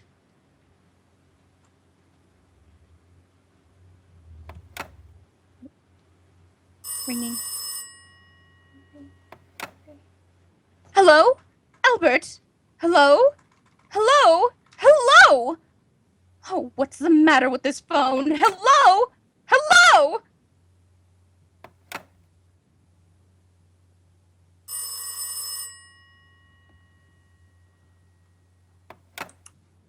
Hello? Oh, for heaven's sake, who is this? Hello? Hello? Hello? Oh, who's trying to call me?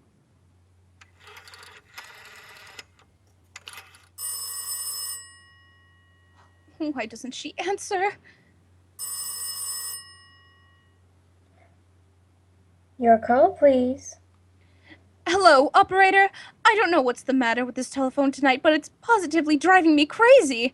I've never seen such inefficient, miserable service. Now look, I'm an invalid, and I'm very nervous, and I'm not supposed to be annoyed, but if this keeps up much longer... What seems to be the trouble, please? Well, everything's wrong. I haven't had one bit of satisfaction out of one call I've made this evening. The whole world could be murdered for all you people care. And now my phone keeps ringing and ringing and ringing and ringing and ringing every 5 seconds, and when I pick it up, there's no one there. I'm sorry. If you will hang up, I will test it for you. I don't want you to test it for me. I want you to put that call through, whatever it is, at once. I'm afraid I cannot do that. You can't? And why? Why, may I ask? The dial system is automatic. Ugh. If someone is trying to dial your number, there is no way to check it if the call is coming through the system or not. Unless the person who's trying to reach you complains to this particular operator. Well, of all the stupid... And meanwhile, I've got to sit here in my bed suffering every time that phone rings, imagining everything. I will try to check it. I will try to check the trouble for you. Check it! Check it! That's all anybody can do. What's the use of talking to you? You're so stupid.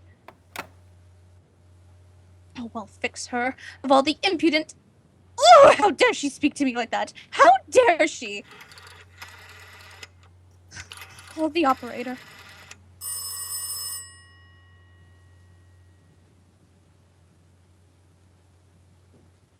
Oh, why does it take so long?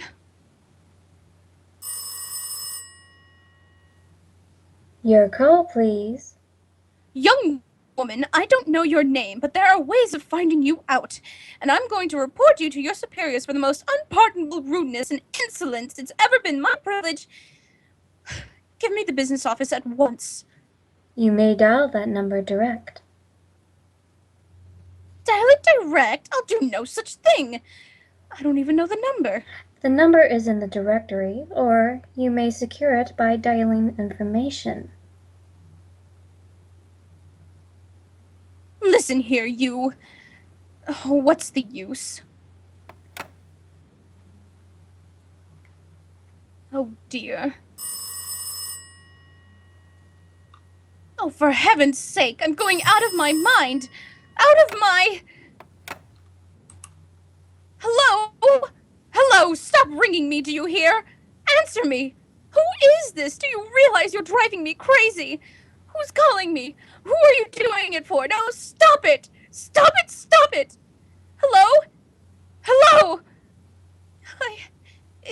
If you don't stop ringing me, I'm going to call the police, do you hear? The police! Oh, if Albert would only come home.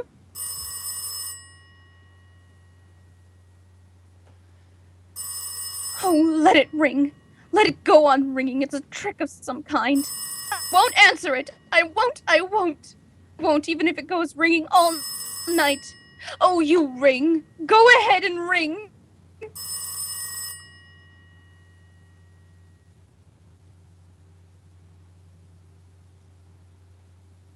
Stopped.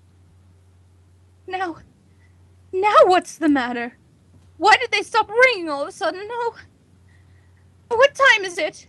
Where did I put that clock? Oh, here it is, 5 to 11. Oh, they've decided something. They're sure I'm home. They heard my voice answer them just now. That's why they've been ringing me. Why no one has answered me. I'll call the operator again.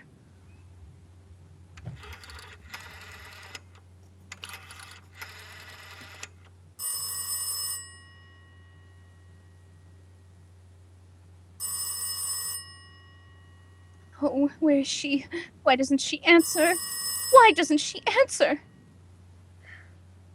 Your call, please. Where were you just now? Why didn't you answer at once? Give me the police department.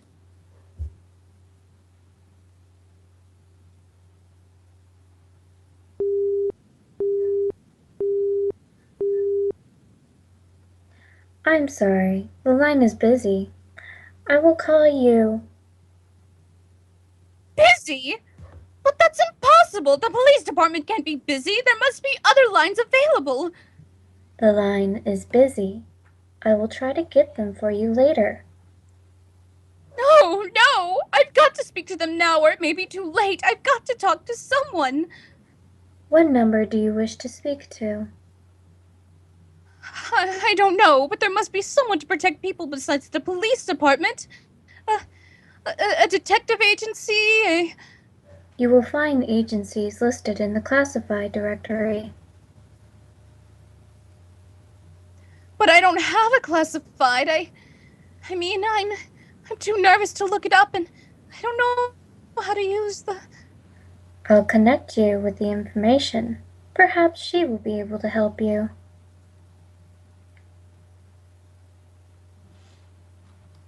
No!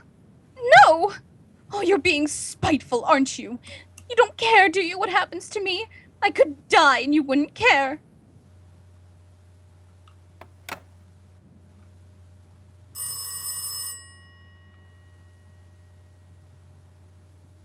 Oh, stop it! Stop it! Stop it! I can't stand it anymore!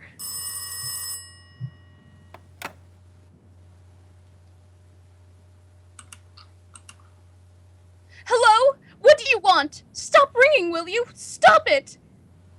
Hello? Is this Plaza 42295? Yes. Yes, I'm sorry. This is Plaza 42295. This is Western Union. We have a telegram here for Mrs. Albert Stevenson. Is there anyone there to receive the message? I'm Mrs. Stevenson. The telegram is as follows. Mrs. Albert Stevenson, 53 North Sutton Place, New York. New York. Darling, terribly sorry. Tried to get you for the last hour, but line busy. Leaving for Boston, 11 p.m. tonight, on urgent business. Back tomorrow afternoon. Keep happy. Love. Signed, Albert. Oh, no. Do you wish us to deliver a copy of the message? No. No, thank you. Thank you, madam. Good night. Good night. Oh, no, I don't believe it! He couldn't do it! He couldn't do it! Not when he knows I'll be all alone! It's some trick! Some fiendish trick! Some trick! Why doesn't she... Your call, please. Operator, try that Murray Hill 70093 number for me just once more, please. You may dial that number direct. Oh! Murray Hill 70093.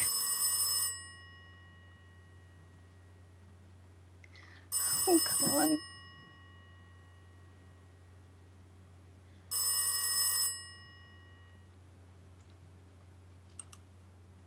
Oh, he's gone. He's gone. Oh, Albert, how could you? How could you? How could you? I can't be alone tonight. I can't. If I'm alone one more second, I'll go mad. I don't care what he says or what the expense is. I'm a sick woman. I'm entitled. I'm entitled.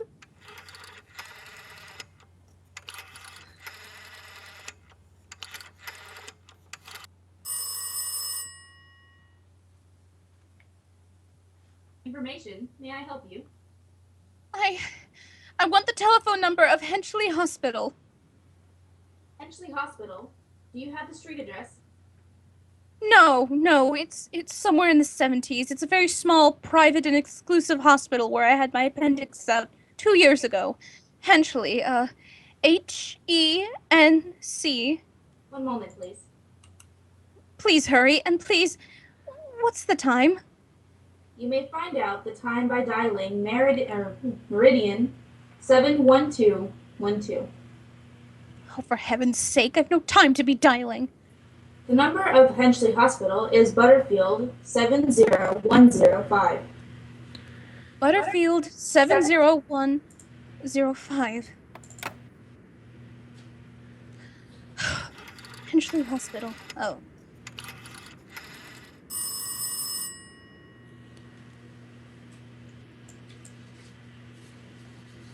Finchley Hospital, good evening. Nurses Registry. Who was it you wish to speak to, please? I want the nurses registry at once. I want a trained nurse. I want to hire her immediately for the night. I see. And what is the nature of the case, madam? Nerves. I'm very nervous. I need soothing companionship. You see, my husband is away and I'm... Have you been recommended to us by any doctor in particular, madam? No, but I really don't see why all this catechizing is necessary. I just want a trained nurse. I was a patient in your hospital 2 years ago, and after all, I do expect to pay this person for attending me. We quite understand that, madam, but these are war times, you know. Well... Registered nurses are very scarce just now, and our superintendent has asked us to send people out only on cases where the physician in charge feels that it's absolutely necessary. Well, it is absolutely necessary. I'm a sick woman.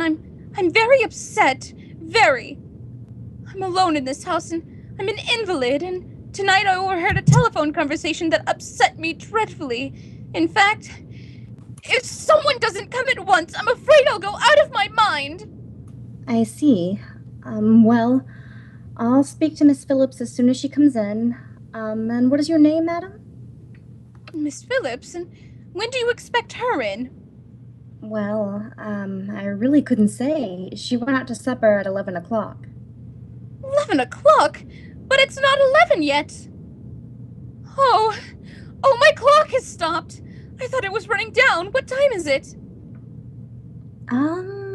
Just 15 minutes past 11.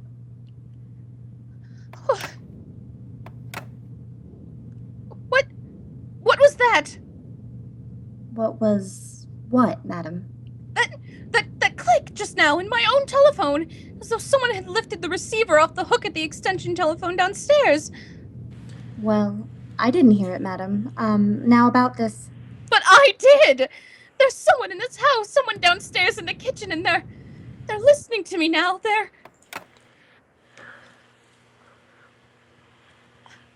I won't pick up. I won't let them hear me. I'll be quiet and they'll think, oh, what if I don't call someone now while they're still down there? There'll be no time.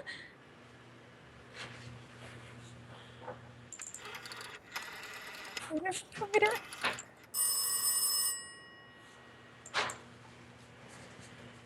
Your call, please. Operator, I'm in desperate trouble. I'm sorry. I cannot hear you. Please, speak louder. I don't dare. There's someone listening. Can you hear me now? I'm sorry. Oh, but you've got to hear me. Oh, please, you've got to help me. There's someone in this house, someone who's going to murder me, and you've got to get in touch with... Oh, there it is! There it is! Did you hear it? He's put it down. He's put down the extension phone. He's coming up. Oh, he's coming up the stairs. Please give me the police department. The police department. The police department. Give it to me. One moment, please. I will connect for you. I can hear him. I can hear him. He's nearer. Oh, I hear him. I hear him. Hurry, hurry, hurry.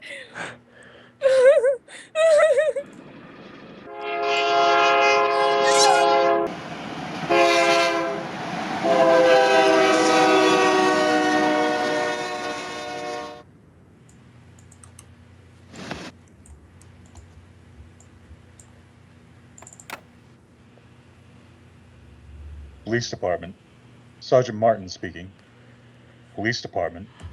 Sergeant Martin speaking. Police Department. Sergeant Martin speaking. Police Department. Sergeant Martin speaking. Police department? Oh. I'm sorry. Must have got the wrong number. Don't worry. Everything's okay.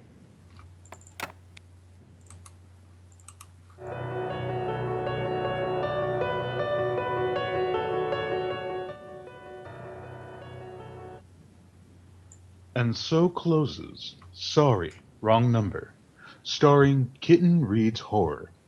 Tonight's tale of suspense.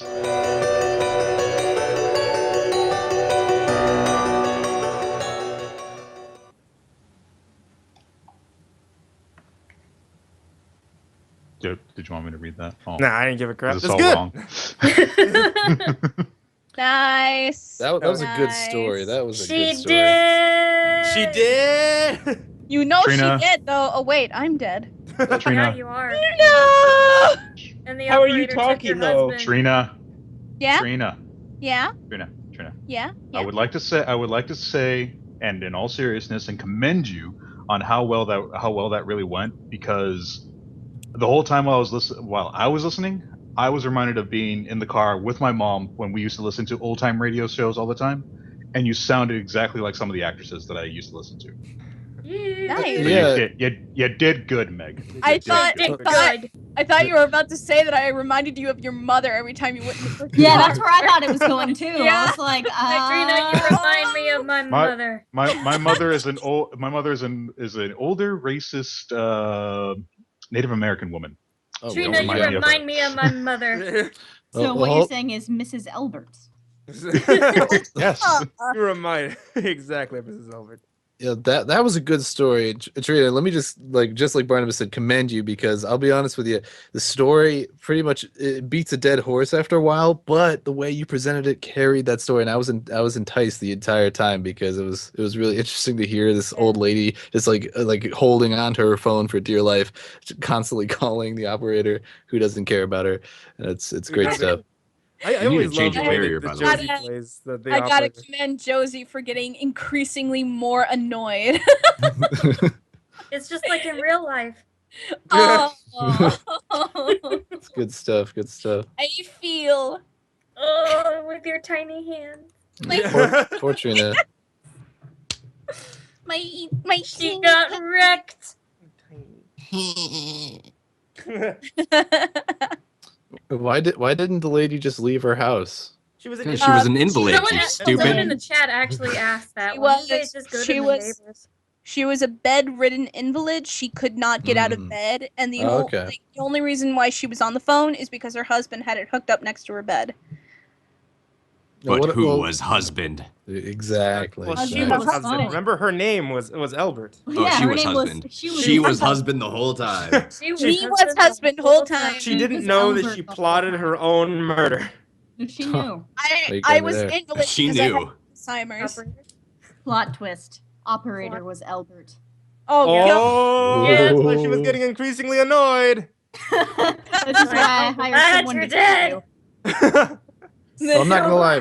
My This is favorite why I character swiped was Pat's actually number. my favorite character was actually Chief Operator. I think he pulled off the role pretty well. Yeah, Oh, yeah. Southern. Texan? He was I like really the southern southern. accent.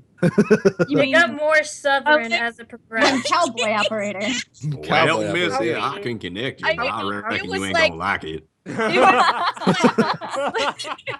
I reckon you're going What, to get what it was murdered. like, it was kind of a southern drawl at the start of his lines, and then he got increasingly more southern as his lines went on. He's a Texan phone operator in New York. Like, this doesn't Well, end no, well the- for anybody. The Chief There's no Operator Texans is in forwarded the to He from 40s. left Texas. Texas to go seek his fortune in Manhattan. Exactly. In the- exactly. In the He made a 50s. poor choice then, didn't he? In the 50s. In the 50s. I'm sorry, 30s. In the 50s. I sold my herd of cattle to move to New York. And that's how I got here. Her. Well, shucks, howdy. I got her. Well, shucks. When Junior tell goes you what, southern, he you're sounds going- like Goofy from Kingdom Hearts. From Kingdom Hearts. Gorse, That's Sora. where Goofy's from. God. Goofy's Well, hold from on. Kingdom No, Hearts. hold Thank on. you. Sora, we gotta climb up there. Oh, that's kind of Bonnie. That's Hold Bonnie. on. Does a Goofy movie happen before or after Kingdom Hearts? Is there timelines? Like, After, let's be 'cause he's honest. got a kid. After Kingdom Hearts came out in like '89. No, I mean in the lore of Goofy, in the Goofy lore. I'm gonna say Goofy. Wait, Wait, hold on. After Why are Did we you really just talking say about Kingdom this? Hearts came out in '89? Yes, it did. It did not come out in '89. Shut up, it did. It did. It came out for the I Atari. get my Fool me. facts straight from Nintendo. 1980. We all bought it too, just like the headlight fluid. I was not alive then. My cat is Sure you were. Okay, I was. Good to yep. See, secret has been revealed. But Okay, no, so like, let's be honest though. If there was a actual Goofy timeline, I would have to say the Goofy movie probably happened after Kingdom Hearts, seeing as how, like she said, he has a babby that's like a teenager in the Goofy movie. There are people in the chat going, Train, tell us, and I can't tell if they're making fun of my name or if they're actually telling the Train in the story to tell me. Train was the killer. You're a train. well, technically the train was kind of the killer because as soon as it came on by, it's like, oh, murder time. Choo choo, dead. No, yeah, they're talking about the actual train because it was really loud. Yeah, well, hey, Wait, the actual train was really loud. It had to be loud for dramatic effect. The train covered up the sound of her death. Well, yeah, of course. Well, it was supposed to. Exactly. Yeah, that was the whole. It sounded like the train was in her house. It was. It was. That's why she died. It plowed right through her room. God, this is the 30s. It derailed and went right through her room. Right You know through her what? window. Let's not Killed pretend everyone. that Eloise wasn't behind this. Who's Eloise? The Well, if nurse? she called me lazy and fat, I would kill her too. She plotted the whole thing. I don't know any Eloise. She plotted it the whole time. I don't know any 200-pound people who can't walk upstairs. This is it was Goodness. the 30s.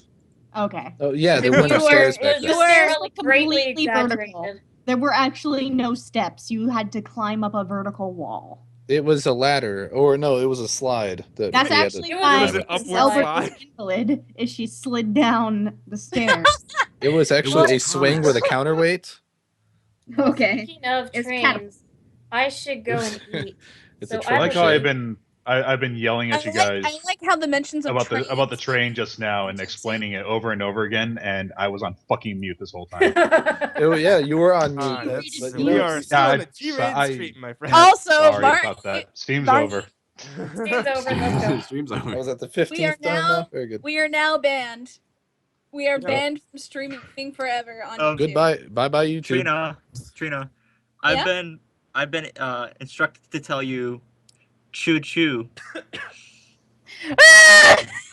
Choo choo That, MF. that is gonna be your word. That So let me get this straight. Put The that on a murderer was Thomas the t-shirt, Tank Trina. Engine, right? Yes. Yes. actually. Yes. Yeah. It's a little engine that could. What is It's wrong with like, no. It's just like the entire time as like Thomas the Tank Engine is approaching Mrs. Stevenson to kill her. It's just He lifts up the phone from the receiver. I'm gonna go and eat now. Okay, you go. So- You No, go you're and not. eat. No, you're not. Yes, I am. No, you're not. I'm gonna eat this Is cat. Josie in the next? Don't eat the cat. Do Don't not tell me what to do, So Trina. no, Josie is not. I mean, obviously, I if am Josie not. was, she would know. I would know, Yeah. and I would also not eat. Oh, But wow. now I know that I'm not in the next story. Hold on, Josie. I imagine that your face of hunger is your profile picture right now. It is. That's your face for like everything, not just hunger. Yeah. That's your. I mean, that's how. eating it face. That's the That's face your. when I met you, Litterbot. Oh well, no, it's true. Very true. I can confirm this. And hopefully, when Trina comes down here, if she ever comes down here, Yeah. that will be the face I make towards her. Very good. Good Well, stuff. Good she's times. getting Good times. hit by a train. That's the Beyblade's face.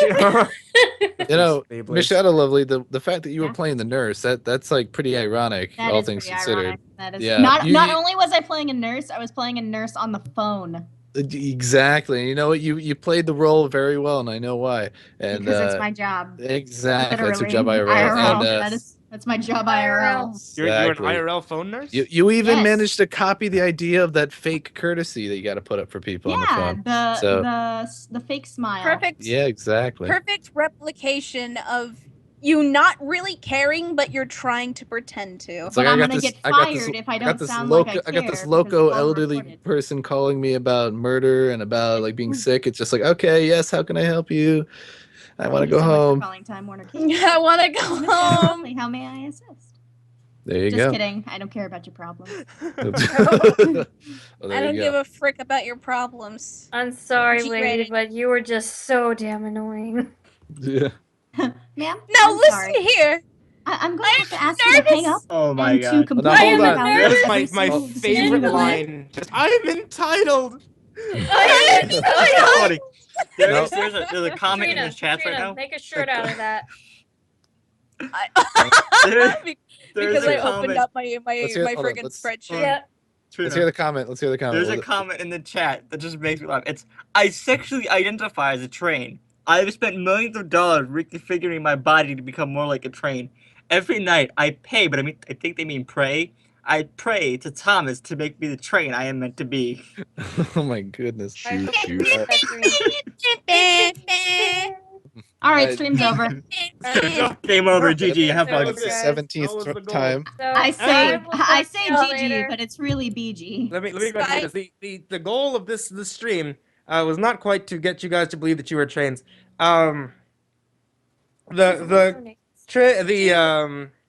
To donate to the Nachobirthday for a Place to Bark campaign, because a Place to Bark is a wonderful place where they shelter, train, and put dogs and other pets up for adoption, and they rescue them from. Did I say that? I don't listen. We just donate if you can. Every bit is appreciated. You guys are the greatest. And Damn it, you're not nervous. Did I really say shelter trains? Shelter trains? You said shelter trains? Please donate.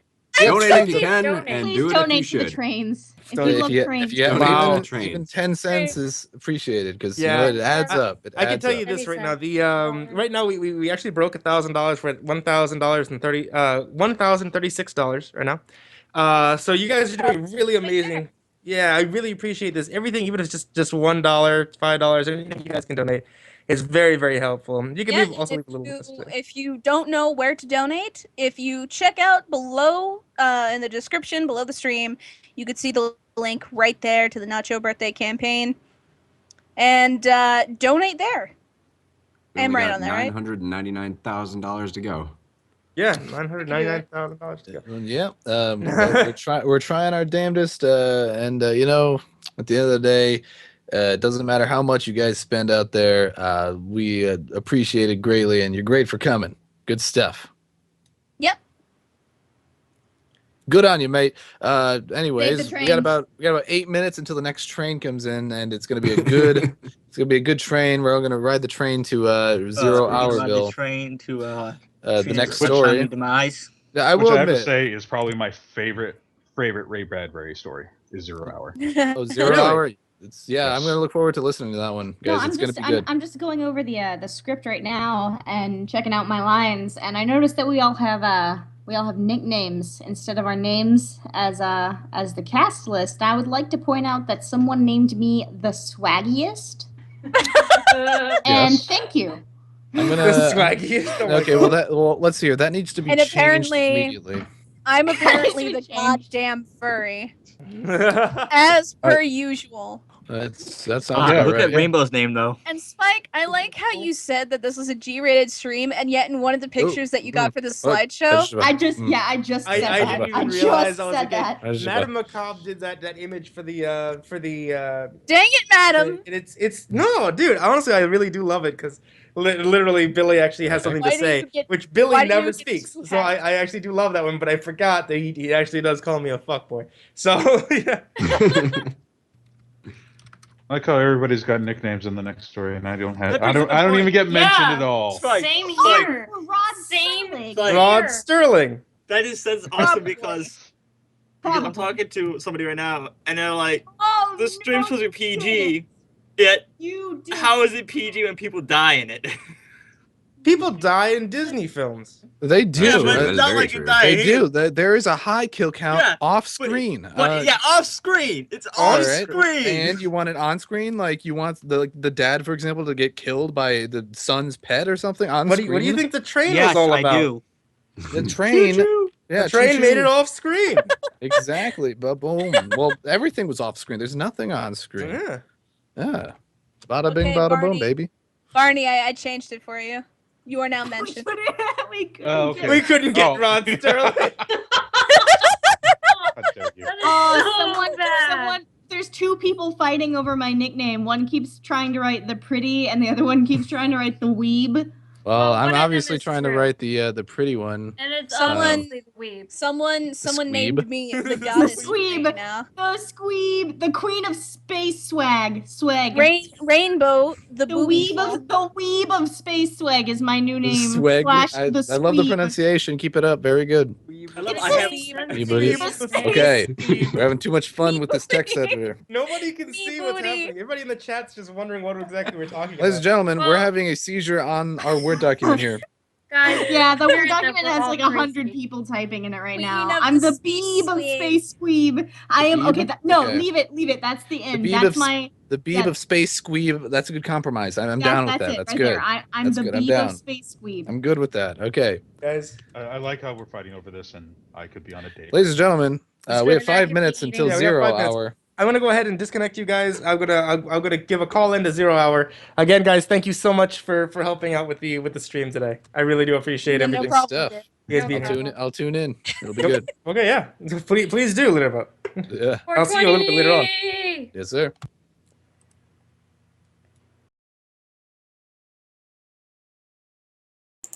Everybody who's still in the stream along with me, please, we really do would appreciate it if you take a look at the link in the description down below. Do we have be able to support a Place to Bark? Place to Bark is an animal shelter. It takes a lot of animals out of, and by I say a lot, I mean nearly 1,000 every year, out of high kill shelters and the like. It's a great cause because like they do a really great service to help out animals, and I would have really appreciated anybody who you can give $1, give $5, give anything that you can, even just support if you want to share around the stream or share around the Nachobirthday link, just so we can try to raise as much money as we can to be able to support them. We got coming up 0 hour. This one is going to have a new voice you guys probably haven't heard in a little while. We're going to have Barnabas back, but also we're going to have CreepyPasta. Miss Shadow Lovely's coming back. Trina, Miss Creepy Rainbow Pasta, who's here with me. Creepy Raven, and of course, me as a telephone operator. But, this is going to be one of the ones, another horror story based off of Ray Bradbury, an adaptation, should I say, from 1955, old school radio. So if you guys haven't quite been able to, what's the word I'm looking for? You guys haven't quite been able to be around just yet or know exactly what we're doing here. We're doing old radio broadcasts from 1930 through 1950, ones that actually were on the radio way back when. So hopefully you guys enjoy it. The majority of what we're doing is horror, but we get a good amount of comedy and noir and things like that, so we can really kind of get that old radio feel. And I see you guys are still exploding the chat. Good.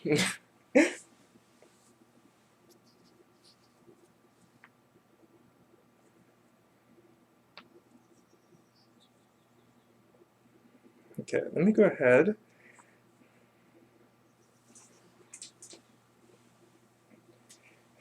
And get this one going.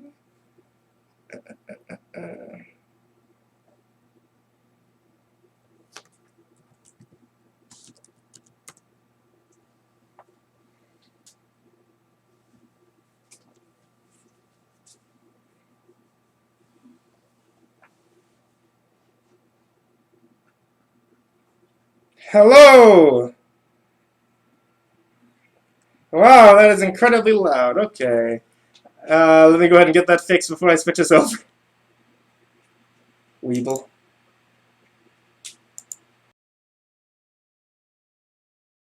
Oh my god. Aha! Raven's mom was watching the stream. Perfect. That's beautiful. That is awesome. She just texted me and told me I need to speak up. You need to speak up? Well. No, before I joined this, I yelled to my parents, like, please be quiet, I need to act. The one time I close my microphone properties window is the time that it just bursts in gain, and it's just like, Mike, please. Mike, please. Calm yourself. Also, Trina. Baby. I love you. Do we have everybody here? Is everybody good? We are. I think that's everybody. That's everybody. No. We're golden. I'm not here. Good. Barnabas is not here. Thank you. Yeah, well, you know what? I'm not here either. Sorry. I'm here in spirit. Sucks to suck. Sucks. All right, let's see. Let's get us ready here. The beeb of space. Everybody is The good to beeb of do some what's the word I'm looking for here? Some alienation, to do some That's racist.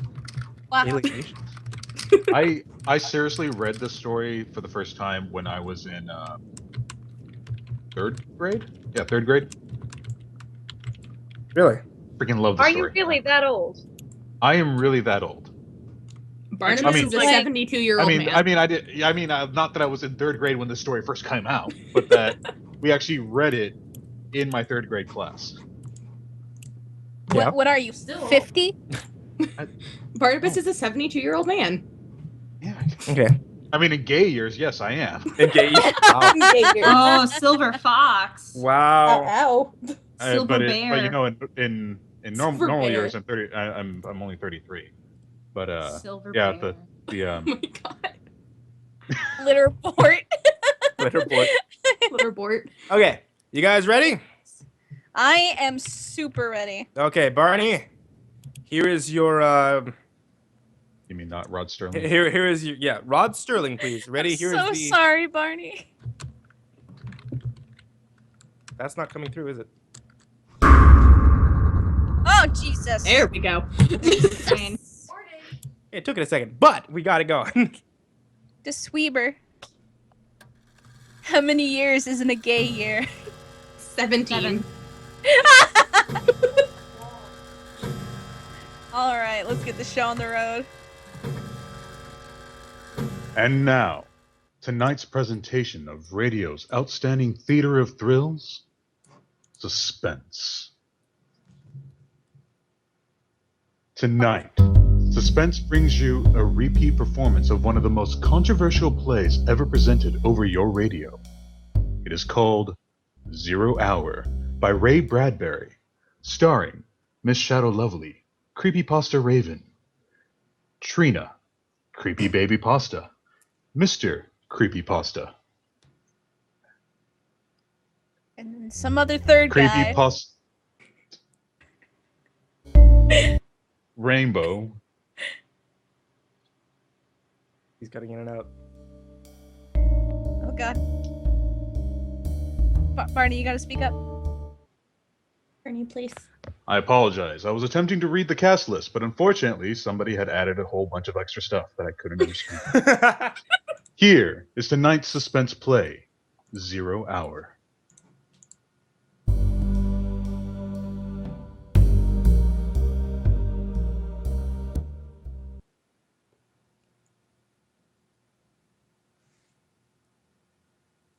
I don't have that. You all are girls. You can make those laugh.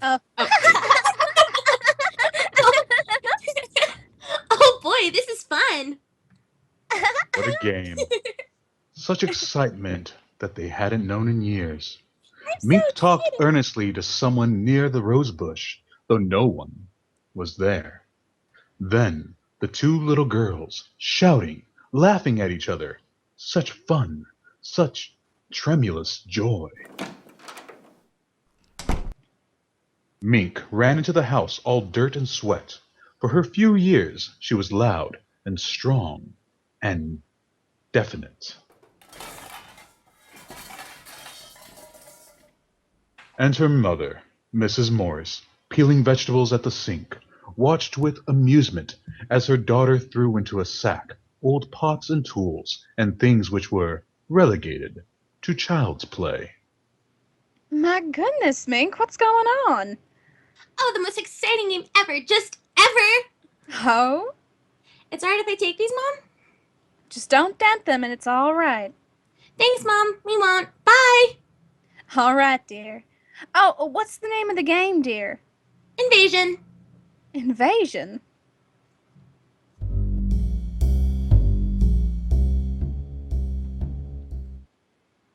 Invasion. And in the garden, now a serious concentration. Mink, with an assortment of pots and pans and wrenches, forks, spoons. And her friend Anna, a little younger, tongue in cheek, taking notes on a pad.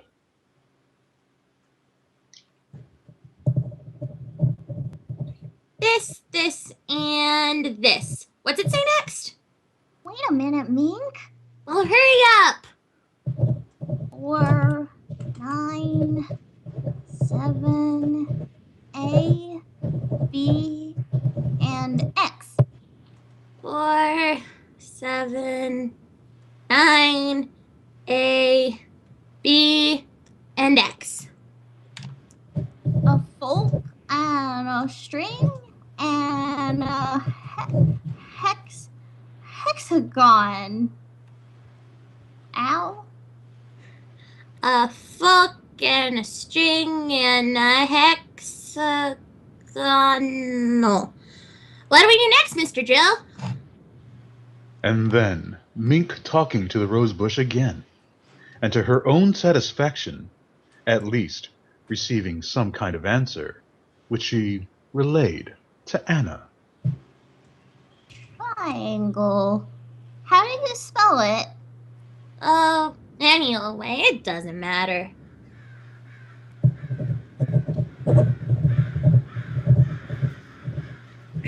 Now write beam. I haven't got triangle yet. Well, hurry! 0 hours by 5 o'clock. We haven't got all day.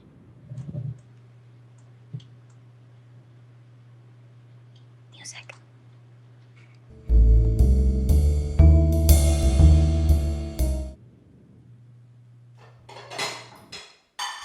Then, time out from invasion for lunch. Mink bolted down the soup and, coincidentally, crammed a sandwich into her mouth. Now you slow down, Mink. Whatever's waiting will wait a few minutes longer. But I can't. Drill's waiting for me. Drill? That's a peculiar name. Is he a new boy in the neighborhood, dear? He's new, all right. Well, I don't think I've ever seen him. Which one is Drill? He's just around. He'll make fun. Everybody makes fun. All the kids do. Well, I don't think that's very nice. Is Drill shy? Yes, in a way. I don't know. I gotta go now, Mom. If we're gonna have the invasion. Now you finish your milk, miss. Who's invading what? Martians invading Earth from up there. Oh, I see. And, Drill's a Martian? I think so. He's had a very hard time getting here. I should imagine.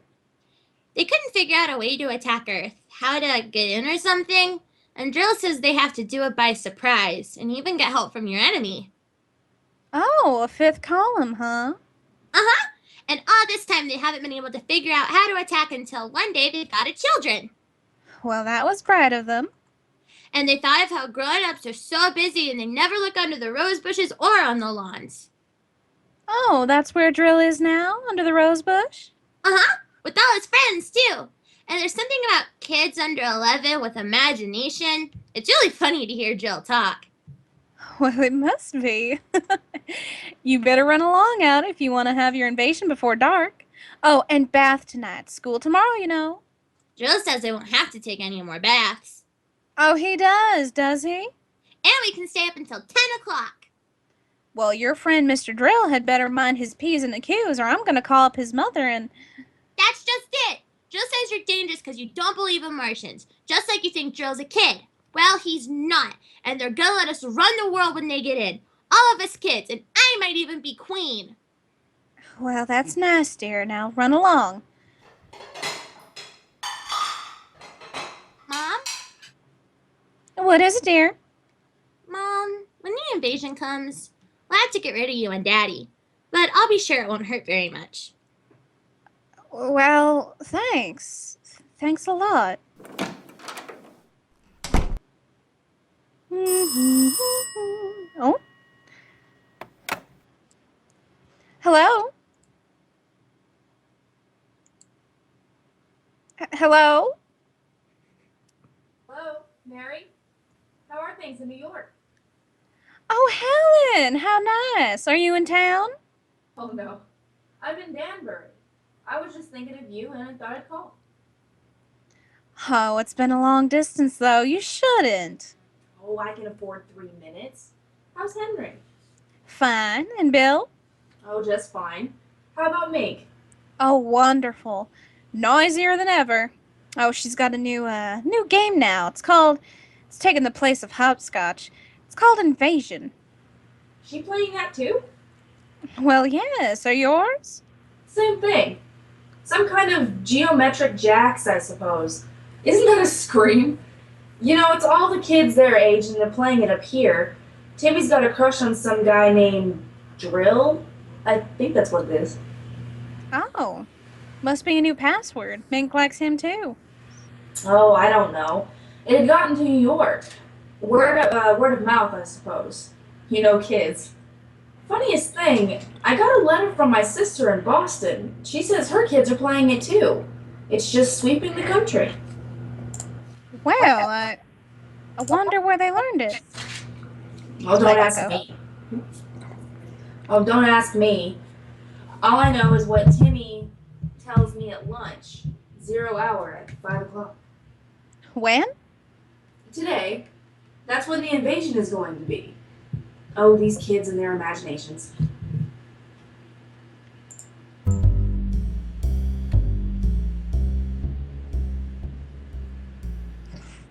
And they talked a little more. Schoolgirl friends, casual woman talk. But Mrs. Morris was thoughtful. She was thinking of other things, of adults, of children with imagination, rose bushes, dimensions. She thought about how much she had forgotten about being a child, and she wondered about Mink and all the kids who were at that moment playing Invasion. I'm so glad you called. Give my love to Henry and a kiss for Mink. I will. And to Bill and the kids. Thanks. Bye. Goodbye.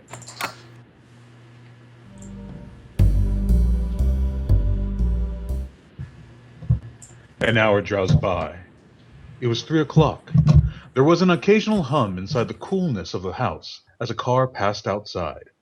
The street was lined with good, green, and peaceful trees. And all across the city, in other gardens, in other places, children under 11 were excitedly playing a game, talking to rose bushes and grass lawns, trees, shrubs, even children in apartment houses, high in the air, conferring with potted plants, cacti, and ivy. Mrs. Morse finished her homework and went to the kitchen. Housework. Oh, hello, dear. Hey, Mom. Can I have a glass of water? Of course, I'll get it.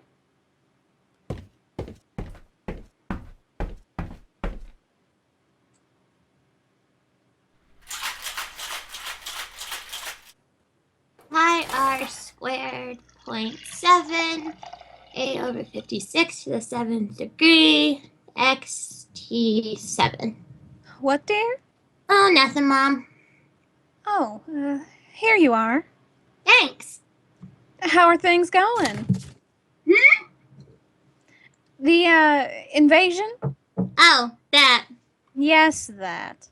Almost finished. And everything's right. Jill says we should be ready on time.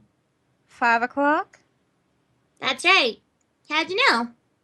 Helen called me from Danbury. She says that, Timmy's playing it too. Oh, that's keen. I guess all the kids are, aren't they? No, not all of them. Not guys like Jimmy Wood and Bob Wilson. They're growing up and they make fun of us. They're worse than parents. They just don't believe in Jill.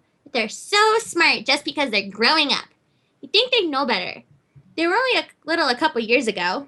We'll get rid of them first. Jill says it's okay to kill them first. Now, Mink, I don't like that kind of talk.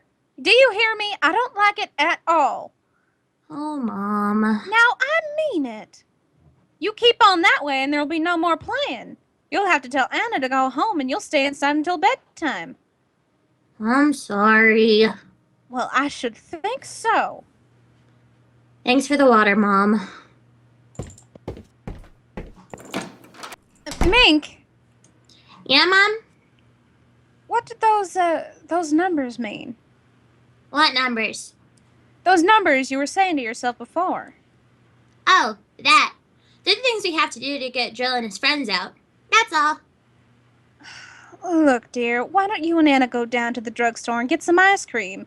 You don't even have to use your allowance. I'll pay for it. Haven't got time, Mom. Thanks. Well, I'd never believe I'd hear you say that. I gotta go now, Mom. Oh, wait a minute, Mink. I want you to tell me the truth. What is this invasion silliness? It isn't silly! It's just a game. That's all, Mom. We're trying to play an invasion. Excuse me, I gotta get back now. I'll see you later.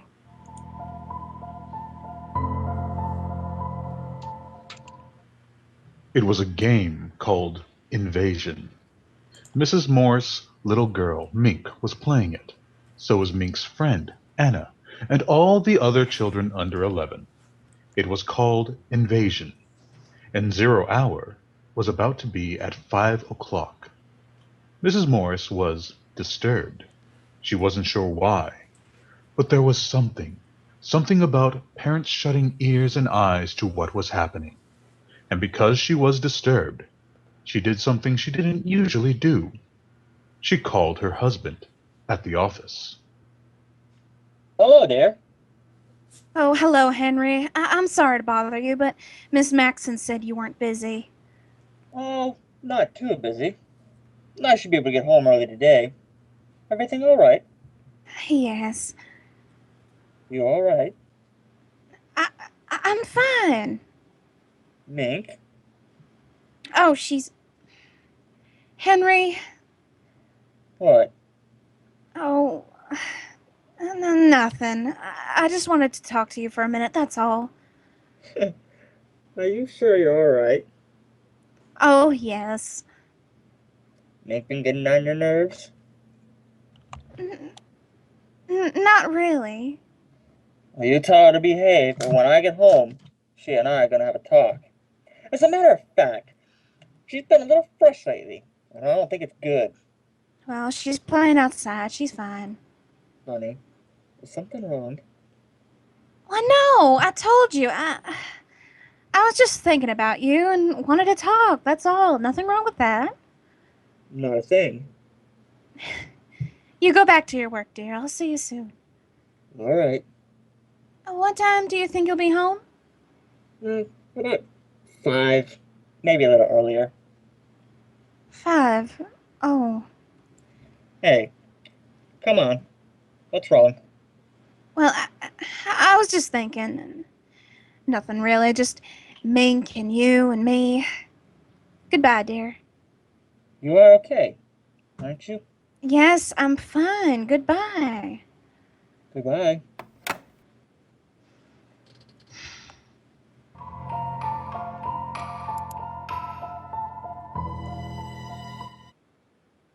Another hour passed, and it was 4:30.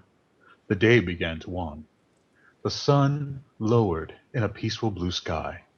Shadows lengthened on the green lawn. Outside it was quiet. The two little girls were more intent than ever upon their endless movement of design and pattern with the implements before them. Mrs. Morris watched from the window, and she had never known Mink to have such powers of concentration. She had turned on the radio and sat drinking a cup of coffee and turned over her thoughts.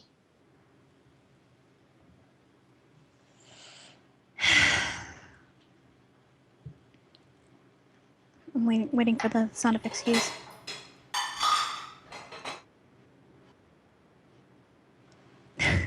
Children, children, children. Love and hate side by side. Sometimes children love you, hate you, all in half a second. Strange children. Do they ever forget or forgive the whippings and the harsh, strict words of command? I wonder. How can you forget or forgive those over and above you, those tall, silly dictators, those parents? Mom? What is it, dear? Have you got a piece of lead pipe and a hammer? Well, I don't know. There might be in the garage. Do you what do you want them for? We just need them. Well, if you tell me what for, dear, maybe I can... I can get him. Thanks, Mom.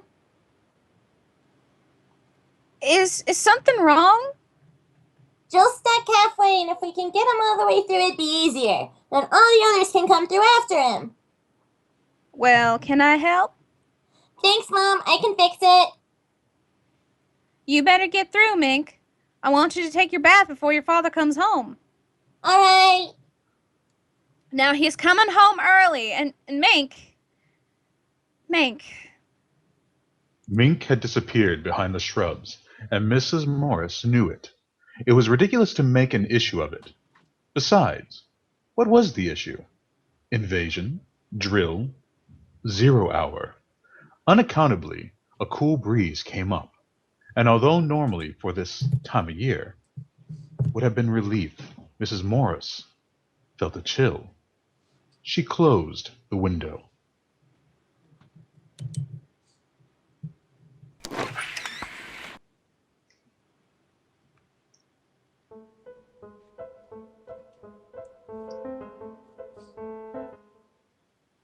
Time passed. A curious waiting silence came upon the street, deepening. Then, from the living room, Mrs. Morris heard.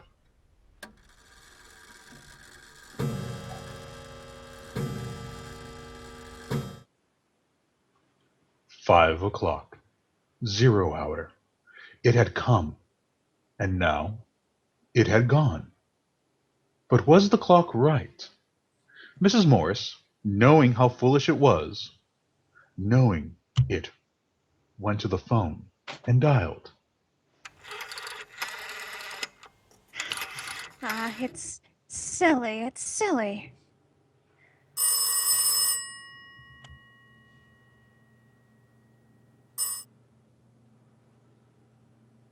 When you hear the tone, the time will be exactly 4:54 and 20 seconds. Yeah, close enough. That's one hell of a tone. Yeah, nice tone.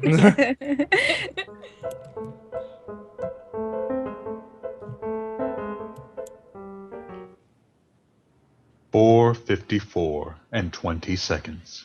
And Mrs. Morris knew it wasn't as silly as she thought. Because it wasn't 5 o'clock yet. Not 0 hour yet. Then the car drove up into the driveway.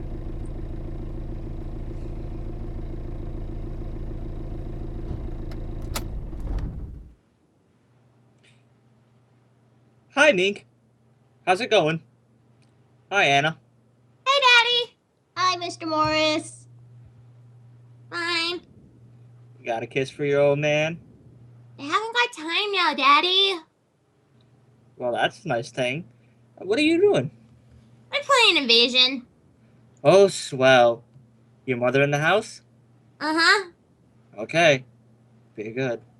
I will. The 0 hours in a few minutes, Daddy. All right. I'll be ready.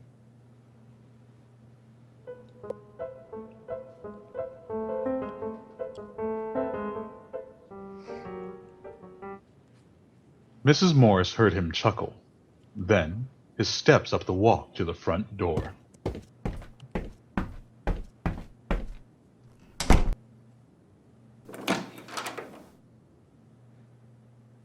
Mary! I'm in the living room, dear. Oh. Hi. Our daughter didn't have time for a kiss. How about you? Hard day? Not particularly. Would you like a cocktail?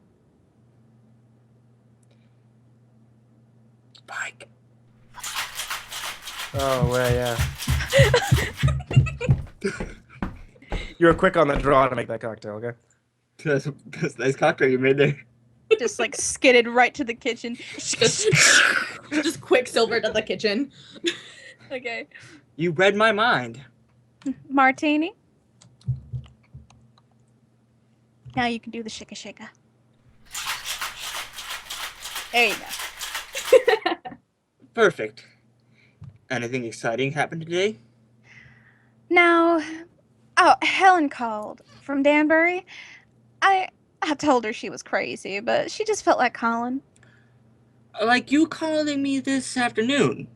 Crazy. Huh. Hey, what was that all about anyways? Well, I told you. I just wanted to call you. Hey, incidentally, what's this new game the kids are playing? Invasion? That's a nice depressing thought. Is she alright? Come to think of it, she looked kind of funny. Oh, she's all right. What's the time, Henry? Oh, I've got 2 minutes too. I'm probably slow. You've got something on the stove? You skipped a line. I know I did. I messed up. Shit. a couple of minutes at the 5. Why? No. I know. No, the clock's wrong. By your watch. Oh, I've got 2 minutes too. There you go. Slow.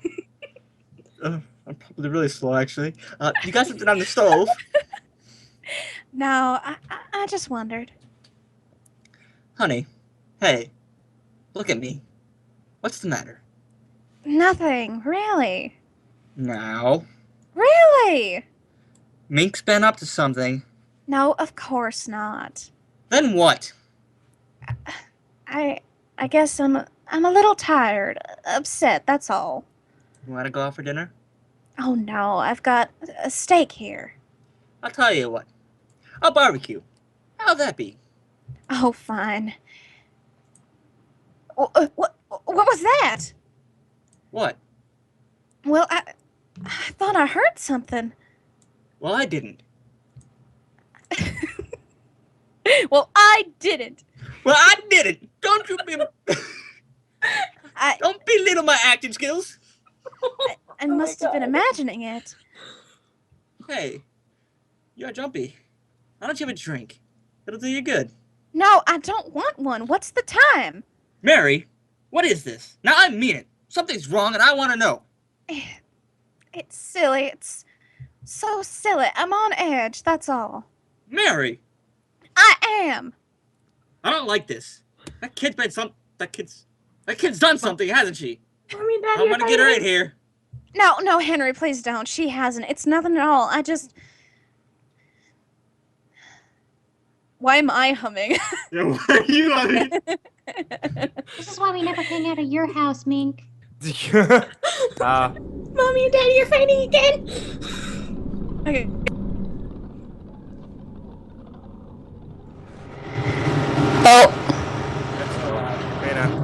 Mina. Slenderman. Yeah, she's dead. R.I.P.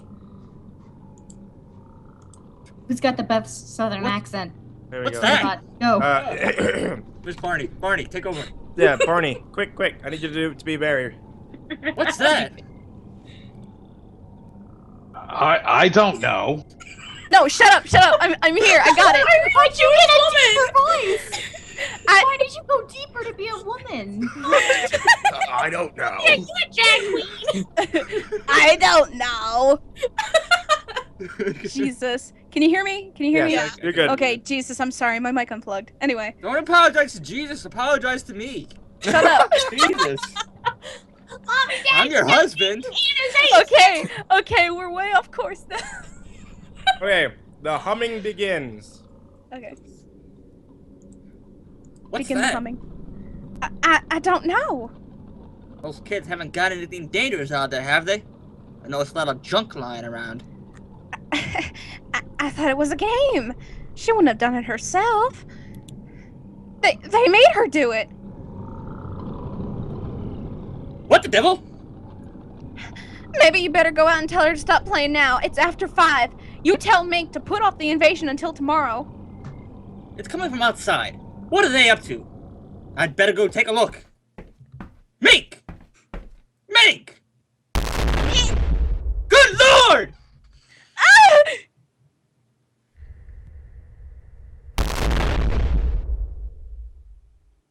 Bombs! Bombs! They're bombing! No, it's upstairs. I know it is. In the attic. That's where it is. Appropriate music, yeah. Notes. Mary! Mary, it is not up there! He ran after her, confused, not a little frightened. She seemed to know something.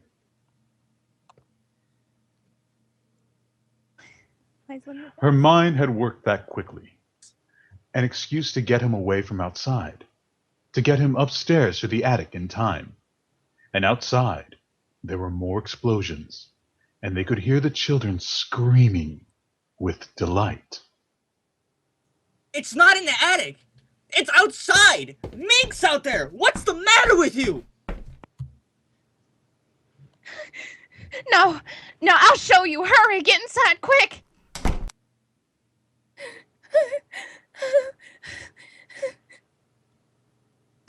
Now we're safe until the night. Are you crazy? Why'd you throw the key away? Maybe we can sneak out later. Maybe we can escape. For heaven's sake, the kids are out there! Do you want to get our... Oh, no. You don't know. You don't. We've got to stay here. We've got to. It's horrible. We've got to. You stay here with me. At this point, I don't know how the devil I can get out. Where's that light? Be quiet. Please be quiet. They'll hear us. They'll find us. Henry, please. Now, who's going to answer the telephone?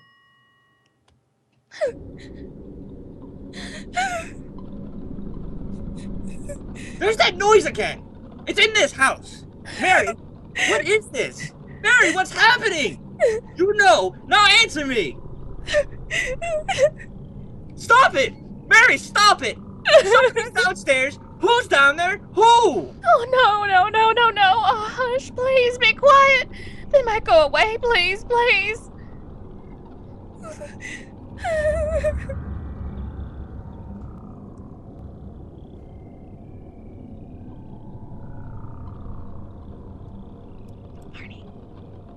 Between his wife's terror and the electrical humming from out below, Mr. Morris felt a great fear.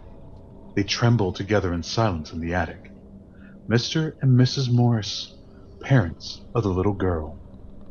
Then they heard steps coming up the stairs.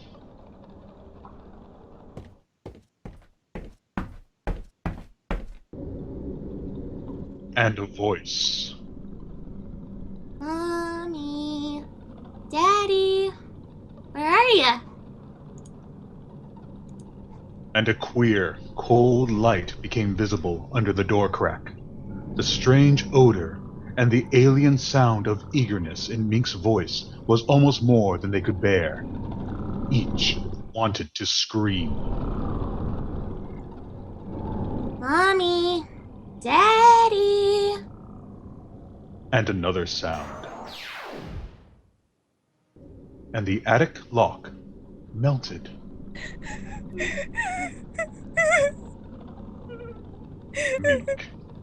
Mink with bright little eyes and tousled hair peered inside, and behind her, tall, wavering blue shadows, frightful shadows. Peekaboo.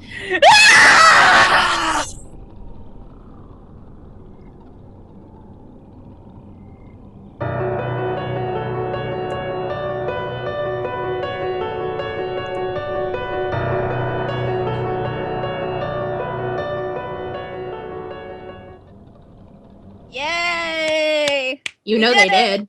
You know they did. You know they did. I say you he did. That's what happens when you're a furry. Yeah, being a furry. That's what did it. And Are you freaking kidding me? Raven yelling the entire time in the friggin' attic gave us away. Actually, I really loved that intensity that you had, Raven. That was really like, Jesus, we left a child outside. Like, why would you?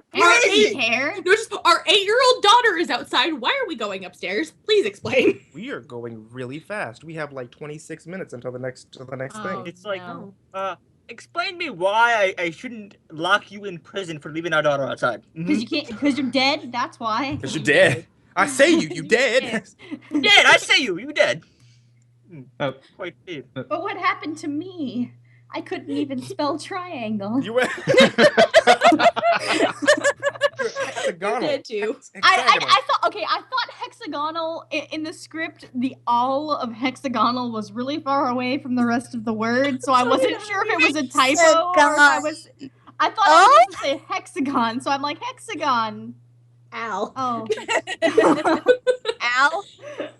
Hexagon. Al? Who's Al? Like this little, like her 8-year-old little girl. Like, who the hell is Al? I haven't even wrote the triangle yet. I haven't even wrote triangle yet. For some reason, my little girl voice made me sound vaguely drunk.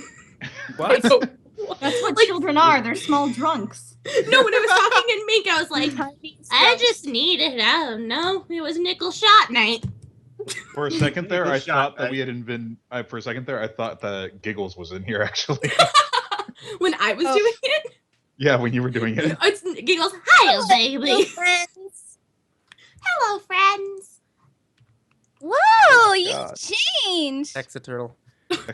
No, I would really like to say that my favorite part of the whole thing was when Barnabas tried to play Mary, and instead of going higher to be a woman's voice, he went deeper. I don't know.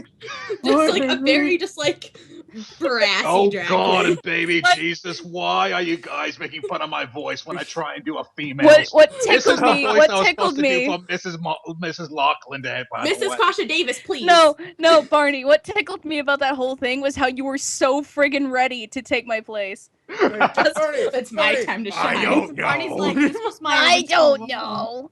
Barney's like, before they cast me as the announcer, I was cast as Mary, and I'm really salty that they changed them at the last minute. So when they just go, Barney, be Mary, he just bursts through the door wearing a red He's like, sequin my dress. time to shine. It's, like she just When we kicks were the door doing, down wearing a red sequin dress. It's my time, bitches. When we were doing It's my time run-throughs, now. we were missing a lot of people, so I took over for a lot of female voices during that time, and during Please that tell time me I you're used Mink. all the same voice. I just imagine Also, Mink just. I saw in the chat that, oh my God, am I still slender training? No, I'm not. Okay. No. No, but I saw in the chat that like people were just like, Trade is slender manning again, and then I realized that the mic unplugged and replugged itself, so it was at high gain, and I am so sorry. No, you're not. It was So beautiful, let me tell you. It's okay. it So was part my of the boyfriend, engagement. my boyfriend just messaged me saying, "I know Raven wouldn't leave me outside." Damn. That's cool. Yes, he would. Yes, Yes, he would. I probably would. My boyfriend is a British Jew. Please leave him outside. Oh, if I people ask would- you, Barney, what's your channel? Who's your boyfriend? What? Hey, La Mama, Which one? ASL. Pikachu. ASL. ASL. My channel. I mean, you can just type in Barnabas Demos into the search function, or it's a black collar as in the shirt collar, worker 82, or I can just link it. I think. Can I link it to? You can't link it in the chat. No, yeah, the chat can't be linked. I can't even. Oh post links in the no! chat. That's too fast. But I'll So then tell I'll you just do about this. a link. I'll tell you about a very important link, ladies and gentlemen who have still joined us in stream. Nachobirthday.com Stealing my thunder. /campaign /ID /511. If you want to go to the donate page, donate now for A Place to Bark, which is a small animal rescue taking nearly 1,000 pets from high kill animal control agencies, puppy mills, and etc. And they place them into adoptive facilities and adoptive care, where you can get a new friend right there. You can adopt the Raven. I don't think they do birds. They don't. I don't think They don't. Barnabas. Well, Yes. you can adopt a dog or a cat and name it Raven. Yeah, Or you No. can adopt Barnabas. Get a Trina. Can we adopt What? Barney? You do not want a me. You don't want a Trina? I want a Trina A so I Trina can wolf. train her to say, "God damn it." Trina Wolf. No, you don't, and you don't want a Trina because she's gonna jack up your carpet. Oh no. She is Not gonna a bitch. plop. Thing. She's What gonna if I get plop her her butt fixed? and just start dragging it. Oh no. Don't Mama, steal I my got thunder, words. Just like too. the picture I was she gonna has in tell her the whole icon. thing, and then you're all like, "No, let me go ahead and tell everyone about the Nacho birthday link." You were too slow. You were too slow, so I had to take charge. Gotta go fast. I Gotta say go- as you gotta were go just fast. literally about to say it. Trina, You can are do no the thing you are real no quick? longer the blue blur. You have been You have been outfast by the red blur. There is no Outfast. outfast. Thank you. Trina. Yeah? Trina. Yeah? Can you do the thing for me? What thing? Nahoy. Oh god. Are we? Did we come full circle back to SpongeBob for real? Doodle Bob. I think we did. I'm letting you guys know though, like it says, you can see it on your screen. It's never left the screen actually. Support A Place to Bark. The link's in the description. Links in the description if you want to find out more about A Place to Bark. They're there, as well as the Nachobirthday link. Anything you guys are able to donate is appreciated. From $1 to anything at all. Sharing around the links, it's very much appreciated. Because the fundraiser actually will be open beyond just this stream. The stream should be here for a good while. Yeah, I was actually going to ask. Oh my god! I got. No, I was actually going to ask because I only had like $2 left, so I'm just like, I'll just donate the $2 I have left and Why? donate more. $2 is appreciated. $2 is $2, and I'm pretty sure. I need to get a new mic. I'm so sorry. This is like the 4th time this happened tonight. It's cool, son. Trina. But yeah, What? I'm going to donate more once I get paid. I have an old snowball I do not use. If you give me your address, I shall mail it out to you. If you give me your address, I will go to the nearby apartment that you said you were gonna get, and I'm gonna buy it before you do. You realize I have no money to buy an apartment. I didn't realize you could buy an apartment. You can. Yeah, that would be nice, man. That's what happens in New York. Yeah, that's what happens in New York. That's the entire You don't premise buy of houses Breakfast in at New York. You Tiffany's. buy apartments. You That buy sounds apartments. amazing. That's what happened in Breakfast at Tiffany's. Breakfast at Piffa Piece. What's the next? The next story No, not next door. Next is the what? Next murder, not next door. The next murder? Who dies next? I You. believe the next murder will be the people next door to me. Oh yeah, I heard you have a very interesting cast of people there. Yeah. I'm out of the loop now. Who? What? I've like after my boyfriend left, the people that were across the way from me were watching my cat for a while, and then after 1 week they were like, "Okay, we're gone, bye," and then they left. And now, like within a day, new neighbors moved in, and they're what's the word I would like to say? Loud. You know those people that like to have parties on their patio between the hours of 7 p.m. to 2 a.m. on weeknights. So like the people who used to live under me when I lived in Louisiana. Yeah. I am so sorry. Sitting there screaming at each other, yelling at each other. I'm really, really waiting for them to start shooting at each other. You're waiting for them to start shooting at each other, you say? Yeah. I'm not even joking, actually. Gotta go fast like Sonic. Sonic. What's wrong with? Whoa! What's the matter with Sonic? Sonic is my Nothing. buddy. Take No. your Sonic OC out of the screen. No. He gets He's here enough to screen stay. time in his game. My Sonic OC is perfect. His whole life is him being a Sanic OC. Yeah. Your Sonic OC is a Gary Sue. You're a Gary Sue. Oh no. No. Them fighting words. Them just I mean, fighting. I'd lose, but you know. You're a scrawny little man who would do anything for red velvet cake. You probably would lose. Shh, red velvet cake. I don't like red velvet cake. I know. I'm just saying. I like red velvet cake. Red velvet cake is delicious, but you don't dress up in drag for it. Hey, No, I do not. You don't know my life. You don't know that's how I true. eat Lizzie my red definitely velvet cake? dresses up in drag for red velvet I am cake. always dressed up in. I was gonna say I'm always dressed up in red velvet cake. I'm but always I'm dressed up gonna in drag. I'm Well, not with gonna your change hair it. is red, it looks like it. I'm always just, dressed up as red velvet cake. Just a quick thing for a few people in chat. Any messages to MCP right now can wait, as he is in the middle of hosting a very important charity live stream. It is very rude otherwise to try and make your message take precedence over that. So calm down, stop spamming the chat. Also, the Can you wait until later? Also, like, Copy, please keep paste, your Google, commentary don't. safe for work because there are some younger viewers in the chat. Yeah. Please. Yep, so if we can please comment with the spam and all of the other inappropriate things. I'm if you can do that. Yeah, I'm watching some of the chat too for this. So yeah, unfortunately, I gotta kick some people from chat here and there. But we got Actually, you know weird what? mods and Even when I was on your account, I have tried removing and like banning and blocking people, and even when it's on your account, they don't go away. Oh really? Which is why I think YouTube chat, like live chat, is absolutely so much more worse than Twitch TV chat. Yeah, So but much here's more worse. Here's the difference between Twitch. I emphasize it that way because it's true. Here's the difference between Twitch and YouTube, though.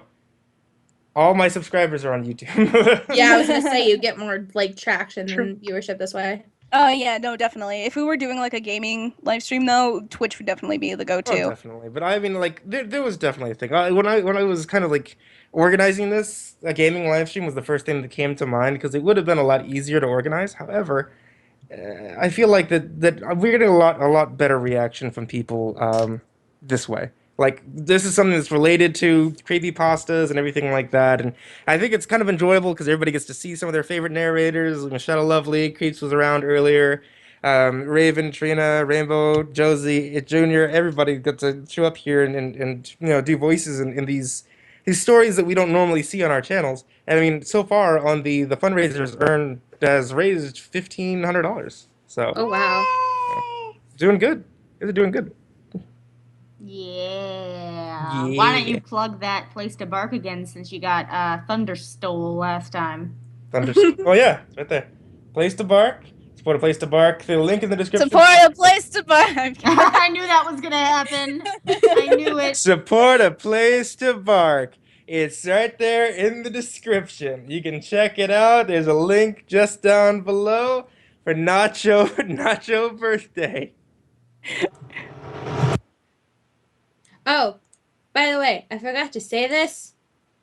Happy birthday, Nerd Lord. Yeah. I'll let birthday. I'll let people know. We're all singing happy birthday. No, we're not. No, we're not. Yes, yeah. we are. Happy birthday to you. Happy birthday to you.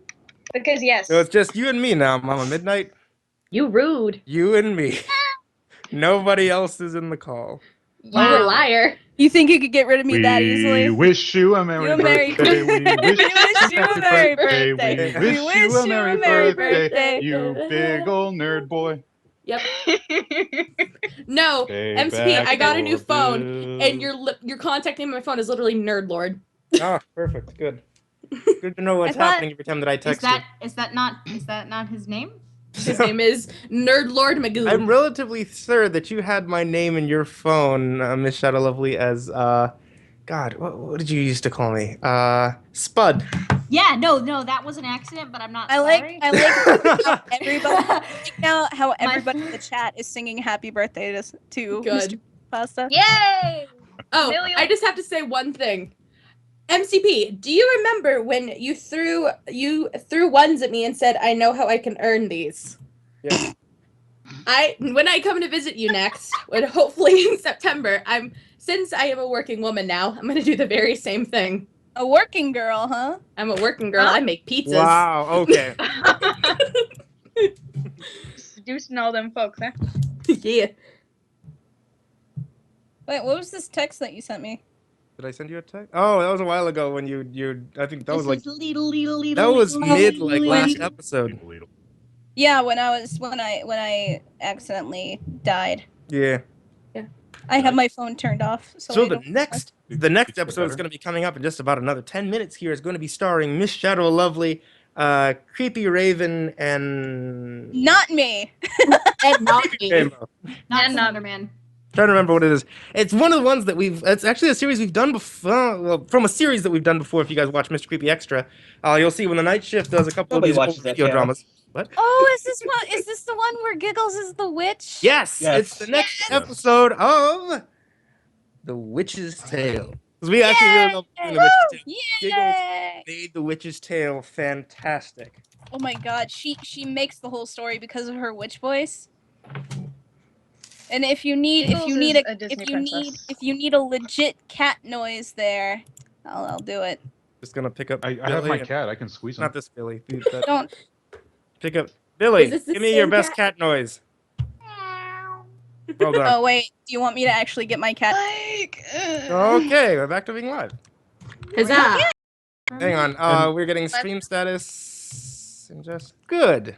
Okay. Another thing that's going on. Yeah, this is just another thing from YouTube. I guess this is just what happens. It happens. It happens, This man. is YouTube. This is YouTube. YouTube.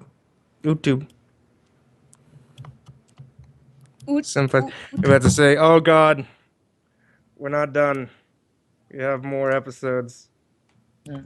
Oh yeah, we have I would say 3 episodes left to do. We got 3 episodes. You got the Shark God, the next, which is Grand Marquee. We have Shark God. Grand Marquee, and then a very, very special detective episode as our finale, who features a very, very important streamer from a site called Vinesauce. If you don't know what that is, you can check it out at vinesauce.com. It's just loading for me right now. I don't know why it keeps disconnecting. Raven's absolute insult just killed the stream. The burn, the shade. His offense is just like, you know what? I don't have to take your shit. He's like, I don't have to take your shit. Well, maybe I'll take this. I'm going to take this moment to go get myself a power bar. Here. Okay. Power bar. And while that's going on, oh hey, some people in the chat actually do know about Vinesauce. Ain't that a pip? It's Bizarro. Bizarro MCP is doing this. I can sense it. You just went full nerd. Somebody didn't watch the Spring Break Spooktacular. I actually didn't. So She's always been that nerdy. By the way, should I go about to Vinesauce and be like, hey, one of your favorite streamers is gonna be doing the voice in this one? Actually, yeah, go ahead and shoot a text over to some of the Vinesauce. They's cool. They're good people. I haven't really been involved with a lot of Vinesauce stuff for the last couple of months, but they're good people. They're good people. Vinny is the one true hero. Vinny, you know that actually, Vinny. that. Oh God, we're at 7 minutes. Goodbye. Oh, okay. Bye.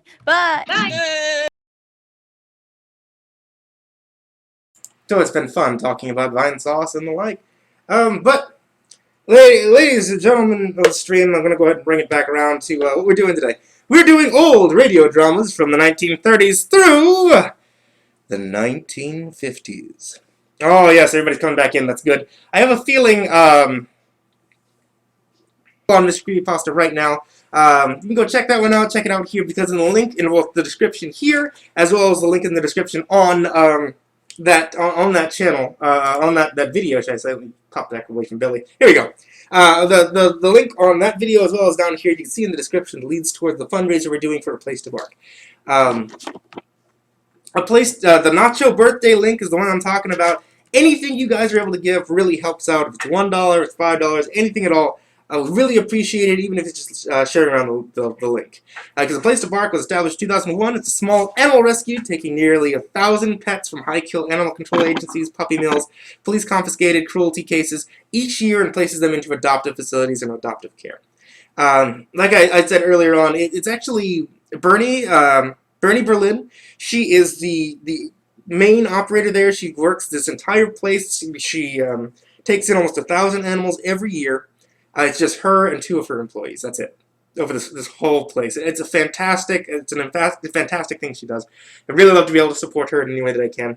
So if you guys could go ahead and donate $1 if that's all you can do over to the Nachobirthday website. I would really, really appreciate it. Next episode we're going to be doing, like I had mentioned before, is The Witch's Tale. Witch's Tale featuring Giggles as the old Nancy. If you guys haven't gotten a chance to check out Giggles yet as old Nancy, she is absolutely fantastic.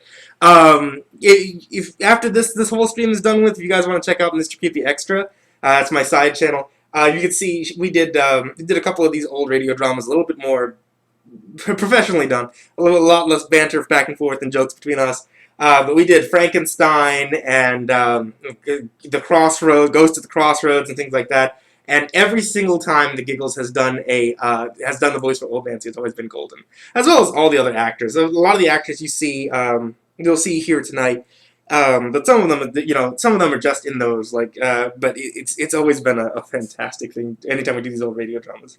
And I wanted to be able to share that with you guys. That's why we're doing now, You know what I'm saying? You feel me? You feel me, homie? You feel me? Okay, Billy, anything else you want to add over there? Is Billy's mic okay? I can't hear him. Billy? Billy, have you fallen asleep? Okay, you're doing a good job holding the radio over there, so you keep it there, okay, buddy? Okay? Alright, you're doing good. I'm proud of you. Okay, let's go ahead and get stuff ready for the next episode then, I guess. Hi, Mr. Pasta. Hello! Hello! Billy has such a way with words. I was just really selling that. I was just really selling the idea of what you that voice you can do, Giggles. That perfect. I heard. I was so flattered. I was like, "Oh, stop it, you!" To everybody complimenting me in like the last 10 minutes or so. It is a very amazing voice. Yes, nobody can funny play 'cause, Old Nancy like you can. Not even the original Old Nancy. Thank you. Hey, Blue Pikachu. I succeeded her. Which is It's Blue funny Pikachu? because Is that a I've son? always thought that Barnabas Blue had the Pikachu. best announcer voice for these audio drama ones. Well, he does have the old radio voice. I'll give him that. He definitely has the voice for radio. But when it comes down to playing an old witch, you are the bee's knees. I'm diabolical. There- Mr. no. Pasta. Yes. Okay.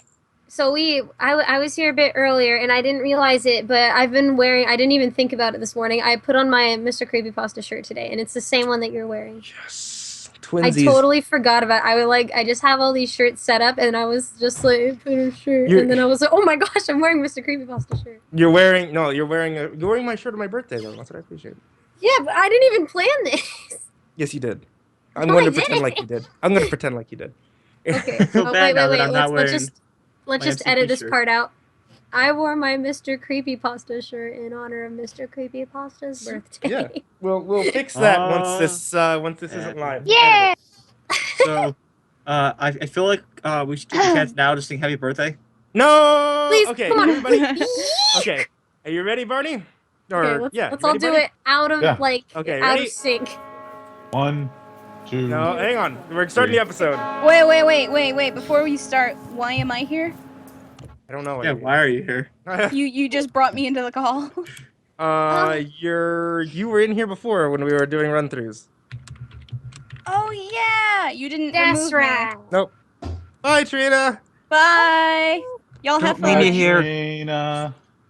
No, Dude, you're I think gonna we're waiting kill on Miss me. Shadow Lovely though. We're What? still waiting for them. Miss Shadow Lovely to join call. No, So- she's. Can you hear me? She's not. Yeah, I can hear you good. Trina. Just. Oh my gosh, look at your icon. Oh my God. Trina's icon is brilliant. It looks like it's like he's like doing that to my screen. I think he's falling. Oh, that's Isn't funny. that the guy that's like he's like diving into the pool, but he's got like his knees up to his chest or whatever? Yeah, hold on. That's seriously amazing. That guy. I just There changed you it. go. Miss Shadow Lovely's here. Yeah, perfect. Wait, where's Oh my goodness, that's inappropriate. don't we need Josie for Satan? For Satan? Satan? Satan. I didn't Satine. have Josie thrown into this one. That's actually a really good point. I don't know if she's I think available. Barnabas should be the cat. Yeah, Barney, go ahead and do the voice of the cat for me, please. Meow. Yeah, perfect. Are you ready, Barney? Yes, I am. Plays announcer. Just, meow. Let me go ahead and get us ready.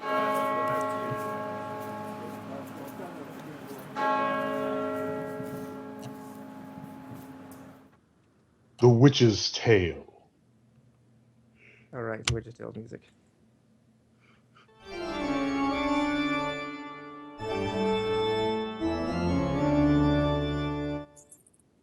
The fascination of the eerie, weird, blood-chilling tales told by Old Nancy, the Witch of Salem, and Satan, her wise black cat.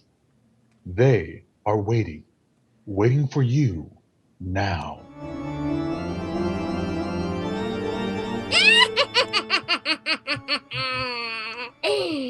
108-year-old I be today. Yes, sir. 108-year-old. Well, Satan, tell these folks to douse their lights. That's it. Make it nice and dark and cheerful while you listen to our soothing little bedtime stories. Draw up to the fire and gaze into the embers. Gaze into them and soon you'll see a boat that's coasting off the islands of Hawaii. Oh, Hawaii! Where the flowers are finest perfume and weeds of rankest poison. Where there's happiness and life and sunshine, and where there is darkness, fear, and death. Hawaii, that's the setting for a pretty tale we call the King Shark God. The King Shark God!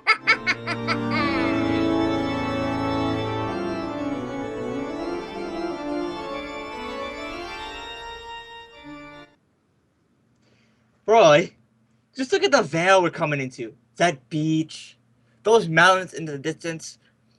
Get out of that chair and look. I'm more comfortable sitting here within reach of a drink. To me, that vale is just the Maya Kona Harbor, where we get off this boat and drive to Kahala. I lived in these islands for 3 long years, you know. If I were to spend a lifetime here, I wouldn't understand how you could be so bored. Why this? This is God's country. 10 to 1, you'll be fed up with this place before I was. Your capacity for enjoyment is handicapped by a lot of morals, while I have no morals. Have managed to keep a degree of interest, thanks to the very pretty women here. Women and pineapples are 2 products for which Hawaii cannot be beaten. So I understand. You'll be chump enough to only appreciate the pineapples. Lord, how time changes a fella. When you used to play hooky from school back in San Francisco, who'd ever have dreamt that you'd become a missionary? When I saw you step off the boat in Honolulu wearing that black suit and Bible sticking from your pocket, I nearly dropped dead. Well, I thought the clerical black would probably impress you with my new dignity, so I wore it purposely and nearly roasted. I say you lost no time in changing to white when we got back to the hotel. My, you look like a human being again. Thanks. You know, I wonder if becoming a preacher hasn't just been a change of clothes for you. I wonder if you're not still a rowdy underneath. Oh? And what about you? Ever since we had a reunion 3 days ago, you tried to shock me with tales of your gambling and drinking and your love affairs. I wonder if that's not mostly posed and if you're not still the good little boy you used to be in school. No, I'm living now as I always wanted to live. I simply lacked the nerve to be myself back home when people knew me. Out here, nothing matters but to have a good time and the easiest way you can get it. Wonder how long it'll take these islands to bring out your real self, as they brought out mine. I think I've discovered my real self. I wonder. When we were kids, you used to like the girls. Wait till we get to Kahala and you'll get an eye full of my Irene. I'll bet she makes you forget you came here to save souls. You're Irene? Oh, don't prepare to get shocked. Everything is perfectly proper. Matter of fact, the girl is so straight-laced, I'm thinking of making her Mrs. Caldwell. What? You're planning to be married? Mm-hmm. May I ask you to tie the knot for us? You never mentioned this before. Oh, Roy. You were only fooling when you told me those wild tales of your dispositions. You were just trying to get my goat. Why didn't you tell me you were getting engaged? Because I just made up my mind over I just made up my mind over the last bottle of rum. And wasn't kidding about the other girls. This one simply got me going, so I'll do anything to get her. If I go back to the States, divorce won't be much trouble. You mean you'd marry with divorce already on your mind? I wouldn't expect me to go back to California married to a half-caste. A half-caste? Mm-hmm.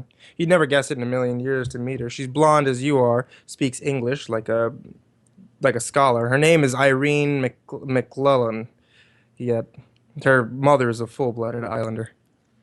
And you'd wreck her life by... I only do what the average white man does when he's stuck in a backwoods native village. It's either stay here and stay married or to go back, to go home alone. That's how Irene's father went. Only he'd be better off if he hadn't. He fell overboard before the ship cleared McCullough Harbor. A shark got him. They say old Kalima, that's Irene's mother, put a curse on him. The natives believe in such punk curses here. Oh. Yeah, there's something coming, I think. Oh yeah, there it is. That means we'll dock in a few minutes. Come on, let's get our baggage together. Yes, I'm anxious to get ashore into Kahala. You wouldn't tell Irene what I just said.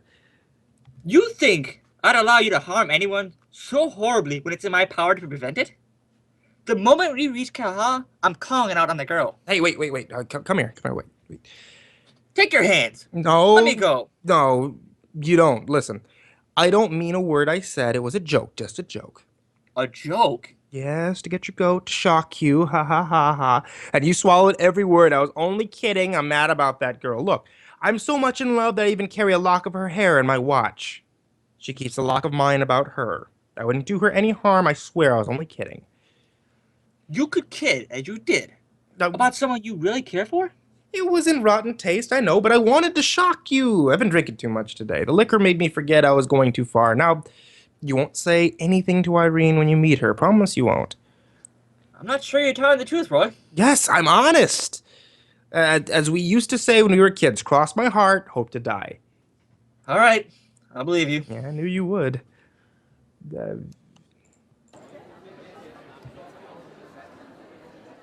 What are they shouting about back there?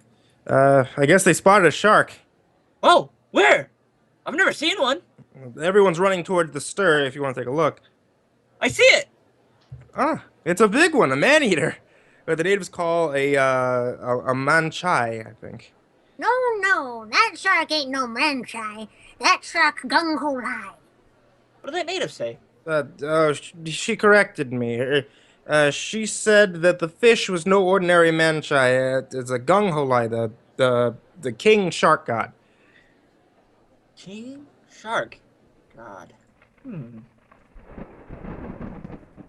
Yes, some of these people worship sharks. Still do, I guess, and they're full of crazy superstitions.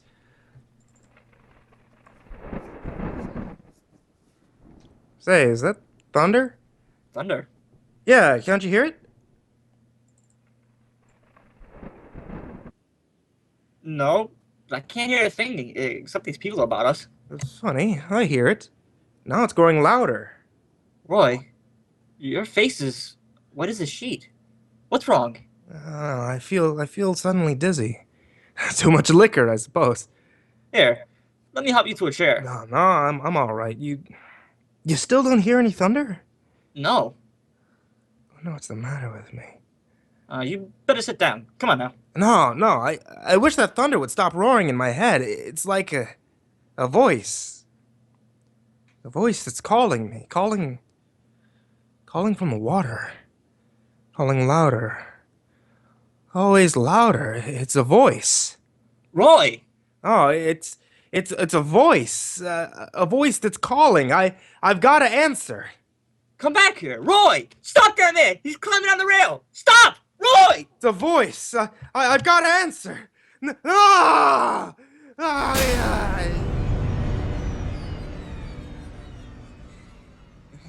And that was the last we saw of Roy, Dr. Amy. Or of the huge shark. Just the blood and rippling water. Your introduction to Hawaii hasn't been a very happy one, Mr. Mason. No. It all seems so beautiful. And then, Doctor, you saw a lot of Roy during the years he spent here in Kahala. Was the insanity that caused him to jump overboard a sudden thing? Or have you noticed indications that his mind was affected? You think insanity was responsible for Roy's death? Of course. It's the only explanation. I told you how he acted just before. He heard thunder that called him, you say? Yes. Mr. Mason, did Roy say anything about a woman? Why, he mentioned a number of women. Yeah, knowing his nature, I've no doubt of that. But did he speak of a particular girl here in Kahala? A half-caste girl named Irene McLennan? I believe so, yes. Was he planning to play her some sort of dirty trick? Why do you ask that? Because Irene McLennan's father jumped off a boat for no apparent reason when he planned to play a dirty trick on their mother. A shark got him just as one got Roy Caldwell. Roy told me that story. The coincidence hadn't occurred to me. There have been several coincidences connected to the McLennans. Before Roy, two other white men interested in Irene met mysterious deaths in shark-infested waters. What are you driving at, Doctor? Mr. Mason, only 160-odd years ago, this land was unknown to white men and what we call civilization. Although we help with the Chinese and Japanese, we've done a lot to do in a short time. May heaven forgive us, but we haven't yet destroyed all that was here before we came. I'm afraid I don't understand you.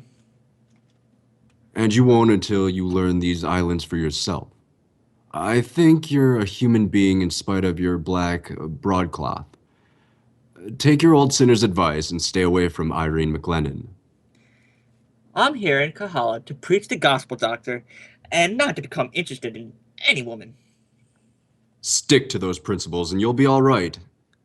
Otherwise, do you know what taboo means? It's a native word, which means forbidden. Exactly. I'm going to tell you what Roy Caldwell knew and didn't heed.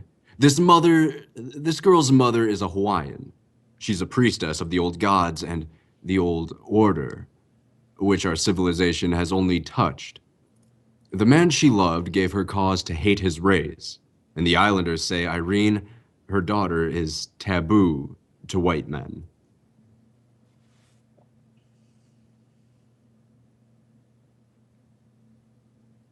I wish there was some music right now. So do I. Bridge. Okay. Dun, dun, dun. No, I was gonna say, someone started singing. All right, so no music to carry us in. There we go. May I say how much I enjoyed your sermons, Mr. Mason? Miss McConnell, I'm glad to see you. I'm flattered that you remember me. We've only met once before, you know, when you and Dr. Ramey brought me the news about poor Mr. Caldwell. I do hope you've recovered from the terrible shock of that news. Your inspiring sermons have helped me to forget. I felt as though you've talked directly to me from the pulpit. I have. You haven't been out of my mind a single moment since I met you. I mean, when I see you and your mother in church, I hoped I could help you forget poor Roy. Oh, you haven't met my mother, have you? No. Mother, will you come here? Yes, I'm coming. This is Mr. Mason, Mother. How do you do? I'm very happy to know you, Mrs. McLennan. My name is Kalima. Mother prefers to be called by her Hawaiian name. Yes, Kalima. I see. Perhaps, Miss McLennan, you also? No. My native name would be a little difficult for strangers to pronounce. It's Kanahaiawaiu. That's such a beautiful name. I'd like to call you Kanahaiawaiu when I cease to be a stranger. Well, to advance our friendship, why don't you visit Mother and me some evening? I'd love to. Well, how would coming by this Thursday be? You'll have dinner with us. Thursday would be splendid. Good. Come to see us then. Thank you, Miss McLennan. I'm Kalima. Oh, yes, of course. Excuse me. Now, we must be going, Mother. Here comes Dr. Ramey to take Mr. Mason away. Good morning, Mason. Hello, Irene. Aloha, Kalima. Good morning, Doctor. Goodbye till Thursday, Mr. Mason. Yeah, till Thursday. I'll be there early. What's this about Thursday? You folks inviting the new minister to dinner or something? Yes, Doctor. Well, that's great. Nothing like getting a free feed when you can. If you and your mother don't mind, Irene, I'll come along too and have one. Why, we should be delighted to have you, of course. I knew you'd say that. I'm glad you made it Thursday, though. That's my only free evening this week.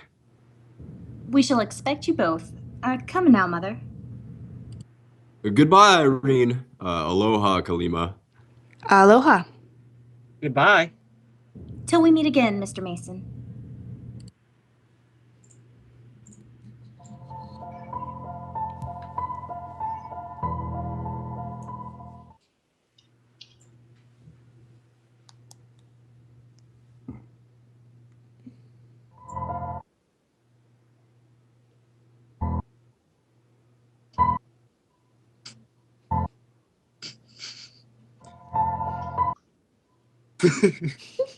Any day now, Dr. Ramey. Oh, he dropped the call. All right, I guess I'm Dr. Ramey Shark now. got him early. Very beautiful girl, Irene, isn't she? I really hadn't noticed. You're staring at her like a lost sheep because her and her mother have become such good parishioners of yours, I suppose. That's right, my boy. Always keep an eye on the customers. I still don't. I don't like this sudden religious fervor. Old Kalima, especially. You're the only unattached white man in Kahala now. It almost looks as though she wished you to become interested in Irene. Oh, that's nonsense. The same kind of nonsense you try to make me believe about Roy Cadwell's death. Please drop the subject, Doctor. You've harped on it ever since the day I met you.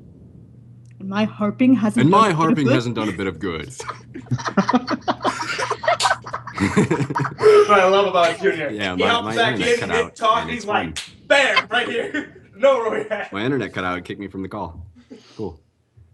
Well, did you expect to convince me with your wild theory over the whole Hawaiian women have caused 4 men to be killed by sharks? If it were possible, Kalima would have to have such an impossible power. And do you think I believe she or her daughter would harm anyone after I watched them in church every Sunday for a month? Anyone so sincere in their worship as God as those 2 women can have no treachery in their hearts for men. So you think they and the other natives in your congregation really worship Almighty God? Really believe as you do? I don't think, Doctor. I am positive. All right. I will say no more. Irene and her mother must have forgotten something. They're coming back here. Oh, Mr. Mason, when we invited you over for dinner, Mother and I made a very foolish mistake. Thursday is the one evening of the week we shall not be free. I'm terribly sorry, Dr. Ramey. You said you were engaged on every other night, didn't you? Yes. Will you come by on Wednesday, Mr. Mason? Well, that will suit me splendidly. Now, goodbye again, Mr. Mason and Dr. Ramey. Goodbye, Miss McLennan. Aloha. Goodbye, Mrs. Kalima. Goodbye. Sorry I'm so busy Wednesday. The doctor knows we don't want him, Mother. He doesn't matter. The young man looks at you with longing eyes. But the Hawaii's eyes look differently than the other men's have looked at me. His eyes seem good. Men are never good. I teach you that. Yes, I know. They're all bad like my father. And, like your father and the others, we give this man to Gung Ho Lai. Yes, to Gung Ho Lai, the king shark god.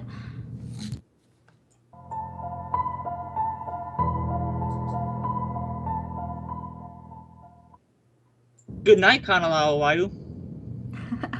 It's time that I teach you to say aloha. Don't you like our custom of using the same word for parting as we do for greeting? It seems to make the parting shorter. Nothing can make separation from you seem short. You see me every evening. That's not enough. It is nearly 2 months since I came at first to call on you, and it seems like yesterday. I never dreamed anyone could know such happiness as I found with you. Oh, I'm glad that you've been happy. Now I must go in. No, don't go yet. There's something I wanted to tell you. I have for weeks, but lack the courage to put it into words. Now. You must tell me another time. My mother's waiting. No, now. I've started. I must finish before I lose my nerve again. I mean, I love you. Oh, don't say such things. You don't care for me? Don't ask me questions now. Come tomorrow night and we'll talk. But now I have to go. I won't let you go. You do care for me. I can see it in your eyes. Oh, Irene. Say you will be my wife. Say you will marry me. Tomorrow, I have to go inside.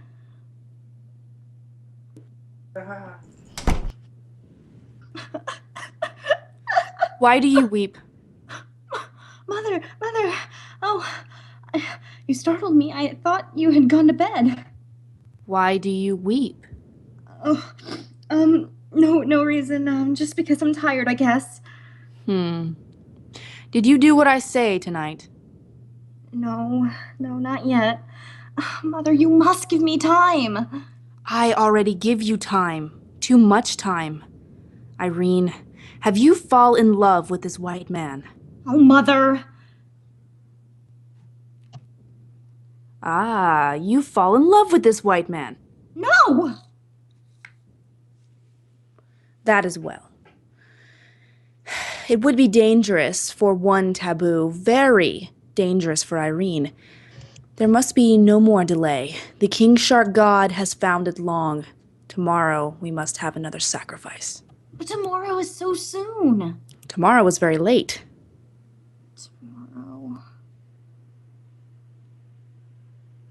Tomorrow.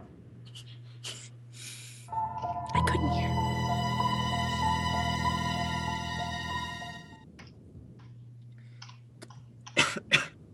Darling, I won't let you stop me as you did last night. I love you. I want you for my wife. Oh, don't say such things and don't look at me like that. I dare. Don't look at me like that, I say. Can't you realize that I'm a half-caste? My hair is as yellow as yours, my skin is white, but I'm a savage underneath, an island savage. I've learned you gaze at me like all others of my father's race have done, as an inferior, a female animal, as if something they can take and just break at their own free will. Don't look at me gently. Don't be different from all the rest.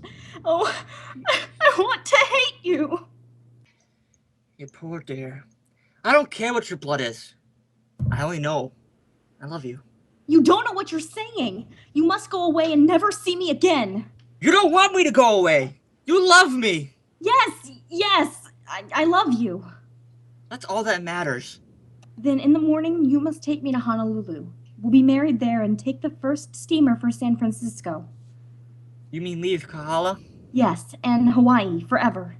It's our only safety, yours and mine. Safety? Oh, don't question it. Just do as I ask. Please, oh please. I don't understand. But I will do anything you wish.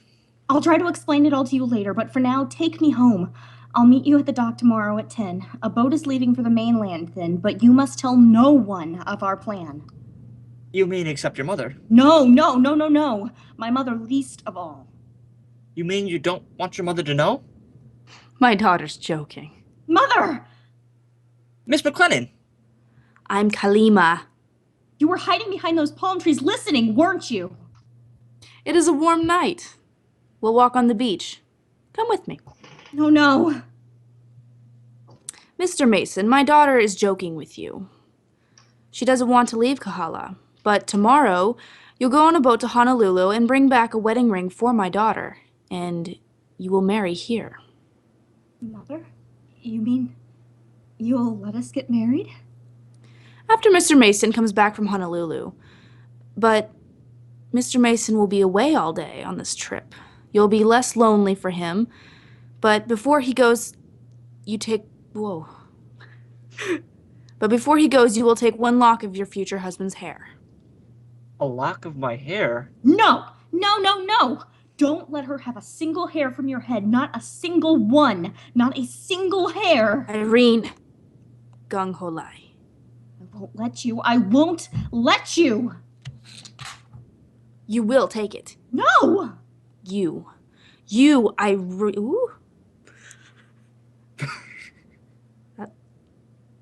That's still Irene. You got it. Oh, Irene. Irene. I am your only child, Mother.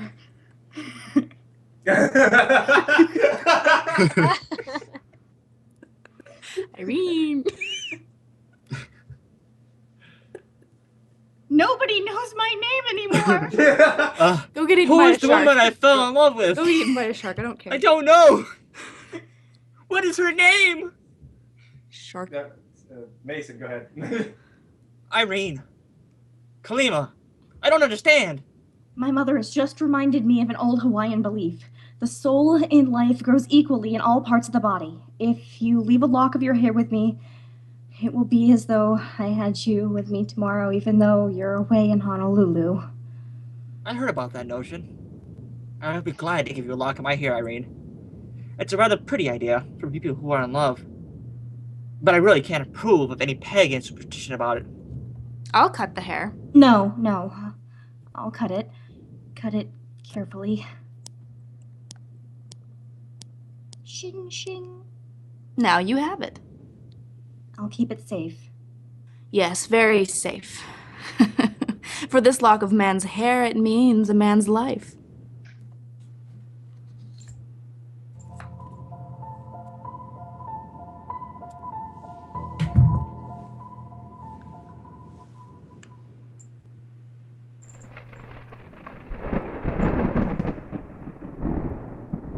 I won't go with you any further. I won't go near where that monster shark is swimming. Come. No, Mother, please. Come, Gung Holai calls. Yes, I know. I can hear his voice, and I'm going to him, but don't make me do this thing tonight. Don't. We stand by the sacred water now. Ooh. Akala Kai Akua. Kahana. Cannot pronounce it. Look, he come. Oh, I can't look at him swimming here. Gung Ho Alai, hungry. He doesn't have food, or he doesn't like to wait for his food long. You can't make me give him this man's life. He's not like the other white men. This one is good. No man is good. Gung Ho Alai's hungry. Give it. No! I will not give this white man's life. You're not giving a life. You only give him the lock of hair. Into the water. No, Mother, please. Quick. Gung Ho Alai speaks. He's tired of waiting. I won't give it to him. I don't believe anymore that he's a god, just a savage monster shark. That's all you are, a savage shark. No, I won't be frightened. A voice of a god's not speaking, just natural thunder. You, my mother, have taught me to fear this thing. You made me its priestess when I was a baby. Taught me his evil worship because my father had left you and you wanted revenge on his race. But I am of my father's blood as well as of yours. I don't believe in your shark god anymore. I don't believe. If you don't believe me, what harm can a lock of hair and water do? It's just, I have believed for so very long. Yeah, and will believe me until you die. Give me the lock of hair. No, I have helped you send other men to their death, but this beast can't have the one that I love. You give the great shark the lock of hair, or I'll kill your man with a knife. Here, Mother, I give you a lock of hair to give to your god. A lock of hair, a life. Yellow hair, white man's hair. I give to Gung Ho Alai. I throw it in the water. As you take part, take the whole. As you can take the hair, so take the life.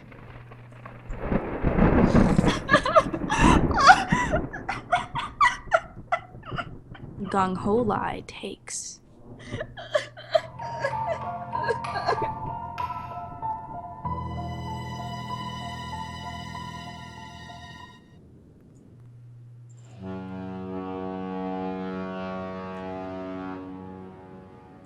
I'll buy the ring the moment I land in Honolulu, darling.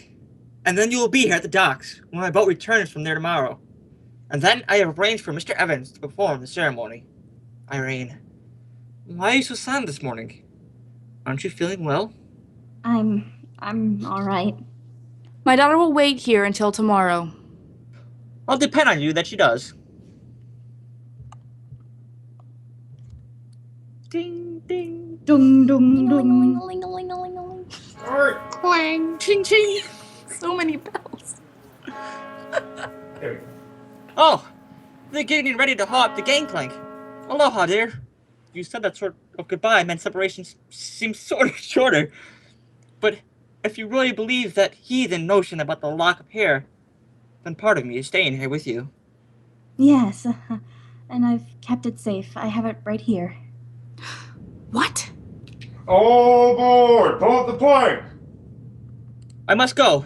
Aloha, dear. Aloha. Aloha, Kalima. Cast off!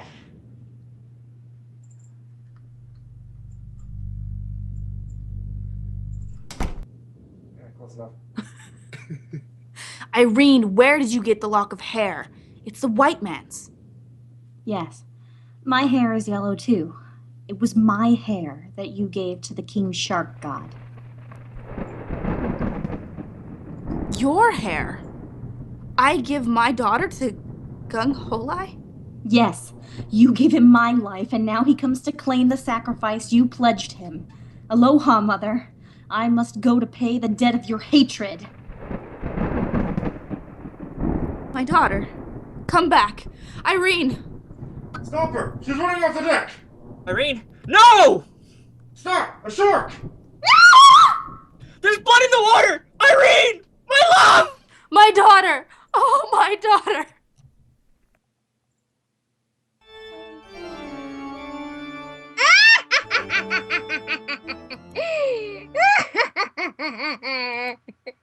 Well, that's the end of that one, Satan. You folks come see me next week on my birthday, and we'll have another pretty yarn to spin ya. Meow.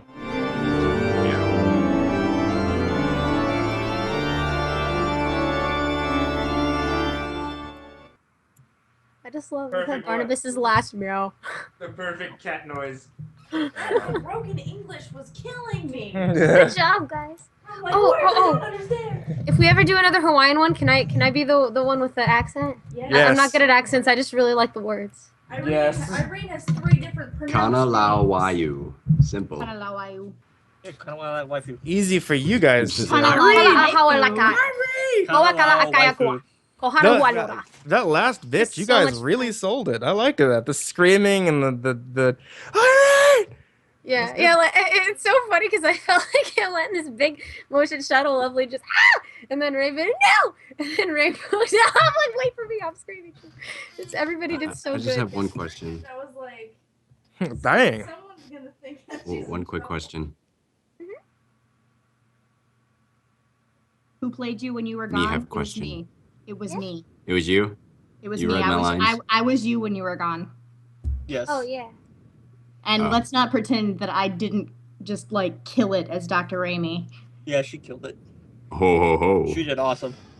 She did better Apparently than I sounded like Litterbot when I was doing it and he was freaking out. No, I sounded like Litterbat.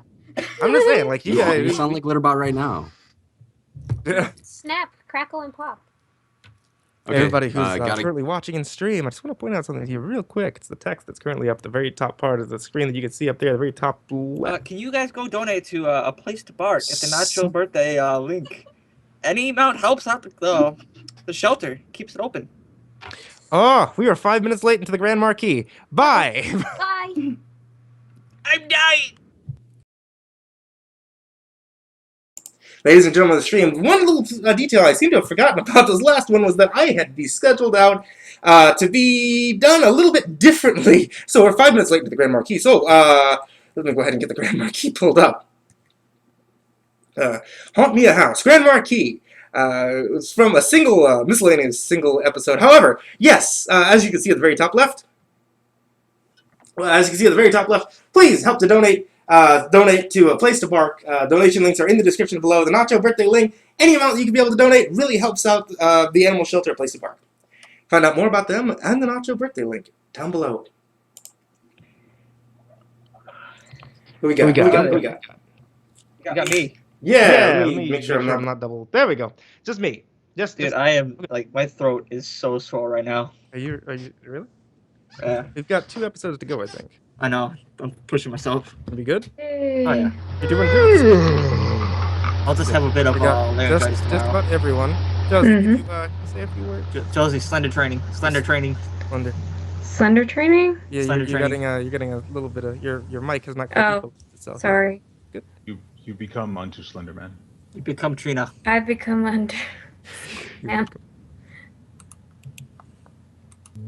If you hear cats in the background, it's the kittens I found. Oh, they're so cute. Little furry beings. We got everybody except for Creepypasta Kid. I can be a little boy if I need to be. You'd be a little boy if you need to be. That or me. Barney can be a little boy. I'm a little boy. I'm a little boy. I'm 11 years old. Barney can I'm only be the doing- little boy if I get to be Barnabas. If you get to be Barnabas? I'm only 11 years old, and I'm up to 6 packs a day. You're only 11 years old and you're up to 6 packs a day? You need to be God. nice to the babies. Wish I could have 11 packs a day. Vanellope, be nice. I got a job working in the mine shaft. My throat is like really burning right now.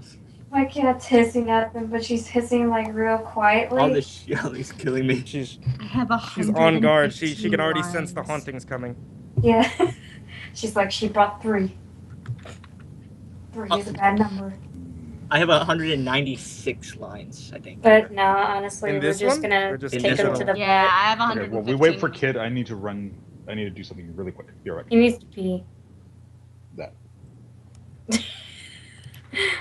Okay, well, in that case, this gives me a little bit more time to talk about. For one thing, we're not doing The Witch's Tale again. We are doing.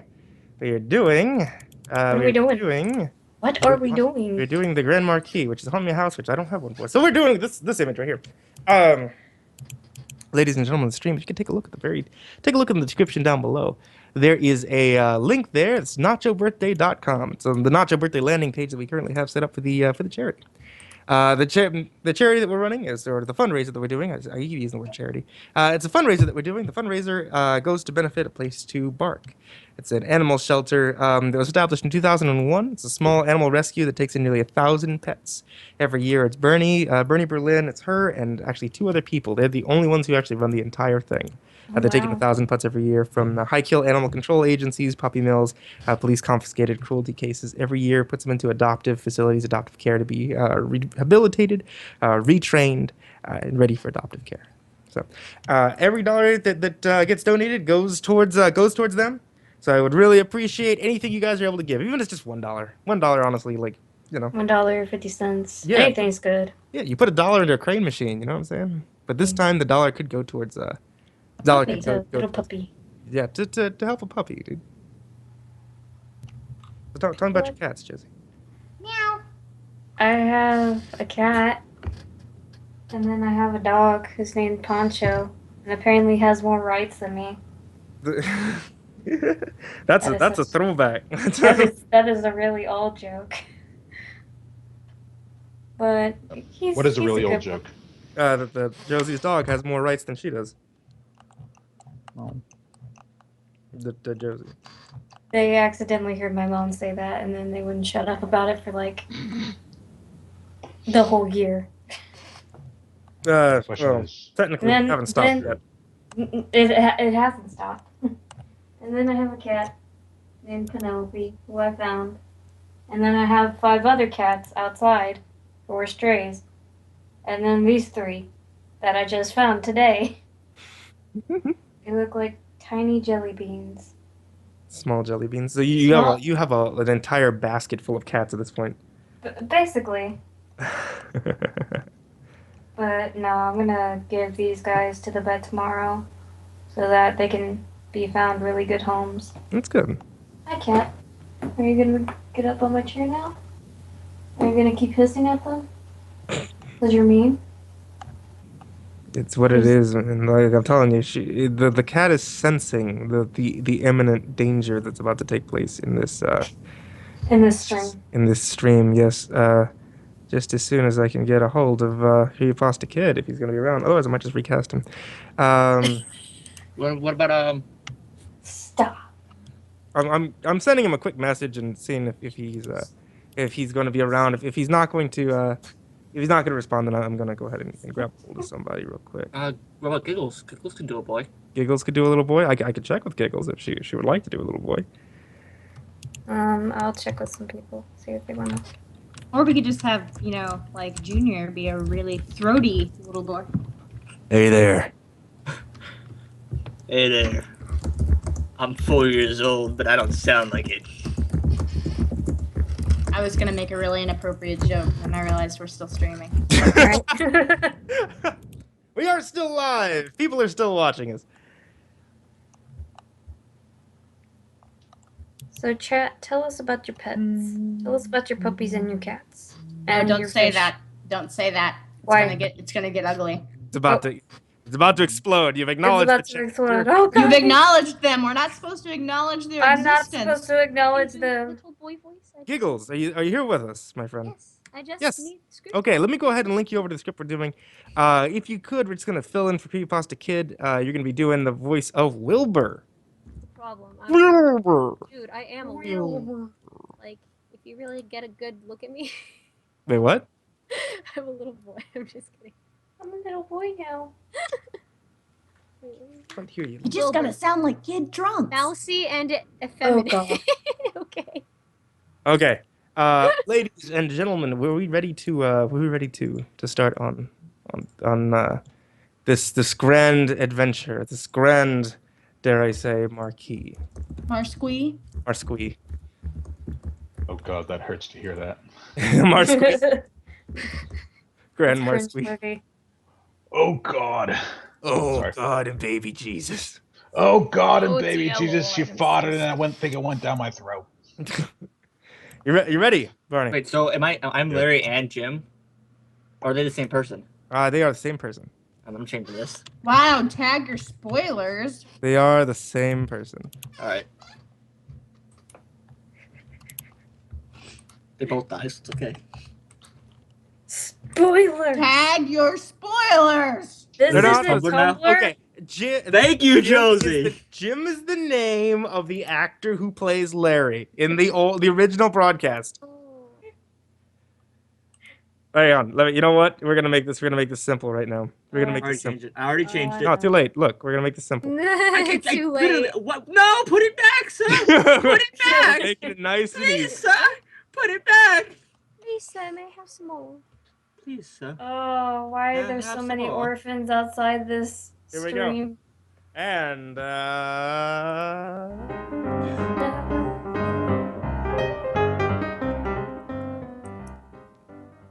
The National Broadcasting Company's Grand Marquee, lighted by stars, twinkling, glowing, blazing with myriad lights and colors against the night sky. The National Broadcasting Company's mammoth billboard announces another exciting evening in the world of make-believe.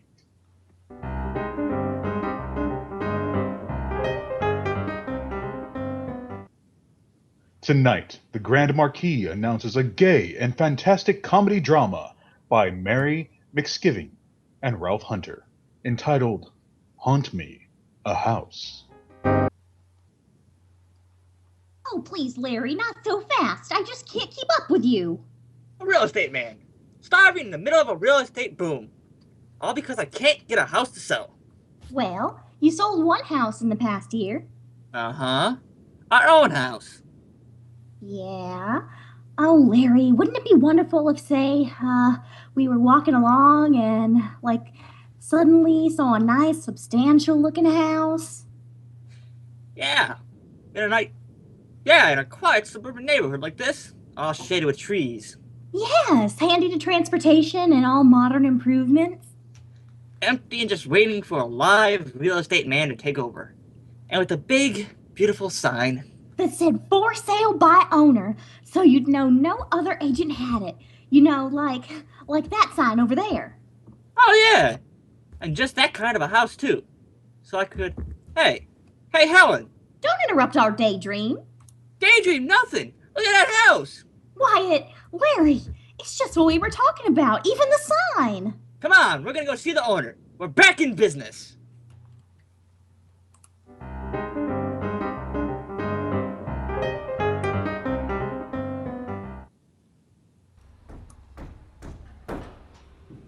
There. How's that for a for sale sign? Oh, and with your name as the agent. Oh, Larry, wasn't he the loveliest man you'd ever dreamed of? So polite and so eager to have you handle the sale of his house. Yeah. That got me wondering. Do you suppose he thought we were gonna buy the place instead of just selling it for him on a commission basis? Oh, of course not. Why, look at the contract he gave you. You have exclusive sales rights for the next 30 days. Yeah. I can't see any catch in it. But with houses so scarce, why did he say, if you could sell that house, mister, I'll give you 20% commission? Oh, well, maybe he thought that since the house is bigger than usual, the commission ought to be bigger too. I hate to disappoint you, dear, but real estate deals don't work that way. Oh, well, maybe he just liked your big, plain, honest face. Anyway, what do we care? As long as we get the 20%. Well, we don't unless... Unless what? Well, I got a feeling that... never mind. Larry? Larry? What? What is it? I feel eyes. You feel what? Eyes on the back of my neck. Well, it's probably a loose hairpin tickling you. It is not. You know how it is when someone's looking at you and you just can't see them? You just know that... Now, you're just imagining. Wait. There's an old fellow looking at us over the hedge. Say, he's coming over here. Oh, Larry, maybe he wants to buy the house. Hello? You folks looking for somebody? Well, not exactly. You see, I'm Larry Adams, real estate man. I'm gonna sell this house. You see, so if you're interested, then maybe you could just... Yeah, one at a time now, one at a time. You're gonna what? I'm gonna sell this house. How's that again? I said I was gonna sell the house. Sell the house. No need to shout about it. I heard you the first time. Jim Schultz is the name. I'm the watchman. Say, you know, you two are pretty lucky at that. If you mean our having this house to sell, we are lucky. That's what I said. That's what I said. Look at you got to sell it. Just think if you had to live in it. Why? What's wrong with it? Nothing. I'd never put no stock in any of the crazy talk that's going around. But what's that particular talk about? I told you, nothing. Nothing you can put your finger on anyway. Come to think of it, though, you can't put your finger on any ghost, can you? Ghost? Oh ho ho! I get it. Haunted, huh? Thank goodness. I thought maybe there was something wrong with the plumbing. Nope. That would be easy. But with hauntings, ain't no way you can handle a haunting. I'll handle them. If there ain't spooks in there and they like the place, I'll sell it to them. You'll do what? He said to sell it to him. Sell it to him, yeah. Well, it's your neck. If you want to stick it out, yep. I remember another fellow that talked like that. Oh, Larry, maybe he's right. We don't want any trouble if he says that... And we're not gonna have any. The ghosts won't buy the place themselves. They'll have to move out. Because I'm gonna have a customer moving in. Yep. Sounds like the other fella. Well, how are we getting along? I wouldn't be caught dead in this place, and something tells me you could be. Yep, something tells me you could be.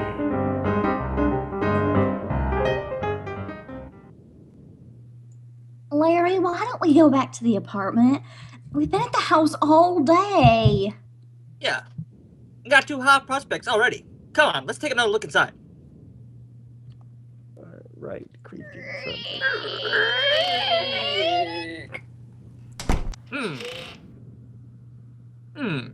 Dark. Yes, well, let's come back in the morning. Now come on. Larry, I can't. Something's holding me back. Will you quit kidding? I'm not kidding. Larry, quick, it's dragging me back. How could... Well, of all the... Look at your purse. You caught the handle on the doorknob. Oh, well, I could have sworn something had me by the arm and was dragging me away. Sometimes I wish that hadn't happened on our way to the altar. Larry Adams? Why, Larry Adams, I oughta... Oh, Helen. Shh. Stand right where you are. Huh? There's something moving behind that drape. Why, there's a... Oh, there it is. Come on, quick. There's no use running. We see you there. Now come out or I'll shoot. Shoot? What are you gonna shoot him with? I'll make him think I've got a gun. All right, I'm gonna count to 3.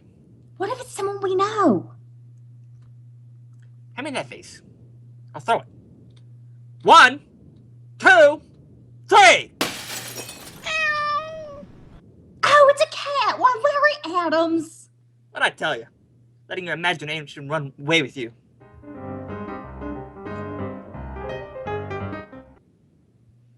Oh, am I glad to be back in the apartment, knowing we don't have to go back to that scary place again. I told you I'd sell it. Took me only a week, too. Those first prospects fell through, though. But the minute Mr. Montgomery saw it... Hello?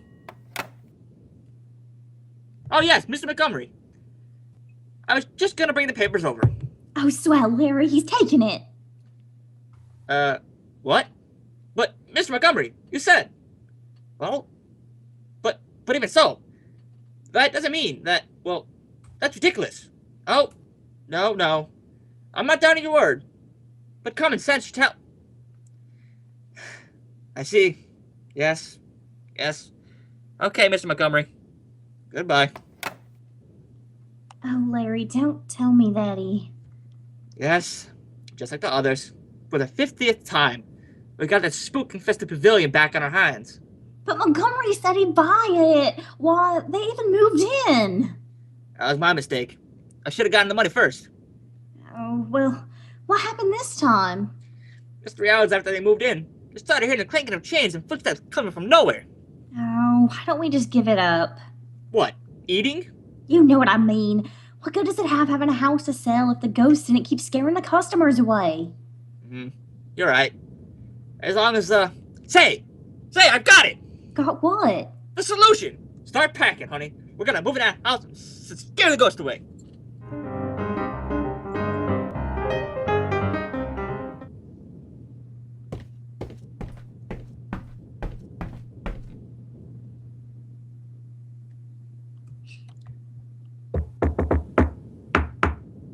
Come in. No, Larry, that was me knocking on wood. Now look, you said you'd act sensible out here. For the umpteenth time, I'm telling you, there's no such thing as ghosts. Let's forget it. I'm trying to read.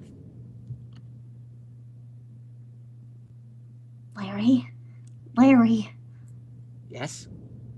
Do you think that it'll come out again tonight? Do I think what will come out again? That thing that clanks around upstairs while we're downstairs. I hope it does.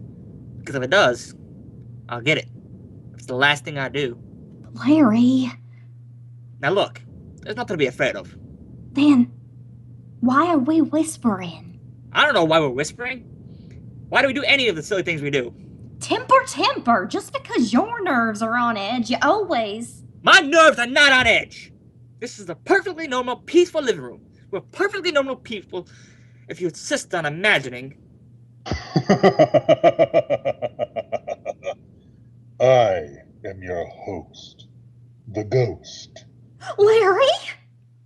Friends, have you tried silky smooth sandpaper to vanish goose pimples and leave you with that rough, outdoorish look? Now who turned that radio on? I did, when you said you wanted to read. It just takes a little time to warm up. Did it startle you, dear? Oh, no. I always tremble this way. Oh, Larry, what are we gonna do? We need that commission. Bad chance of getting it. I said now why you offered me 20%. Oh, then you finally admit that it's haunted? I admit nothing, except that a lot of silly rumors are keeping me away from selling a perfectly good house. But Larry, we heard the noises ourselves. We've heard them every night. There you go. That's exactly the kind of rattle brain chattering I mean. Why, every screwball in the country knows about this place by now. This letter is an example from the heads across the Psychic Void Society. What do they want? Just this place for their headquarters.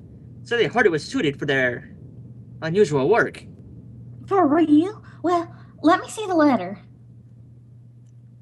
Oh, okay. If you want to waste your time on... Oh, I guess I left it at the apartment. All I've got is the envelope. Oh, well, let me see that at least.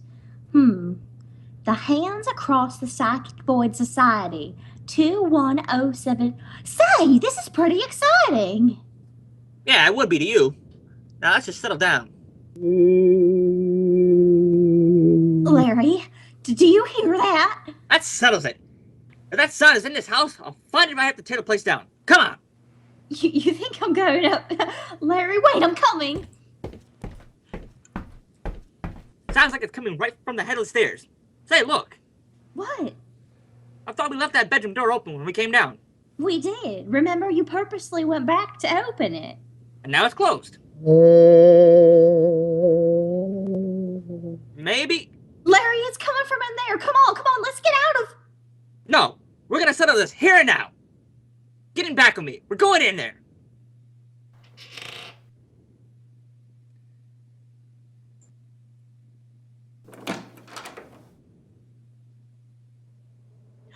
Larry, there's somebody. Drop that chain in. Ooh. Schultz! It's the night watchman. All right, start explaining. I reckon that you were the one doing the explaining, sneaking up on me. All the low, conniving tricks, not even knocking, not even... Well, I'm so sorry. We didn't mean to. You see, we just... Helen, cut it. We're in the right. I shouldn't even listen to this story before calling the police. Doing what? He said before calling the police. I know what he said. I ain't deaf. Go ahead, call the police. I'm supposed to be here on these premises. Here's my watchman's permit right here. Fine. Now, show us your permit to rattle chains and moan like a banshee. Might as well tell you. I had to do it. Either that or break up the club. What club? A bunch of us boys sort of get together and play games and swap lies, but been meeting here. Only vacant place here in the whole damn neighborhood. Oh, I get it. If we sold the place, that mean... Sure, no place for us boys to go for anything. Oh, then it was you the whole time. There really isn't a ghost. Ghost? Lady, if there was a ghost, Jim Schultz would have been out of this place long ago. By the dead raffle. The dead rattle. I'd have been out of here a while ago, lady. What did I tell you, Helen? That had to be a simple explanation. Well, I'll have a new one on this place tomorrow now that the great mystery is solved. Well, all right, but you can't tell me that some of those noises weren't the real thing. Ghosts, I mean. And now, Mr. Schultz, if you've finished your haunting... Sorry, but I ain't got no time to be gossiping with you. I gotta get along and break the bad news to the boys. Yes, that's what I meant. And if you meet any other spooks, you tell them we're not at home. What's that? I said, if you see any... A bad habit. I got you, young fellow. A bad habit. Always repeating yourself. Sure, I'll tell them. Goodbye. It's on my way out. Oh, at last. Now we can sell this place, and what a cinch. No more ghosts. No more dragging the chains. No more mysterious... Oh, no. No, I couldn't be. I saw Schultz leave.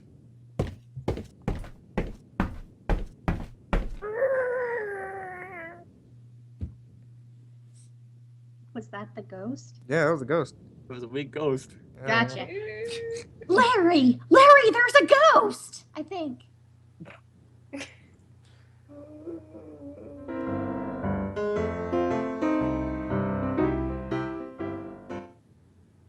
Now, Helen, there's no use going to all pieces.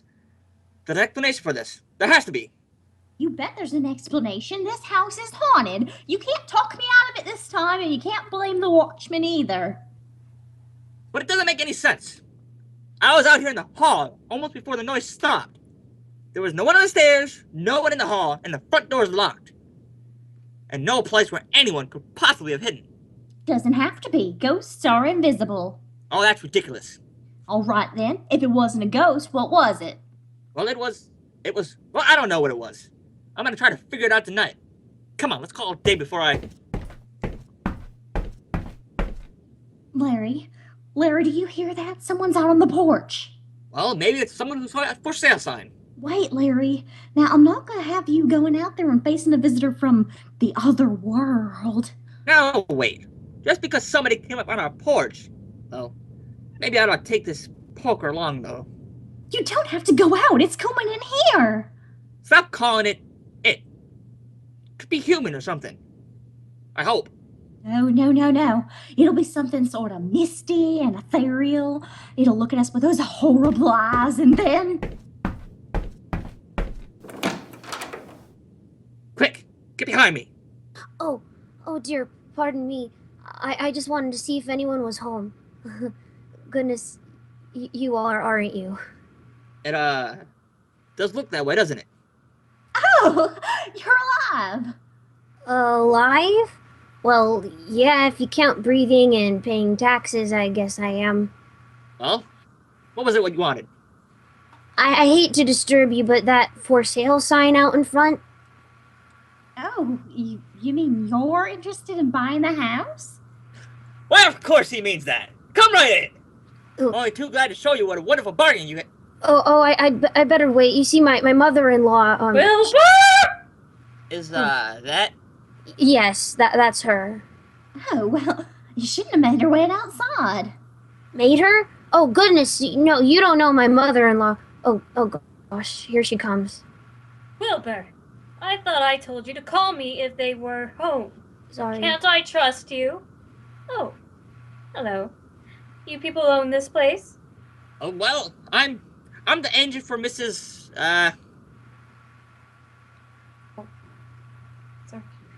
Clump. Agnes B. Clump. Now, I believe in getting right down to business. I'm interested in leasing this property. Leasing it? Oh, wouldn't you be interested in buying it? You know, values are going up. Young man, are you trying to tell me what to do? Do you or don't you want to lease this place? Oh, he doesn't. He doesn't. I know. You see, he... Stop! Wait, Helen. At least we get some money out of a lease. And, well, yes, I do want to lease it. Well, that's better. I won't decide tonight. I have another prospect to look at in the morning. But Mother, don't you think maybe if we waited... Wilbur Teasley, there's nothing to wait for. Now I've made up our minds. It's no sense in my paying rent on one apartment and you and Lucy paying on another. But Lucy and I have been getting along all right for years. I told you it's settled. You and Lucy are coming to live with me. Well, young man, are you going to show us the house? Oh, you'll like the house, or that is, if you are to... Oh, I'm sure you're not. Not what? Ellen, why don't you go read a good book while I show them the house? Well, I just thought I ought to tell I'm them. sure you two will want to see the kitchen first. Now, it's right to this little handy hall and chock full of the latest improvements. And also, there's a lot of cupboard space. And here's your beautiful tile sink and a double train board. In fact, Oh gosh, what was that? Mice. Mice? Well, just a couple of them. Of course, don't be frightened. Young man, I'm not afraid of anything living thing. And I've seen enough of the house. I'll let you know in the morning. Mother, I still think it would be better if Lucy and I just, Wilbur, I told you about thinking. Now, come along. We spent enough time here. Yes, ma'am, I'll come. Goodness, sometimes I get so homesick. You mean for your old boyhood home? No, just homesick. Sick of home. 'Cause she's always there. Shade. So much. What shade? Now look, Helen, when Mrs. Clump gets here, don't start those mysterious hints about something being wrong with the house. But Larry, she only wants to lease the place. I thought you were gonna sell it. So did I, before those screwy noises started. Noises no one can explain. Well, that's just it. If you'd wait a little while, then... Oh? There's Miss Clump now. I'm done waiting. I'll get some commission from the lease instead of losing everything. Now remember, no kibitzing. Hi-ho. Oh, it's Mr. Teasley. Yes. Please, I want to talk to you before Mother gets here. She's parking the car. She, hasn't changed her mind about leasing the place. Oh, dear, no, that'd be too good. That's what I wanted to see you about, please, tell her she can't have the house. All right, we'll be glad to. Yeah. We will not. I'm sorry, Mr. Tisley, but if I don't lease it to your mother-in-law, well, there goes my commission. Yes. And if we have to move in my wife's mother, there goes my happy home. Well, look, Mr. Tisley, why don't you buy the house? We could arrange payments.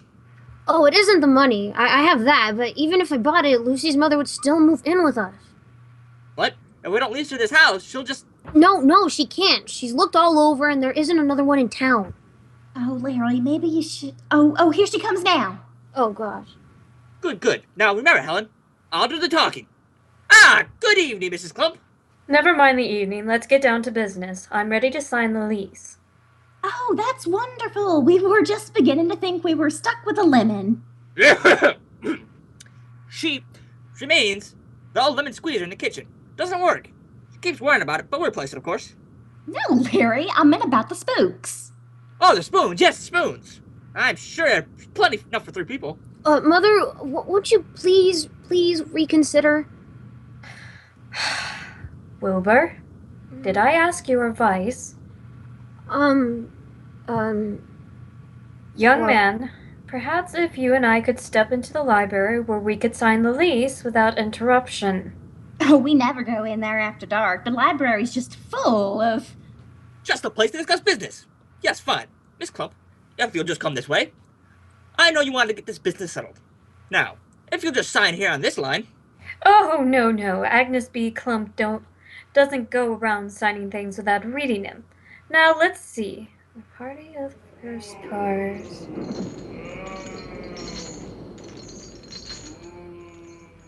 What's that noise upstairs? Huh? Upstairs? Oh, what noise?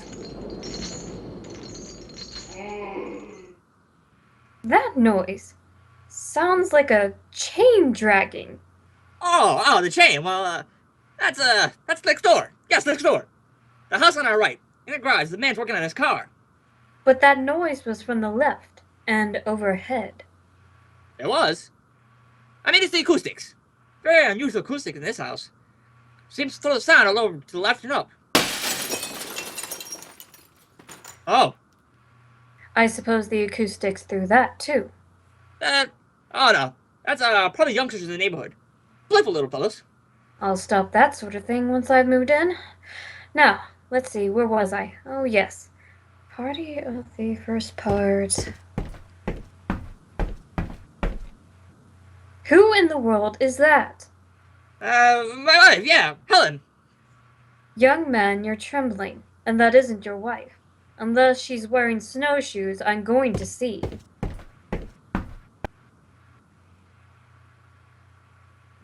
Now wait, Mrs. Clump. It might be...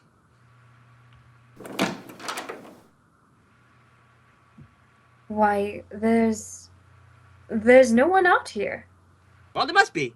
I mean, well, of course. But those footsteps, what happened to him? To him? Yes, the person who came down those stairs. If there was a person. Now please, Mrs. Clump. Don't you misclump me. No human being came down those stairs, and if it wasn't a human being... But you said you weren't afraid of... I said I wasn't afraid of anything that breathes, that's alive. But a body that's not a body, just a cantankerous spirit floating around without any skin... You're being hasty. Hasty? When you're leaving a haunted house, you can't be too hasty. But the lease! Lease this place? Why, I'd sooner move in the Hound of Baskervilles. Good night. Oh, my last chance! If I can get my hands on whatever's making that noise.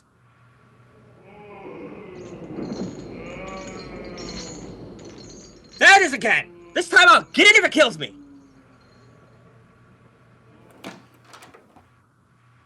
Okay!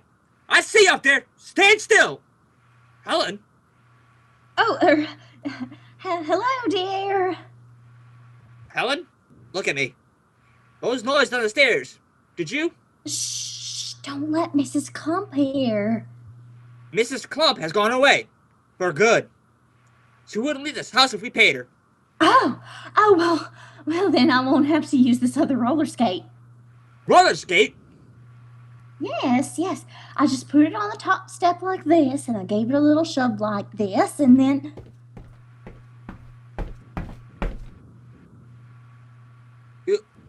You mean... But I'd have seen state. Oh, no. That's the best part. Look, when it reaches the bottom, it rolls right under the umbrella stand, and then the hall is empty again. You. My own wife. It was bad enough when that lunatic of a night watchman put on his act. But my own wife! Why? In the name of common sense, why? Well, I did it for you, dear. For me? Yes. You've ruined my only chance of making any money out of this madhouse. You chased Mrs. Clump away. Of course, I had to. She was only gonna lease this place and we gotta sell it to make money. Sell to who? Whom, dear, whom? Why, to the association, of course. You know, the hands across the psychic void. What do they got to do with it? They're gonna buy it. I wrote them and I told them that they could. Remember they wrote and asked you about it? Well, then I got their address off the envelope and I... Oh, no. Do you know what was in that letter? The one thing that was in the envelope? Yes, you told me that they wanted this place for their headquarters. Wanted it, yes. As a gift. That letter said they were sure to be glad to donate this house to their worthy cause. You mean... Oh, Larry, I don't see what keeps you from murdering me. Because I don't want you haunting me. Or that washes up for good. We might as well pack up and get out of here. Oh, but now that you know that there aren't any ghosts, maybe you can really sell it. Yes. If there's any time. But do you remember what day it was that they took this deal on? Let me see. It was... Why, it was just a month ago today. Right. 30 days. I'll lose the self privileges tomorrow morning. And the owner said he was through fooling with it. Either I sold it during those 30 days, or I was going to tear it down and put a parking lot up. And 30 days are up, huh? I should have known. Even if that gag with the roller skates fooled me. I should have gotten wise when I heard that chain rattling. Chains? I didn't rattle any chains. Now look, Helen, we're all done with it. Let's not start again. You were rattling chains. Mrs. Crump and I both heard it. Larry, look at me. I know I've been awful, but I give you my solemn honest word, I never touched a chain. You mean there's something in this house that... And it's coming inside! I hope it's a ghost. I hope it's a scary spook that... You who? Oh, it's just Mr. Teasley. If you're looking for your mother-in-law, she's gone. My, she was scared, wasn't she? And when your wife sent that roller skate down the stairs... Oh, then you know about it. Yeah. Mr. Teasley, there was more to it than just the roller skates. There were chains. Yeah, no. Wasn't that lucky? I just happened to find them in the closet. You? You found them? Yeah, and then the way that she skedaddled out that front door... I'll remember that as long as I live in this house. As long as you live in this house? Yeah, Lucy and I will love it here. Now wait. We can't have you as a guest because this isn't our house. You mean I can't buy it? I mean, just what I said. Buy it? Yes. Here, I've got the check made all out. Oh, goodness, Larry, look! $19,000! That's a lot of money now. It is. When I think of Lucy and I alone in our little haunted house. Oh, but it isn't haunted. You know yourself that. Oh, yeah, I know. And you know. But she doesn't. You mean? Yeah, the only place in the world where my mother-in-law won't come.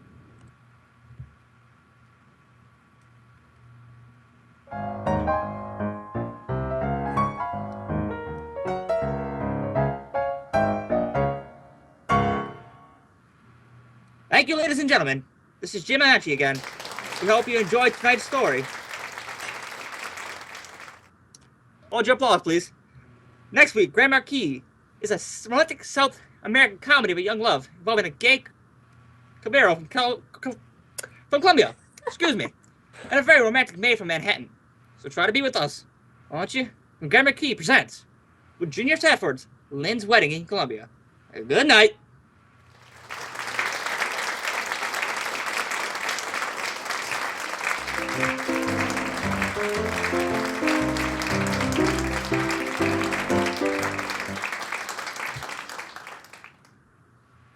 Enough with the applause. Tonight's original play, Haunt Me a House, was written by Mary McSkiving and Ralph Hunter.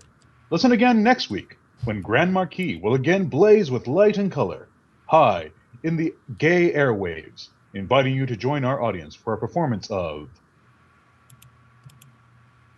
A Wedding in Colombia, starring Jim Amachi.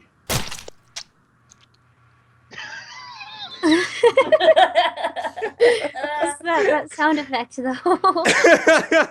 was I little boy enough? That was good. I mean, like, I actually thought that he was supposed to be a little boy, and that Yeah, I was like, wait a I second. was like, just go for it. He's married. It's okay. You're paying taxes. He's just okay. whipped. I'm paying the taxes. I'm 12, really but I accomplished actually as pay a taxes. small child. That worked out really well, because everybody who's watching in stream, this was actually our very first time ever running through this one. We didn't get a chance to read through the script beforehand, so I ended up getting actually rather enthralled into the comedic story. While So I've been Shadow married to Lovely, I Raven loved your twice. accent. I know, right? Okay, no, like the thing was, my only instruction was to be daffy, and I have no idea what that means. So Neither. So I just really, went really really country. country. Yeah, I just went really. Oh, And then you really got a little country. bit Cockney. And then Yeah, I was a little bit British. I was a little bit British and a little bit country, and my cat just keeps playing with a little thing that stops the door. You were a little bit country. Raven was a little bit rock and roll. Yeah, like. Was Okay, that good? Was it a good voice though? That was good. You and I were both daffy. I totally saw you in super high water pants with a fedora Right? on. Like, you really sold that. And suspenders. Suspenders. You kept snapping your suspenders. Yeah, that too. Actually, He has, like, a I'm really. thin mustache. You guys are doing really great for these. that was very fun. Time for my favorite story now, right? Are we going to be doing into? Yeah, yes. We're going to be doing everyone's favorite story. Actually, next is going to be Richard Diamond, Private Detective. My favorite character to play, definitely. His favorite character to play is clearly Harvey Austin. I don't know if you can hear that. I'm reading through the comments. Someone was like, Mr. Teasley x Helen. They were shipping me giggles. Giggles is asleep. So. Thanks, I appreciate it. Rest in peace, Giggles. Oh, okay. I see how it is. Rest in sleep. Rest in sleep. Rest in sleep. I'll try. She's actually asleep. Hey, Mr. Pasta. If Rainbow's too tired, can I be Virginia? She's a fun character. Virginia. In the next one. Are you? I thought you're. I'm the other one. Yeah. Wait, Giggles. You're playing Esther. Yeah. Oh, but Rainbow said that she was going to sleep, so I was like, oh shoot. Oh, did she say she was going to sleep? I thought she maybe not. But if I was She gonna say lives with you. Yeah, I was gonna say like I would know. No! Like seriously. You would be the first person to know. If you want Trina to do it, it's totally fine. But I don't know. I thought she was a fun character too. Or I'm not cast in anything if you need me as a female. We have Well, it looks like we're missing a person right now, aren't we? Hang on, just a sec. I got this. Holy I got snap, this. crackle, and I pop. got this. I have to find her real quick, but I got this. Why is there a Helen in every single story except I know, for I just the shark? realized that. Because Helen was a very popular name in the 1940s. Yeah. Apparently so is Larry. Larry. Wilbur! I loved the voice that you did, Miss Shadow Lovely. I was Daffy. That was a Yeah, funny one. You were killing me. Big country. You're killing me softly there, woman. I don't know. Like, seriously, like. Hey, I okay, don't so- appreciate you hitting on my wife. Raven and I have been married twice now tonight, and one of the times it was like a sad, like bittersweet, like tragedy romance, and the other one is we're like two like 1950s comedy relief characters. Reincarnated into 1950s comedy. I got ate by the shark and came back as a daffy lady. There you go. There you go. I was just horrible. No. You were what's his name? Who has all those movies? Medea's Family Reunion. You were Mrs. Oh my gosh, it's Tyler Eddie. Perry. It's Eddie. No, Eddie played Griffin. that. Eddie Griffin is the one with the clumps. I wish I would have played that up a little bit more. My goodness. My goodness. Wilbur. Wilbur. I didn't Wilbur. tell you to think. Okay, I'm sorry. Poor Wilbur. Poor Wilbur. I'm just a poor boy living in a poor family. Are you kidding me? Wilbur wrote me a check for $19,000. That's a lot of money in 1950. I wanted to improv like a line there, but I didn't want to throw everybody off guard, so I didn't. That's why I was like, Larry, look at this check for $19,000. That's a lot of money. That's a lot of cash. Let's go buy a restaurant with it. Let's go buy one half of a vehicle in 2000. Let's go eat on the Queen Mary. Let's go on a cruise. Let's go to Vegas. Only I get to go on a cruise then. Because I gotta feed these kittens. Oh, you seriously about to cast me as someone else with a stupid name? Helen. No, Helen. I was Please, just please cast her as another Helen. Please, by all means, let's go back and do the other story that has a Helen in it, and I'll just play every Helen. Oh my god. No, just rename every Helen. single character to Helen and just have her read all of the lines as all the characters. I mean, I was Dr. Raimi, so. Oh, Litterbot gets to be another dumb cop. You mean Litterbot gets to be Litterbot? Yeah, Litterbot gets to be Litterbot. He gets to be a weeb. Oh, Litterbot's not dumb. He's a weeb. He's a weeb. He's a weeb. No, he's not. I'm a weeb. I'm the. Litterbot is a weeb? I don't know. I'm the queen. Oh my god. Weeb. So I looked up what $19,000 was compared to now. I mean, compared to in 1950 to now. it was $189,000. Yeah, Wilbur was ballin'. Wow. Wilbur was a high roller. Wilbur had that oil field money. Wilbur had that cash money. Wilbur wasn't no scrub, okay? He was a Dude, I was popping tags.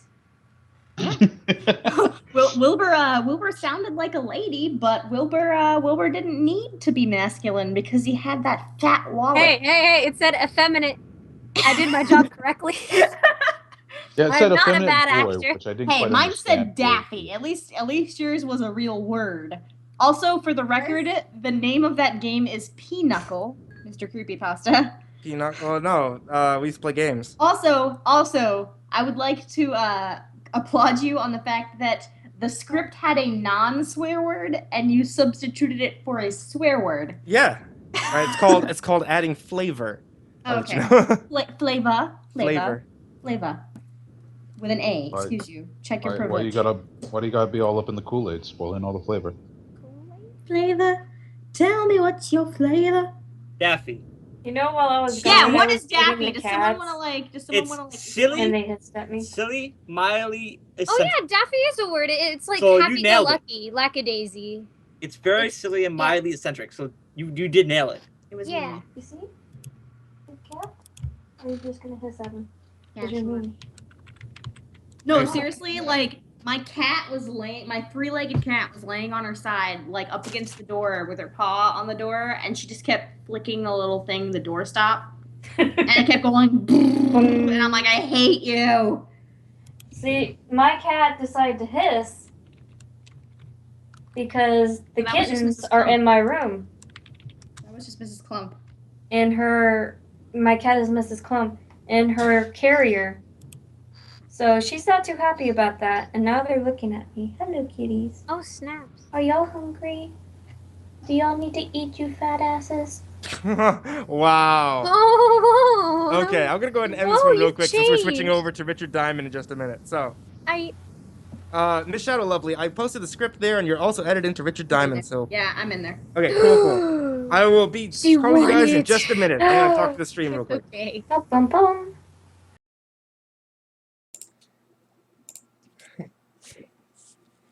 Hey everyone in stream, it is Billy. Okay, let me cut back from Billy. Hey everybody in stream, it's me, MrCreepyPasta. Once again, I'm just going to let you guys know about what's happening right there. One more time, we have one more episode to go for tonight, which means we should be going on till just about midnight, hopefully. We're going to be able to hit that mark. But there is a Nachobirthday link just below this video here in the description. If you guys could take a look at that or click on that for me, even just share it around. What we're going to go ahead and do is donate anything you can to that link. If you could, I would really appreciate it. It all goes to a really great cause. It goes over to A Place to Bark. A Place to Bark is the animal shelter. It takes in almost 1,000 animals every year. It is just Bernie Berlin and her 2 employees that run the place. Right now we're at, what is this? There's $200 added onto there, so that's $1,500 and $1,542. You guys are doing great. Place to Bark They take in nearly 1,000 pets per year from high-kill animal control agencies, puppy mills, and police-confiscated cruelty cases. They put them into adoptive care. They rehabilitate them. They retrain them and everything. It's great. So if you guys could help out, I really appreciate it. Even if it's just $1 or $2, every little bit helps out. So let me go ahead and get everybody ready. We're gonna get together for the last episode we're gonna be doing for tonight. Really glad to see so many of you guys stayed to watch everything. So let me go ahead and call up. I say, call up. There we go.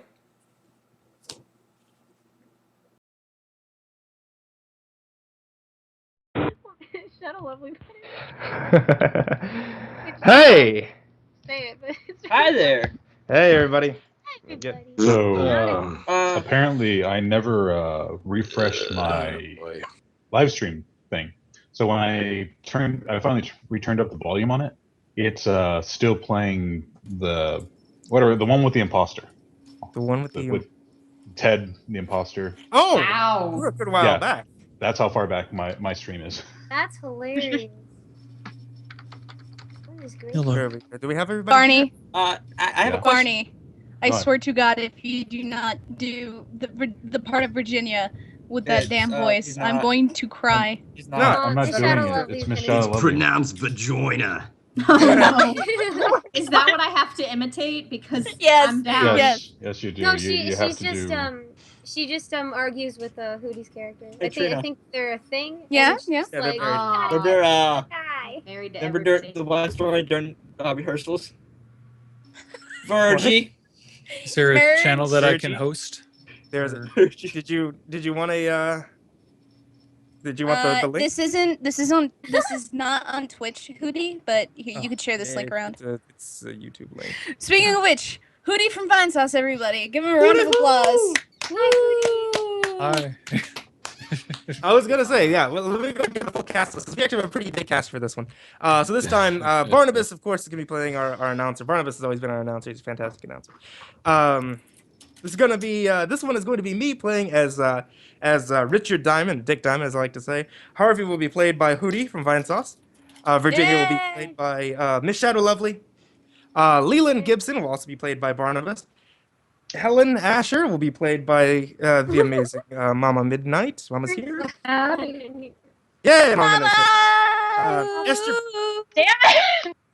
Esther Blodgett will be played by Giggles. Sergeant Otis will be played by Litterbot. Lieutenant Walt Levinson was played by Raven. Mrs. Gibson will be played by Trina. The Adams Clark Hotel clerk will be played by MrCreepyPasta Jr. He's not playing me now. And our landlady is played by the amazing Madame Macabre. Hey, Madame Macabre. Hey, Madame Macabre. Mr. Creepy Poopy, you're having a little bit of you sound like you're drowning a little bit. Do I sound like I'm drowning? You were sounding like you were. You're underwater right now. I was hearing that a second ago. Yeah. You sounded like you were drowning in nanomachines. Guys, he's hydrophobic. Be nice. Now No. sounds like she's drowning. He's drowning in my love. MCP, do your lungs feel like they're collapsing? Oh my gosh.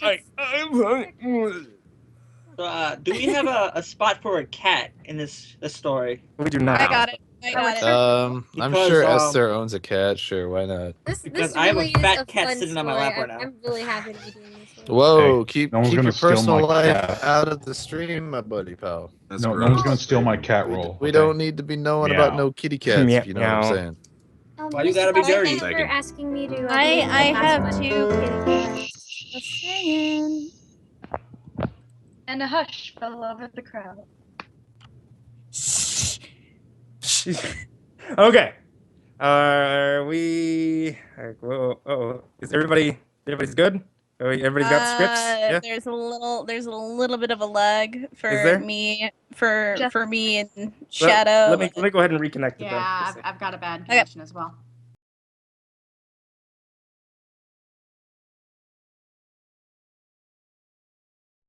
We're redoing this many times. Bad connection. And we're back. MrPasta, also thanks for having me voice in the last Yeah. Yeah, thank you for having us. Thanks for having us voice in everything. If anything, thank you guys for joining me. Really, I really do appreciate everything you guys are doing. We do Oh, yeah. and Broscarino. Also, Lizzie, Tell Junior to get the hell on here. Hey! Tell Junior call Walmart because your They internet say to call sucks. Walmart. I don't know why, but Your they say to internet call sucks. Walmart. Call Walmart because your internet sucks. Is he using a wireless adapter? I don't think so. I think we're I both am. hardwired. You are? You Are wanna- you? wanna- Are you wireless? If you are, and it's literally like the one that everybody friggin' uses, all you gotta do is just yank it out of the USB and put it back in. Yeah. I'm wireless. Yeah. Son, you need to grab Yeah, that's yourself an what I Ethernet cord. But I can't. Son. It's internal. It's internal. in Oh, my it's not a tower. car. It's No, okay. so what you're No. gonna do is you're gonna just punch through the front of the tower. You're gonna Son, rip it out. son, you gotta Is that disconnect it, son. You gotta dissect your computer, son. Well, listen here. I bought this at a flea market Well, right down listen the here. street, and I bought Larry, it for 99 sweet cents. lord. Shit. Larry! Oh, Larry. Barnabas. We are 2 minutes. We are NC, 2 dog. minutes late. Barnabas, would you care to get us going? Go. Let's go. Yes. Let's get in there. The Ethel Merman Show, previously scheduled for this time, will be heard at a new time and date to be announced shortly. Here transcribed is MrCreepyPasta as Richard Diamond, private detective.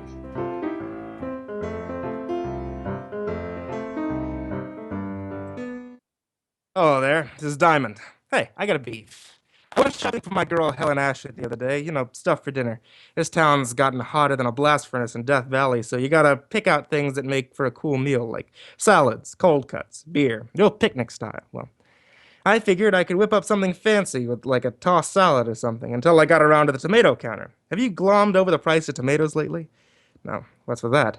So the cost of living is inflated, so a T-bone steak makes like it's just arrived from the something's classiest cow. Now a T-bone I can understand, but what's with a tomato? When it costs so much it should be hanging from a charm bracelet instead of laying in a salad bowl. Who needs it? So I bowed from the waist and figured you could do a lot of things with a plain head of lettuce. Oh, I got another beef too. Why can't people start their killings in December when it's cool? Well, about a week ago I got mixed up in a case, and before it was over, I took so many salt tablets I'm now the best seasoned private detective in New York. It started last Tuesday morning about 11 o'clock in an apartment on the Upper East Side.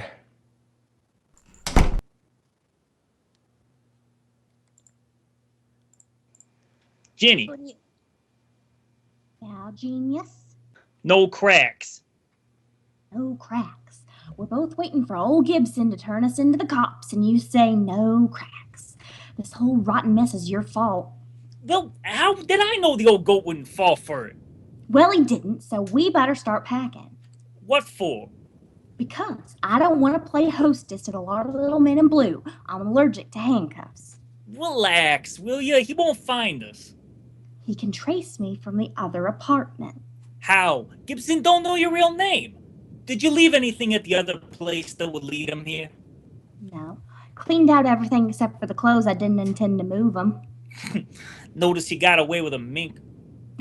What you want me to do? Leave it behind? Nah, we can hawk it. Hawk it. Yeah, you want to blow town? It takes cash. Cash I ain't got. You're telling me? Look, baby, if Gibson does go to the police, I'll have to hawk the coat so we can blow this joint, see? All right. You go and get rid of it, and I'll start throwing some things in our suitcase. Who's that? How would I know? Maybe it's the landlady. Oh, I forgot. They're painting the floor today. Yeah, I saw the painters in 206. They'll probably start in this room in a couple of hours. Okay. Dump the coat. I don't want the lady to spot it. Yeah. Yeah, Gibson. So, you really are married, huh? Who is it, Harv? Hello, Virginia. Oh, Mr. Gibson. Yes. I waited around in front of the other apartment and followed you here. I want to be sure to send the police to the right place. Look, Mr. Gibbs. You look, whatever your real name is. I don't like being blackmailed or threatened. But please. No, Virginia. My mind is made up. In a way, I'm sorry for you. But you didn't think about me. I'm past 60, and I'm tired of being made a fool. Look, why don't you give her a break, Mr. Gibson? Now, I'm not asking for... That's very noble of you. You should have thought about that a few hours ago when you accused me of making love to your wife. You're not really married. Why, I oughta... There's no need for expressing your indignation. There'll be plenty of time for that when the police arrive. Harv. Yeah? Come here! How dare you? Take your hands off me! Look, you ain't calling nobody. You listen to me. You take your hands off me. What are you gonna do, Harv? Gonna change this old goat's mind about calling the cops. You can't threaten me. You struck me. Yeah, how'd you guess? Harv, take it easy. He's an old man. Your concern is misplaced, my dear. I can take care of myself. Oh, why you give me that cane? I'll be glad to give it to you. Across your shoulders. Give me that? Harv, be careful. Hit me with a cane, will ya? You young... I'll set you up for good. Harvey! Harvey! Harvey! You idiot! Huh? You big, stupid idiot. Look what you've done. So what? He'll know better next time. Throw some water on him. Well, did you hear me? Throw some water on him. What's wrong? Harvey? Come on. Come on, Gibbsy. Come on. Come on. Holy cow. Is he? Yeah. Oh no. Shut up! We gotta get out of here. Why'd you have to hit him with the cane? Oh, now you're in trouble. I'm in trouble. We're in trouble, baby. We. Stop that crying all over the place. Help me get him out of here. How are we gonna do it? It's broad daylight outside. Yeah. Can't get him out of the building like this. We'll have to wait till tonight. We can't leave him here. Why not? The painters. What do you mean? They're gonna be here in a little while. Yeah. Oh yeah? Now what, genius? Shut up! Shut up, will you? I gotta think.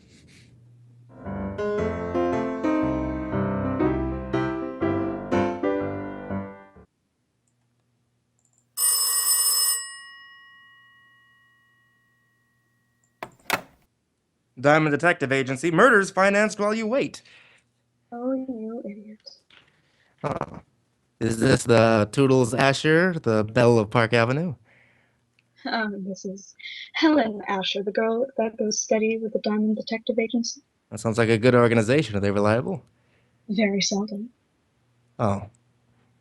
I'll tell you better as soon as I find out what I'm going to do tonight. Well, you're going to give your butler the evening off, and the Diamond Detective Agency is going to march through your front door, single file, and show you a shortcut to spin the bottle. And what time does all this begin? How long does it take you to pucker? About 2 seconds. Well, I wouldn't get there till 8. Don't hold it or you'll end up looking like Betty Boop. Oh, you're terrible. Yeah, but I'm pretty. Sounds about that. Oh, what you say. You won't be late, will you, Rick? Well, I don't know. After that last crack, maybe I better start going steady with King Kong. Rick!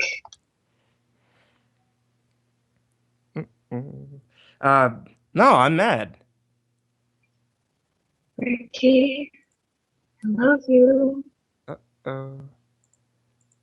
We're getting A lot of interference right now. Yeah, we are. I think it's just so many. I think it's how big the cast is. Hang on. We got this. We gotta hold true, man. We got this. The show must go on. Yep. All of us are drowning. All of us are drowning. Hang on. Wait, what? We're getting a lot of interference. I think it's because just how extended we are at the moment. I can drop out since I don't have anything else left. You sure? Yeah, I can. I Yeah. can drop out after my lines too. Okay. Yeah, that might be good. We got this though, guys. Don't worry. We're hanging on. We're hanging on for dear life. We can got get it. through this. Get I through can it. get through this. Okay, let's try this. No, I'm mad. Ricky. I love you. Only because I can hang by my tail and my fangs have that toothpaste smile. I think you're the most wonderful man in the world. Well, I think you're the handsomest, the strongest, the smartest. all right. Now tell me something I don't already know. Right. And bye, baby. See you tonight. Bye. I'm adorable. I'm so beautiful. Now look, honey, I can't make it until 8 o'clock. I got a fan dancer who's a client, and she wants to go out and trap an ostrich this afternoon. Is this the Diamond Detective Agency? Huh? Oh, yeah. And is this Mr. Diamond? Yes, what's the matter? You sound like you're standing on a body. Oh, Mr. Diamond, please, you've got to help me. I just don't know what to do. Now take it easy. Who is this? What? I thought it moved. What moved? The man is sitting in my chair. Well, that happens now and then. Why shouldn't he, Oh, well, because he's dead. What? Yes. I came home this afternoon from girls' camp, and when I unlocked my door and went in, I saw this corpse sitting on my Hepplewhite. On your what? Hepplewhite! I don't know how he could have gotten there. Hepplewhite? No, the dead man. What about a Hepplewhite? Who? The guy the corpse is sitting on. No, that's a chair. Hepplewhite's an old antique chair. Oh. Now I'm so confused. Yeah, well, move over, honey. Now take it easy and give me one thing at a time. Who's the dead guy? Well, I don't know. I never saw him before in my life. Okay, now why haven't you called the police? Well, I thought about that, but I'm a school teacher, Mr. Diamond, and I was afraid of the scandal. I read a lot of detective stories, and the first thing that came to my mind was calling a private eye. Private eye. You have the biggest ad in the phone book, so naturally. Naturally. Well, give me your name and address, and I'll be right over. Oh, Esther Blodgett, 419 East 79th Street, apartment 108. Okay, Esther. Now, don't let anyone in and don't touch anything. Oh, I know that's silly. After the initial shock wore off, I found myself in complete control. What? What's the matter? I'm so nervous. I just lit a cigarette. It tasted so good, and I offered one to the dead man. Well, if he takes it, remember how you did it. I'll be right over.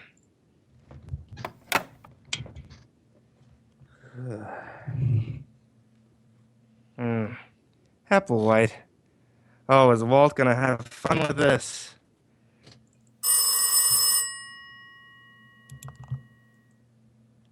Homicide, Sergeant Otis. Hey, Otis. Let me talk to the lieutenant.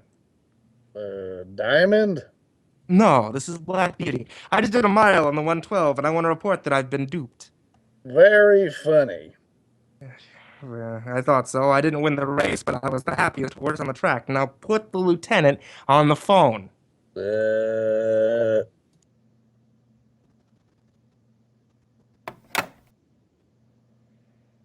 Lieutenant Levinson. Diamond, Walt. I don't want any. You take your killings to another precinct. Oh, now, don't be a sorehead. Giving you business is just my way of showing you my friendship. Can't we just be buddies at a distance? I'm tired of chasing corpses. I'll grit your teeth and get over to 419 East 79th Street, apartment 108. Homicide? Yeah, a dame named Esther Blodgett reported it. She lives there. Who's dead?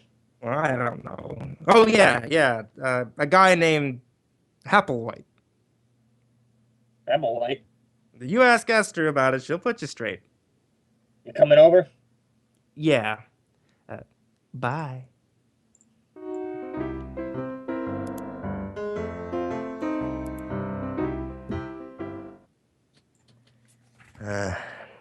As I went out of my office, I thought about Esther Blodgett and wondered how mad she would be when the police turned up. I had to call them, whether she wanted the scandal or not, because homicide comes first in my book. I'm an ex-cop, and I still follow the rules. It's not a conscious. I just like staying in business. So, when someone turns up with a killing, I always let Lieutenant Walt Livingston know about it. I grabbed a cab, and 20 minutes later, I was standing in Esther's apartment along with Walt, the dead man, and Applewhite. Oh, you're a swell fellow, are you? Oh, what's the matter, Walt? I've been going through that Applewhite routine for the last 10 minutes. Just found out it was a chair. That one right over there. The one that stiffs in. Oh, Mr. Diamond, why did you call the police? I thought you'd ask that. Because that man's been murdered, Miss Bludgett. That's what good citizens do when they find a dead man in the apartment. But the scandal! I'm a school teacher. What will my students' mommies and daddies think? Honey, just confuse him with that Applewhite routine. What'd you find out, Walt? Not much. The coroner will be here in a few minutes. Looks like someone gave him a pretty good beating. What's that all over his clothes? Isn't that blood, Mr. Diamond? Yeah, he's been bleeding, all right. I mean, that brown stuff, Walt. It looks like lint or something. I noticed that too. I don't know what it is. We'll have the lab analyze it. Well, tell me, Esther, you said when you came in, you unlocked the door. Yes, that's right. Okay. Are you sure that it was locked? Why, yes, it has a catch lock. Besides, you have to turn the key and use the other hand to turn the knob and... Oh, did you touch anything? Any windows? I touched nothing. Well, there's a good one, Walt. Yeah. A corpse sitting in a room with the door and all the windows locked. Do you always lock the windows when you go out, Miss Bludgett? Well, I've been away for several weeks at girls' camp. Aren't you a little old for that sort of thing? Oh, I've been counseling. One of the teachers who goes along to take care of the young girls. What do you think, Rick? Well, he wasn't killed in this apartment, no. Rick, you gonna talk for me, huh? Yeah, I might actually. You're taking a while. Well, I'm sorry, sir. I can't help it. I'm a lieutenant, not a detective. No, there were no signs of struggles. There's only blood around the chair and on the body. He must have been carried in. There were blood trails on the floor. Not if it was carried in something. You say you never saw this man, Esther? Never in my life. Any identification in his wallet? Yeah, the name's Gibson. Leyland Gibson. No money taken either. So that eliminates the robbery angle. Yeah. Any address? Yeah, he's got an old driver's license. 12 East 64th Street. Pretty classy district. Yeah, judging by his clothes, he was well fixed, tailored, good store. And as soon as the coroner arrives, I'm gonna check this apartment building. Maybe somebody heard something or saw something. Hey, well, let me check this 64th Street address for you. This is a police job. Why do you want to check it? Oh, because poor Miss Blodgett looks so unhappy. I am, Mr. Diamond. I am very unhappy. Yeah, see, Walt? So she's unhappy. If you want to check the place on your own, go ahead. But I'm sending some men over anyway. Mr. Diamond, I like you. Well, thank you, Esther. Oh. I want to hire you to catch the killer and free me from this awful policeman. Awful policeman? Do you know how I got this way, Miss Bludgett? Oh, I'm sure it wasn't easy. Good for you, Esther. I got this way because of this private detective. Or just call me Blue Eyes. Ever since he stopped working with me and at the force, I've got him mixed up in more screwy cases than an alcoholic in a whiskey truck. There isn't one week that he doesn't turn up with 1 or 2 killings. Oh my, he gets excited, doesn't he, Mr. Diamond? And in his spare time, he intimidates my sergeant. I'll just call me Rick, dear. I've taken enough bicarbonate in the last year to stop Vesuvius from erupting. And if it doesn't give me a little peace and quiet, I'm gonna end up having a killing of my own. Oh, Rick? Oh my, that's a nice name.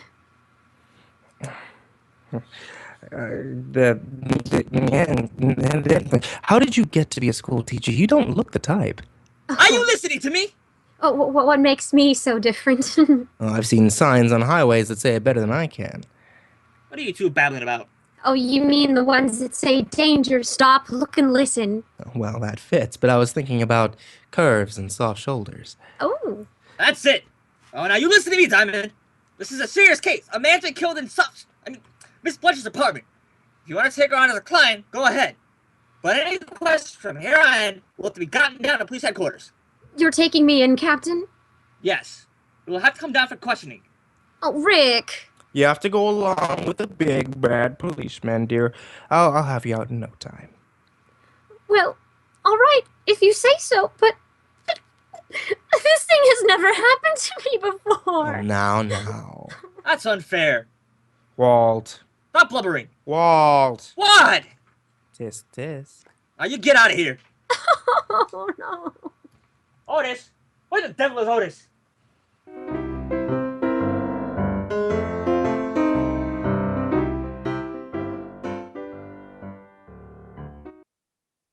I left Walt jumping up and down in front of Esther and the corpse and headed for 12th East 64th Street. It was an old brownstone in one of the wealthier districts, and when I rang the doorbell, I got another surprise. Believe it or not. Oops. Yes? Yes, don't tell me you're a school teacher. I beg your pardon. Oh, forget it. It's the landmarks that threw me. What do you want? Do you know a Mr. Leland Gibson? Yes, he's my father. Now, just who are you? The name's Diamond. I'm afraid that I've got some bad news for you, Miss Gibson. It's Father. Something's happened to Father. That's a very high possibility. May I come in? I'm terribly sorry. Yes.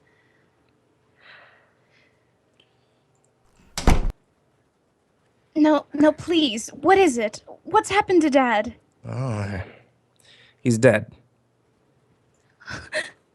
Oh, no. No. Now, look, I know this is tough, but you've got to help me. The police will be here any minute.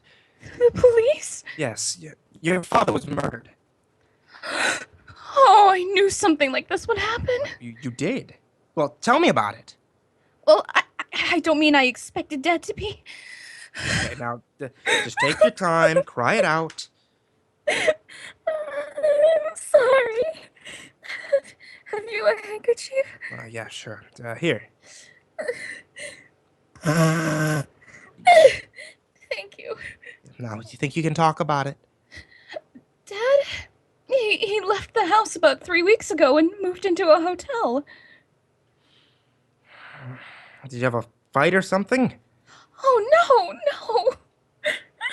Everything was fine, but... Now, hang on. Things couldn't have been better, and he was in wonderful spirits when he left. No arguments, no hard feelings? He didn't leave mad? Oh, no, nothing like that. Well, then, do you have any idea why he suddenly packed up and moved into a hotel? Well, I'm not sure, but I think it was a woman. A woman?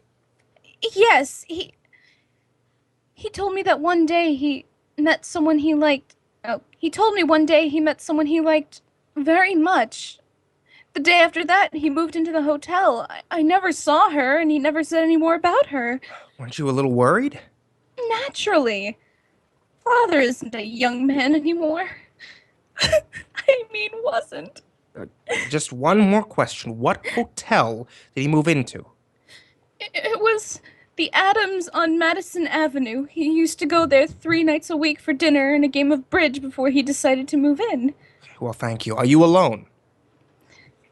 Yes. Any friends you can call? A few, I guess. Well, call them. It's better not to be alone and bawl your head off. It'll do you some good. I'll send you the handkerchief, Mr. Diamond. It's in the book.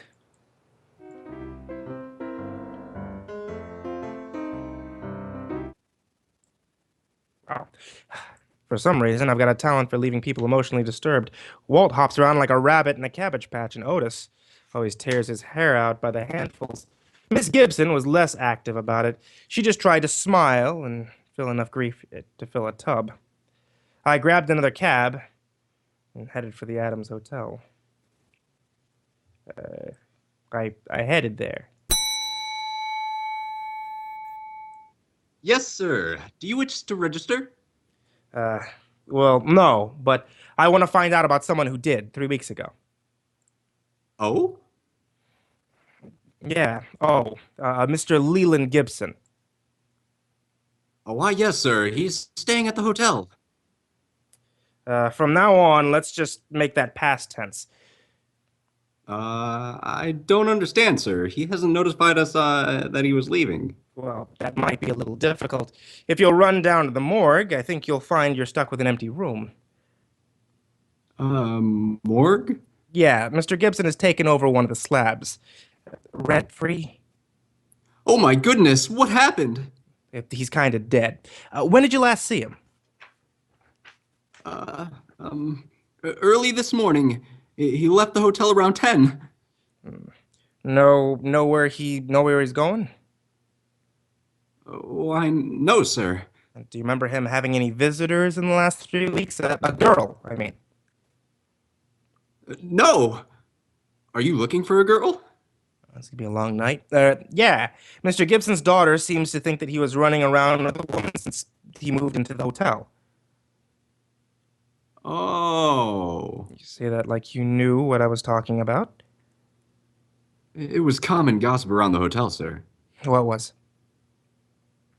Well, Mr. Gibson has been coming to the hotel for many years. He used to eat dinner here 3 nights a week and then play bridge with some of the hotel regulars. Now, about a month ago, we took on a new waitress. Uh-huh.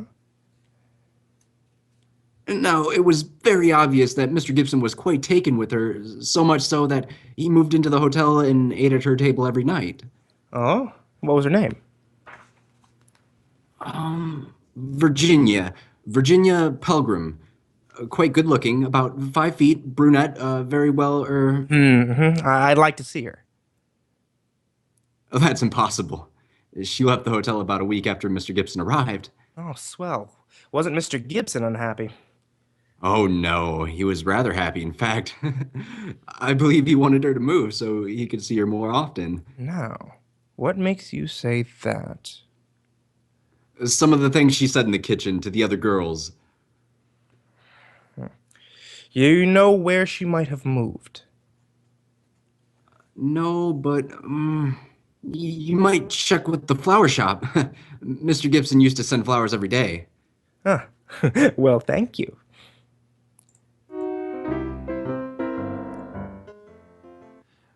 Well, I wasn't sure where I was going, but if Virginia Pelgrim was my best lead, then maybe she could tie the Gibson murder up with a silk ribbon. I talked to the flower clerk, and he gave me the address that the flowers had been sent to every day. It was a nice apartment in the village, and the landlady stuck her nose out like she was trying to smell me instead of see who was calling. Yes? I hope that door doesn't slam shut sometime. You have a bloody nose for weeks. What do you want? Now roll out an eye with that nose, and I'll show you my badge. Aren't you cops ever polite to anyone? Well, there's a face that goes with it. I'm looking for a girl, about 5'3", dark brunette, very well, You're in the wrong place. Her name is Pelgrim. Oh, her. She lives upstairs. Oh, does she, huh? Is she in now? No. Went out this morning. Hasn't come back. And she probably won't. She have many visitors? Only a couple. Men. That figures. Ever see an elderly man, gray hair, about 60? Sure, every day. Know his name? No. You said that she had a couple of visitors. Who else? Another man, young guy, kind of greasy, only came around a few times. The old man was there this morning. Had an argument. Did you hear what they said? I don't snoop. Anyone else? No. Who paid her rent? She did. Cash. You mind if I take a look at her apartment? Got a search warrant? No. Then you can't. No. Well, okay. Thanks. You've been charming.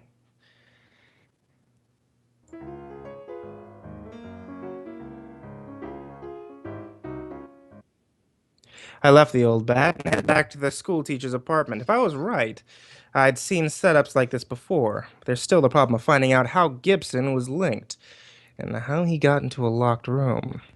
When I pulled up, I saw the wagon, complete with corpse and coroner, pulling away from the morgue. And when I went in... and knocked on the door, I was certain that they had forgotten one of the bodies. Oh, it's you, Seamus. Why, Otis? They're leaving without you. Who is? The hearse. Shouldn't you be lying down or something? You stop that, Rick, and get in here. Hello, Walt. What's new? Well, Rick? Well, Esther, has Otis been using his rubber hose on you? Oh, no, but I was getting so lonesome. I'm glad you're getting back so soon. You are. As soon as you two quit rolling your eyes at each other, maybe you can tell what you found out, Mr. Diamond. Yeah, well, send Otis down to the station for a search warrant, then tell him to get over to 9 West 12th Street and see what he can find out at Miss Virginia Pelgrim's apartment. Who's Virginia Pelgrim? The only person who was mixed up with a murdered man. There's another man who used to see her, but I can't find out who he was. All right. Otis, go get the warrant. Yeah, Lieutenant. Thanks, Diamond. Yeah. It's been a pleasure, Sergeant. What did you find out, Walt? There were 11 people in the building at the time of the killing. None of them ever saw the guy before. Here's a list of the names. 3 people on this floor, 5 on the second, and 3 more on the third. Have you talked to the landlady? Certainly. She doesn't know any more about it than the rest. What about that funny brown lint on the dead man's clothes? We're checking on that right now. The lab said they'd call me. Did the landlady say that she has a key to this apartment? Sure, but she hasn't used it. But one says Miss Bludgett was away at girls' camp. And when she used it? 3 days ago, when she let the painters in. And she says the windows and door were definitely locked. Because after she let the painters out, she locked them herself. Painters, huh? Yes, and I've been looking, you know. I think they've been doing a terrible job. Why, the kitchen alone. Esther, dear. Yes, Rick? Later, dear. Yes, Rick. Walt, did they paint the whole building? They finished the 2nd floor today.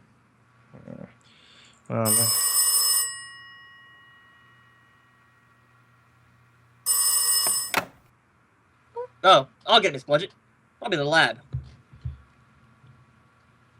Yeah? Yeah. I see. Alright. Thanks. Rick, do you know who did it? I got a hunch. Oh, you're wonderful. Yeah? What, lab, Walt? Yeah, the link she spotted on the dead man's clothes is from the mat they put on the rugs. Walt, you were on all the floors. Did one of the apartments have a rug missing? They're all missing from the 2nd floor. The tenants took them down to the basement when the painters moved in. Any off this floor, the 3rd? No, just the 2nd. Okay. Well, your killers are on the 2nd floor, Walt.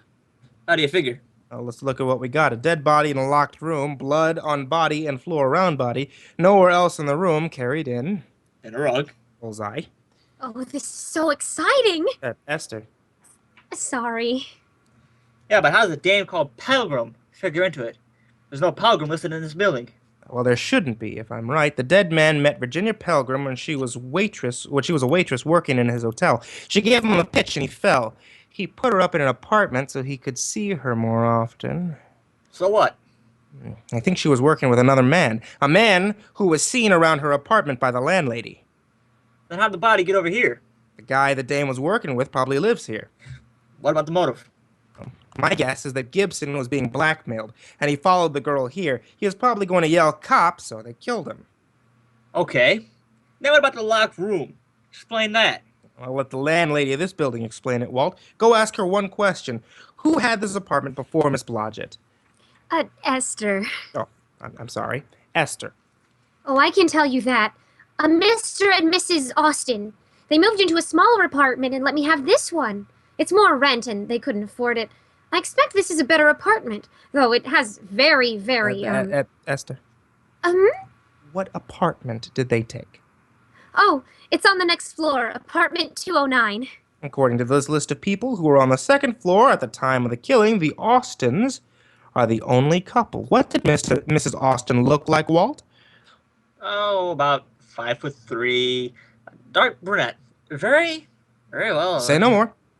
Come on, Walt. May I come? No, Esther. You stay here. I'll be back later to discuss the better features of your apartment.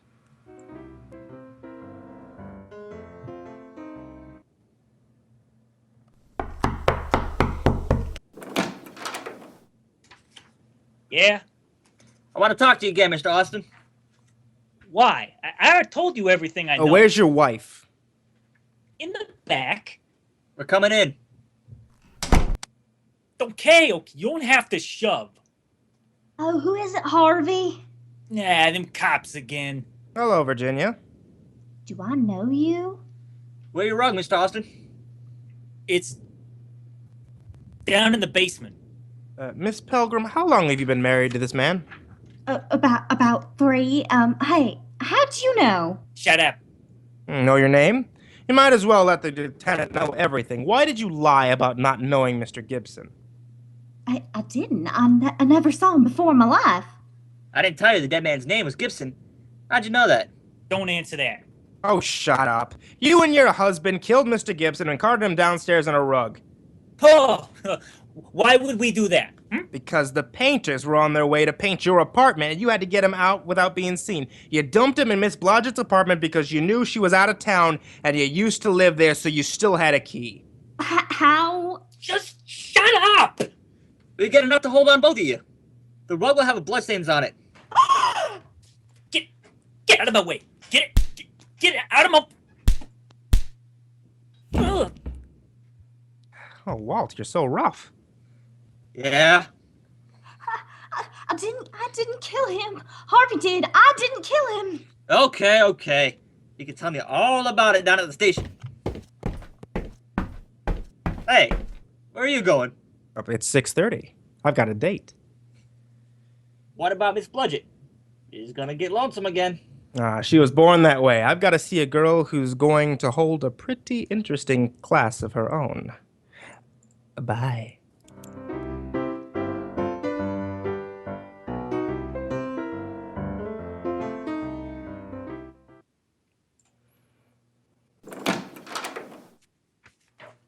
Hi. Hi. Well, don't you look comfortable? Where's Francis? I gave him the night off, like you suggested. You're cute. I've got a cool dinner in the library. School days, school days. You sound happy. I was just thinking about a school teacher I once knew. That looks toothy. Sing for your supper. What? I got a new tune on the piano. Oh, honey, I'm hungry. You sing first, and then you can eat. All right, what is... I'll get it. That was some girl asking for you. Girl? Wow. I told her there was no one here but the guitar tuner. Oh? She leave a name? Uh-huh. Applewhite. Applewhite. Yes. Who's she? Come here, baby. No, I want to know who she is. I said come here. No! Ricky. Who's Applewhite? It's just a chair, baby. A cute, blonde chair.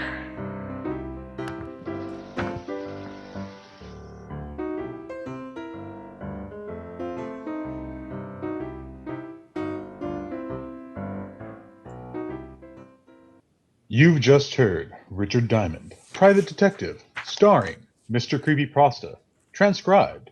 Helen was played by Mama Midnight, Lieutenant Levinson by Creepypasta Raven. Also in our cast were Giggles, Creepypasta Jr., Hootie, Creepy Rainbow Pasta, Kitten Retor, Litterbot, Madame Macabre, and Barnabas Demos. Don't forget about Miss Shadow Lovely. And Miss Shadow Lovely. Richard Diamond is written by Blake Edwards. Yes, that Blake Edwards. Now, this is Barnabas Demos, inviting you to be with us again at our same time next week, when we will again bring you Mr. Creepypasta as Richard Diamond, Private Detective. Yeah. Right. All right. All right. Dun. I got a bone to pick Find with you. more Dick Diamond audio dramas because they're fun. They're funny characters. Just don't cast me as a girl again. You're not a girl. I was casted as a woman. I was And be giggling prepared and that every gossiping time- with the other girls in the back. Be prepared that every time you last minute cast me, I'm gonna play a country voice. It's gonna happen. It's just gonna Beautiful. automatically happen. Country. It's my go-to voice. I either have to be a little kid or I have to be insanely southern. I had to giggle Not every just a 12 little. seconds. Well, yeah, but that seemed like that seemed to be like. Oh, Mr. Diamond, I swear. Why am I Well, I southern? do declare. Still better He's than the such a Mr. lady than- killer. Such a Still flirt. better than the Esther that I had. I'm kind of really wishing that part of this was just all the female characters in this one. Esther. Hey, I'm Esther. Esther. I'm Esther and I always watch. I also Oh teach my little god, I love Celine Dion. Oh. Oh. I think Oh. I'm gonna have my daughter name my grandchild Brittany.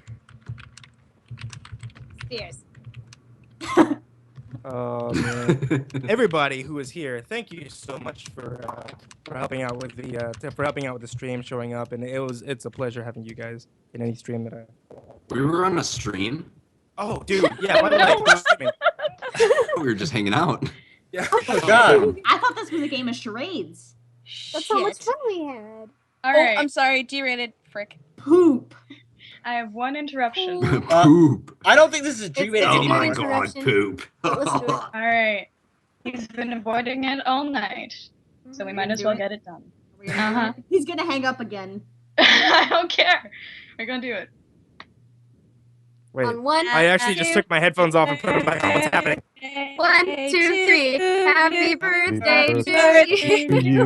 To you. Happy birthday, dear Mr. Pasta.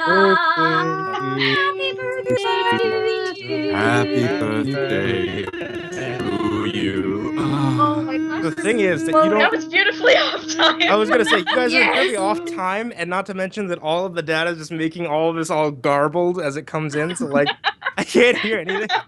It's okay. What Precious. did you say? You want an encore? Okay, here we go. Come on. Birthday to God, please. You know, Mr. Pasta, one day all of us are going to be dead and you're going to be alive and you're going to watch this stream and be like, I love my friends. Wow, Yeah. you got So much really older than dark all with of that, us. Giggles. Yeah. I'm gonna die. It got very depressing very quickly. So what Yeah. you're saying is we're all No, gonna it's get a happy murdered. day. Oh Baby. no. I'm gonna kill all of you. Someone should call Dick Diamond. Harvey. Ever come over to California? They're all Hepplewhites. Who's Hepplewhite? It's Hepplewhite. I'm Chair. A cute blonde chair. Oh my god, this is turning into a night shift thing where everybody Happy talks over each other. birthday to Oh my you. God, Litterbuck. Happy birthday Happy to you. birthday. Don't mind. Did I do it? Am I here on time? Am I 20 minutes Very late? much so. Okay, guys, if we could real quick. I want to go ahead and say something real quick to everybody who's still watching in stream. Very top left part of your screen right there. Please help to support Place to Bark. Donation link is in the description. In the description underneath your video, there's a link that says nachobirthday.com/campaign/ID/511. That's the fundraiser that we've been doing this whole stream for the past few hours.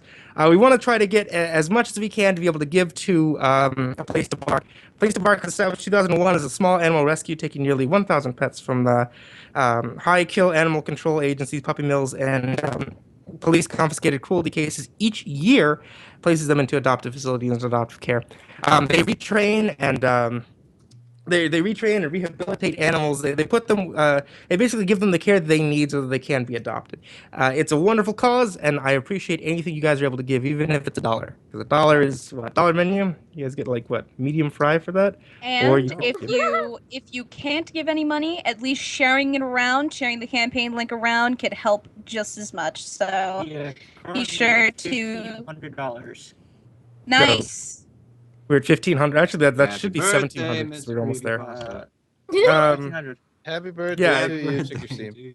There's a couple of things I know of that haven't gone in there yet, but there's another like it's basically going to end up coming out to being 1,700 right now. So I know that it hasn't been thrown in there yet. But everybody here, thank you so much for helping out and everything. Madam Macabre, I specifically wanted you here because I wanted to thank you for that video that you put up last night. I really appreciate the music. The Blue Man video. Yeah, she did a video of that thing. That music was great. Oh, I saw that. Yes. We wouldn't know about that, would we, Barney? I have no idea what you're talking about whatsoever. Yeah, Barney, all your of you vocals guys. were beautiful. I love you guys. Thank you for that. MCP. Yeah. You're 40 now, right? Yeah, I actually just turned 40. Congratulations, man, you're old. Wait, I'm older than MCP. Oh my god. Don't take 10 years off him. Wait, He's I'm 50. Don't take 10 years off. Yeah, thank Oh, you. my bad. Me and Raven are older than MCP. All right. Raven and I. Right? I thought we already agreed that I'm 77 in gay years. In gay years. I don't know The after that, math, I'm sorry. each gay year is literally 17 years. It's like dog years, but like multiplied by 2 and then add 3. Are you kidding me? You guys are so ridiculous. Well, technically, so actually, confused. technically I'm a zombie because after 30 we die. Well, You're and 10% 17 less. is not a multiple of 77, so. Yeah. You don't know anything about math. How dare? How dare? Yeah, anybody who doesn't know anything about my- math, you need to check out Nothing. frog fractions then. You know Oh what, my Matt? God. I don't think we need it after high school. That's right. People of the live stream, you don't need it in college. Shame. Unless it's your major. Unless it's your How major. do you do your taxes? I don't do taxes. With H&R. I'm If you not wanna sure. watch- She does math and not If government. you want to watch Mr. Creepypasta and I do frog fractions, go to his channel, Mr. Creepy Extra, and watch the video because holy crap, that game is absolutely confusing. It goes 0 to 100 real quick. If you want to watch me and MrCreepyPasta do taxes, watch our channel. Okay, well, I'm headed over there because that sounds amazing. You want to watch me do my taxes? It made for the best video I've ever done. You want to watch me cry? Be above the space queeb. Squeeb. That's my new Way to channel go. title. Those labels. Beeb of the Space Squeeb. That's Oh my my new God. channel title. Gosh darn it! Everywhere I go, I just think of Little Shop of Horrors. Yes. It's happening now. I like by the way when we did Sorry Wrong Number, Barnabas said kitten reads whores instead of horror. Yeah. Oh yeah. I don't know what Or- that or- was. I don't know. Draw. Or- He had the or- professional draw. The professional 4Gs, those were really interesting. That was amazing. Orgies. Yes. The 4Gs. Orgies. I heard that like twice. Barnabas said it once and then MCP said it again. What about when MCP was supposed to be a horse and race and he said what did he say? Duped and not dope. Yeah, he said duped instead of dope. For the third time now. Let's not even get into the shark god. And nobody could say any Oh, of come the on, it's line your birthday, we words, said and I had to like just sneak them in. I'm like nobody, and then that one part where nobody could say my name. Yeah. It was What was your name again? Wana Hakalugi.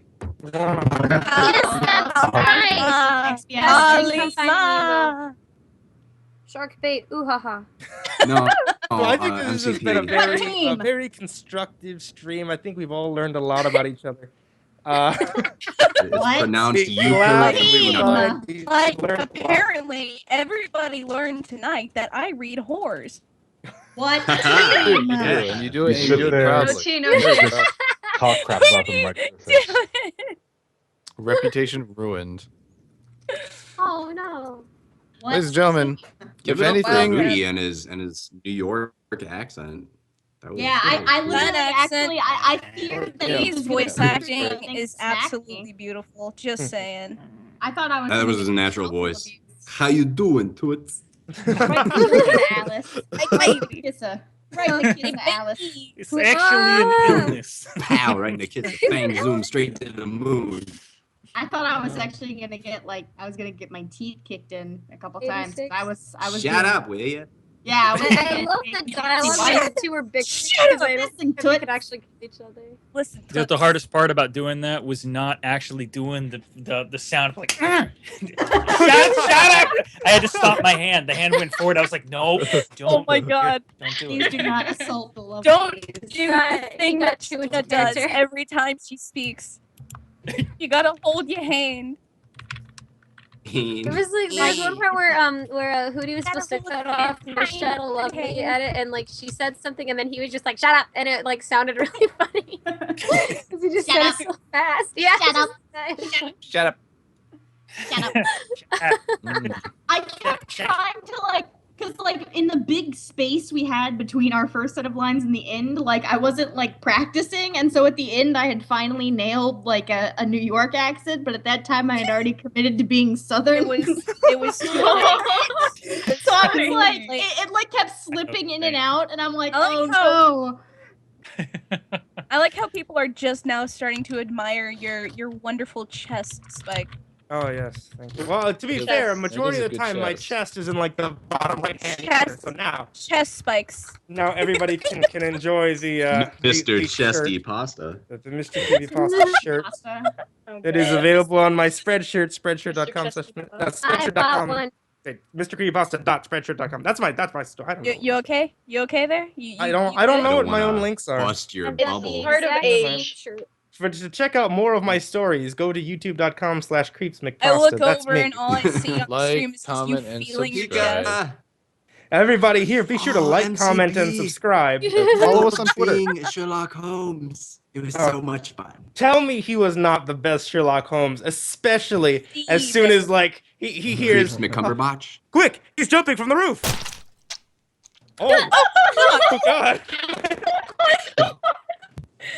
Hey guys, That I'm part gonna was do it. I'm actually jumping really off funny. the roof next. That was the best because you actually got really disturbed by this.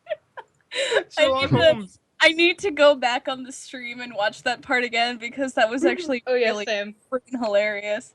Yeah, he got hysterical. I might segment that and put it He's somewhere. jumping from the roof. I'm coming. Oh my God. Good lord. You seemed so legitimately upset. Genuine concern. Just me, Uji, just eating shit. Yeah. Somebody donated $100, something like that, because we just jumped up to $1,600. Oh my God, I was Oh about to wow. get really Yeah, we excited. went up 300 in the last 10 minutes because I checked it and it was at like 300. Please support a place to bar. Everyone, thank you so much for your support. I want to go ahead and take a look at all these different messages too, because I can see the messages that you guys are leaving. And thank you so much for that. Don't one. go Once too again- high in the chat, MCP. You might be surprised. I think people are starting to donate more because of our dumb back and forth banter. Oh, we got They 5 minutes find out left how we here. act after hours. We got 5 minutes before the world I'm going to comes go an through this end. real quick. So a lot of people are wishing me a happy birthday, which I really do appreciate. I'm Happy noticing birthday, people are wishing me- MCP. Stop Happy it! birthday. Happy birthday, Miss Creepypasta. Happy birthday. Let him be on his Happy soapbox. birthday. I will throw this one out there. guys, we got 5 minutes. Yeah, we only got 5 minutes left, and which means I'm probably going to end the call here in just a minute. Everybody else, who's in stream, if you could take a look at the very bottom there, we have the link, the Nachobirthday.com. That's what we're reading off right now. I appreciate any kind of donation you guys can do. What I'm going to go ahead and do, just to throw this in, anybody else who's watching, head on over to the Nacho Birthday link. If you guys can give any amount, just donate any amount. I'm going to go ahead and just read through the comments and things like that. I'll make a recording of everybody's comment that's on there. So if you guys are able to donate, I would really appreciate it. And as long as you guys aren't making me say something that I would really regret saying on camera, then I'm going to go ahead and read your comment that you leave inside of the donate. So even just donate $1 or anything like that, I appreciate it. Just go ahead and leave a comment there. I'll read it out. Guys, I think it's going to be time. I'm going to go ahead and cut it here. So everybody who's in call with me, everybody who participated in this stream with me, thank you so much. I really appreciate this. No problem. Thank you, Mr. It was a pleasure. Welcome. Nice to talk with you. I have to remind you, Daddy. I gave up a date for this. I know, and I appreciate that. Tell him that Barney, I'm right here with you. you gave up a date to hang out as a date. We basically spent 8 hours. I married Raven twice for you. Barney, don't you have a boyfriend? What marrying me is a bad thing? All right, stop with the personal Good business. job, All right. Trina. Okay, we will. I will talk to you guys. I will talk to you guys a little bit later on. And again, thank you all, guys. I really Thanks do love very you. much. Good night. No problem. Have a great Bye. night. No, stop. Everybody in stream. Once again, it's me. Oh god. It's me. Let's just move that out of the way. MrCreepyPasta. And I'm saying thank you so much for hanging out and watching all of us do some old time radio. And I appreciate everybody who's donated so far, and everybody who continues to donate, because the Nachobirthday landing page is going to be open for a good long while. So it's at least for the next 2 weeks. If you guys get any opportunity to donate, thank you so much, and I really do appreciate it. And I know that that A Place to Bark is going to appreciate it. It all goes to a really great cause. So even if it's just $1 or $2, thank you so much. And I'm going to leave you with this. It was a fantastic birthday. You guys made it all the more better for me. Thank you guys. Thanks for coming out and watching us. So, Billy, any closing words from you? Yeah? Those are some wise words of wisdom, my friend. Wise words indeed. And everybody in stream, again, thank you so much.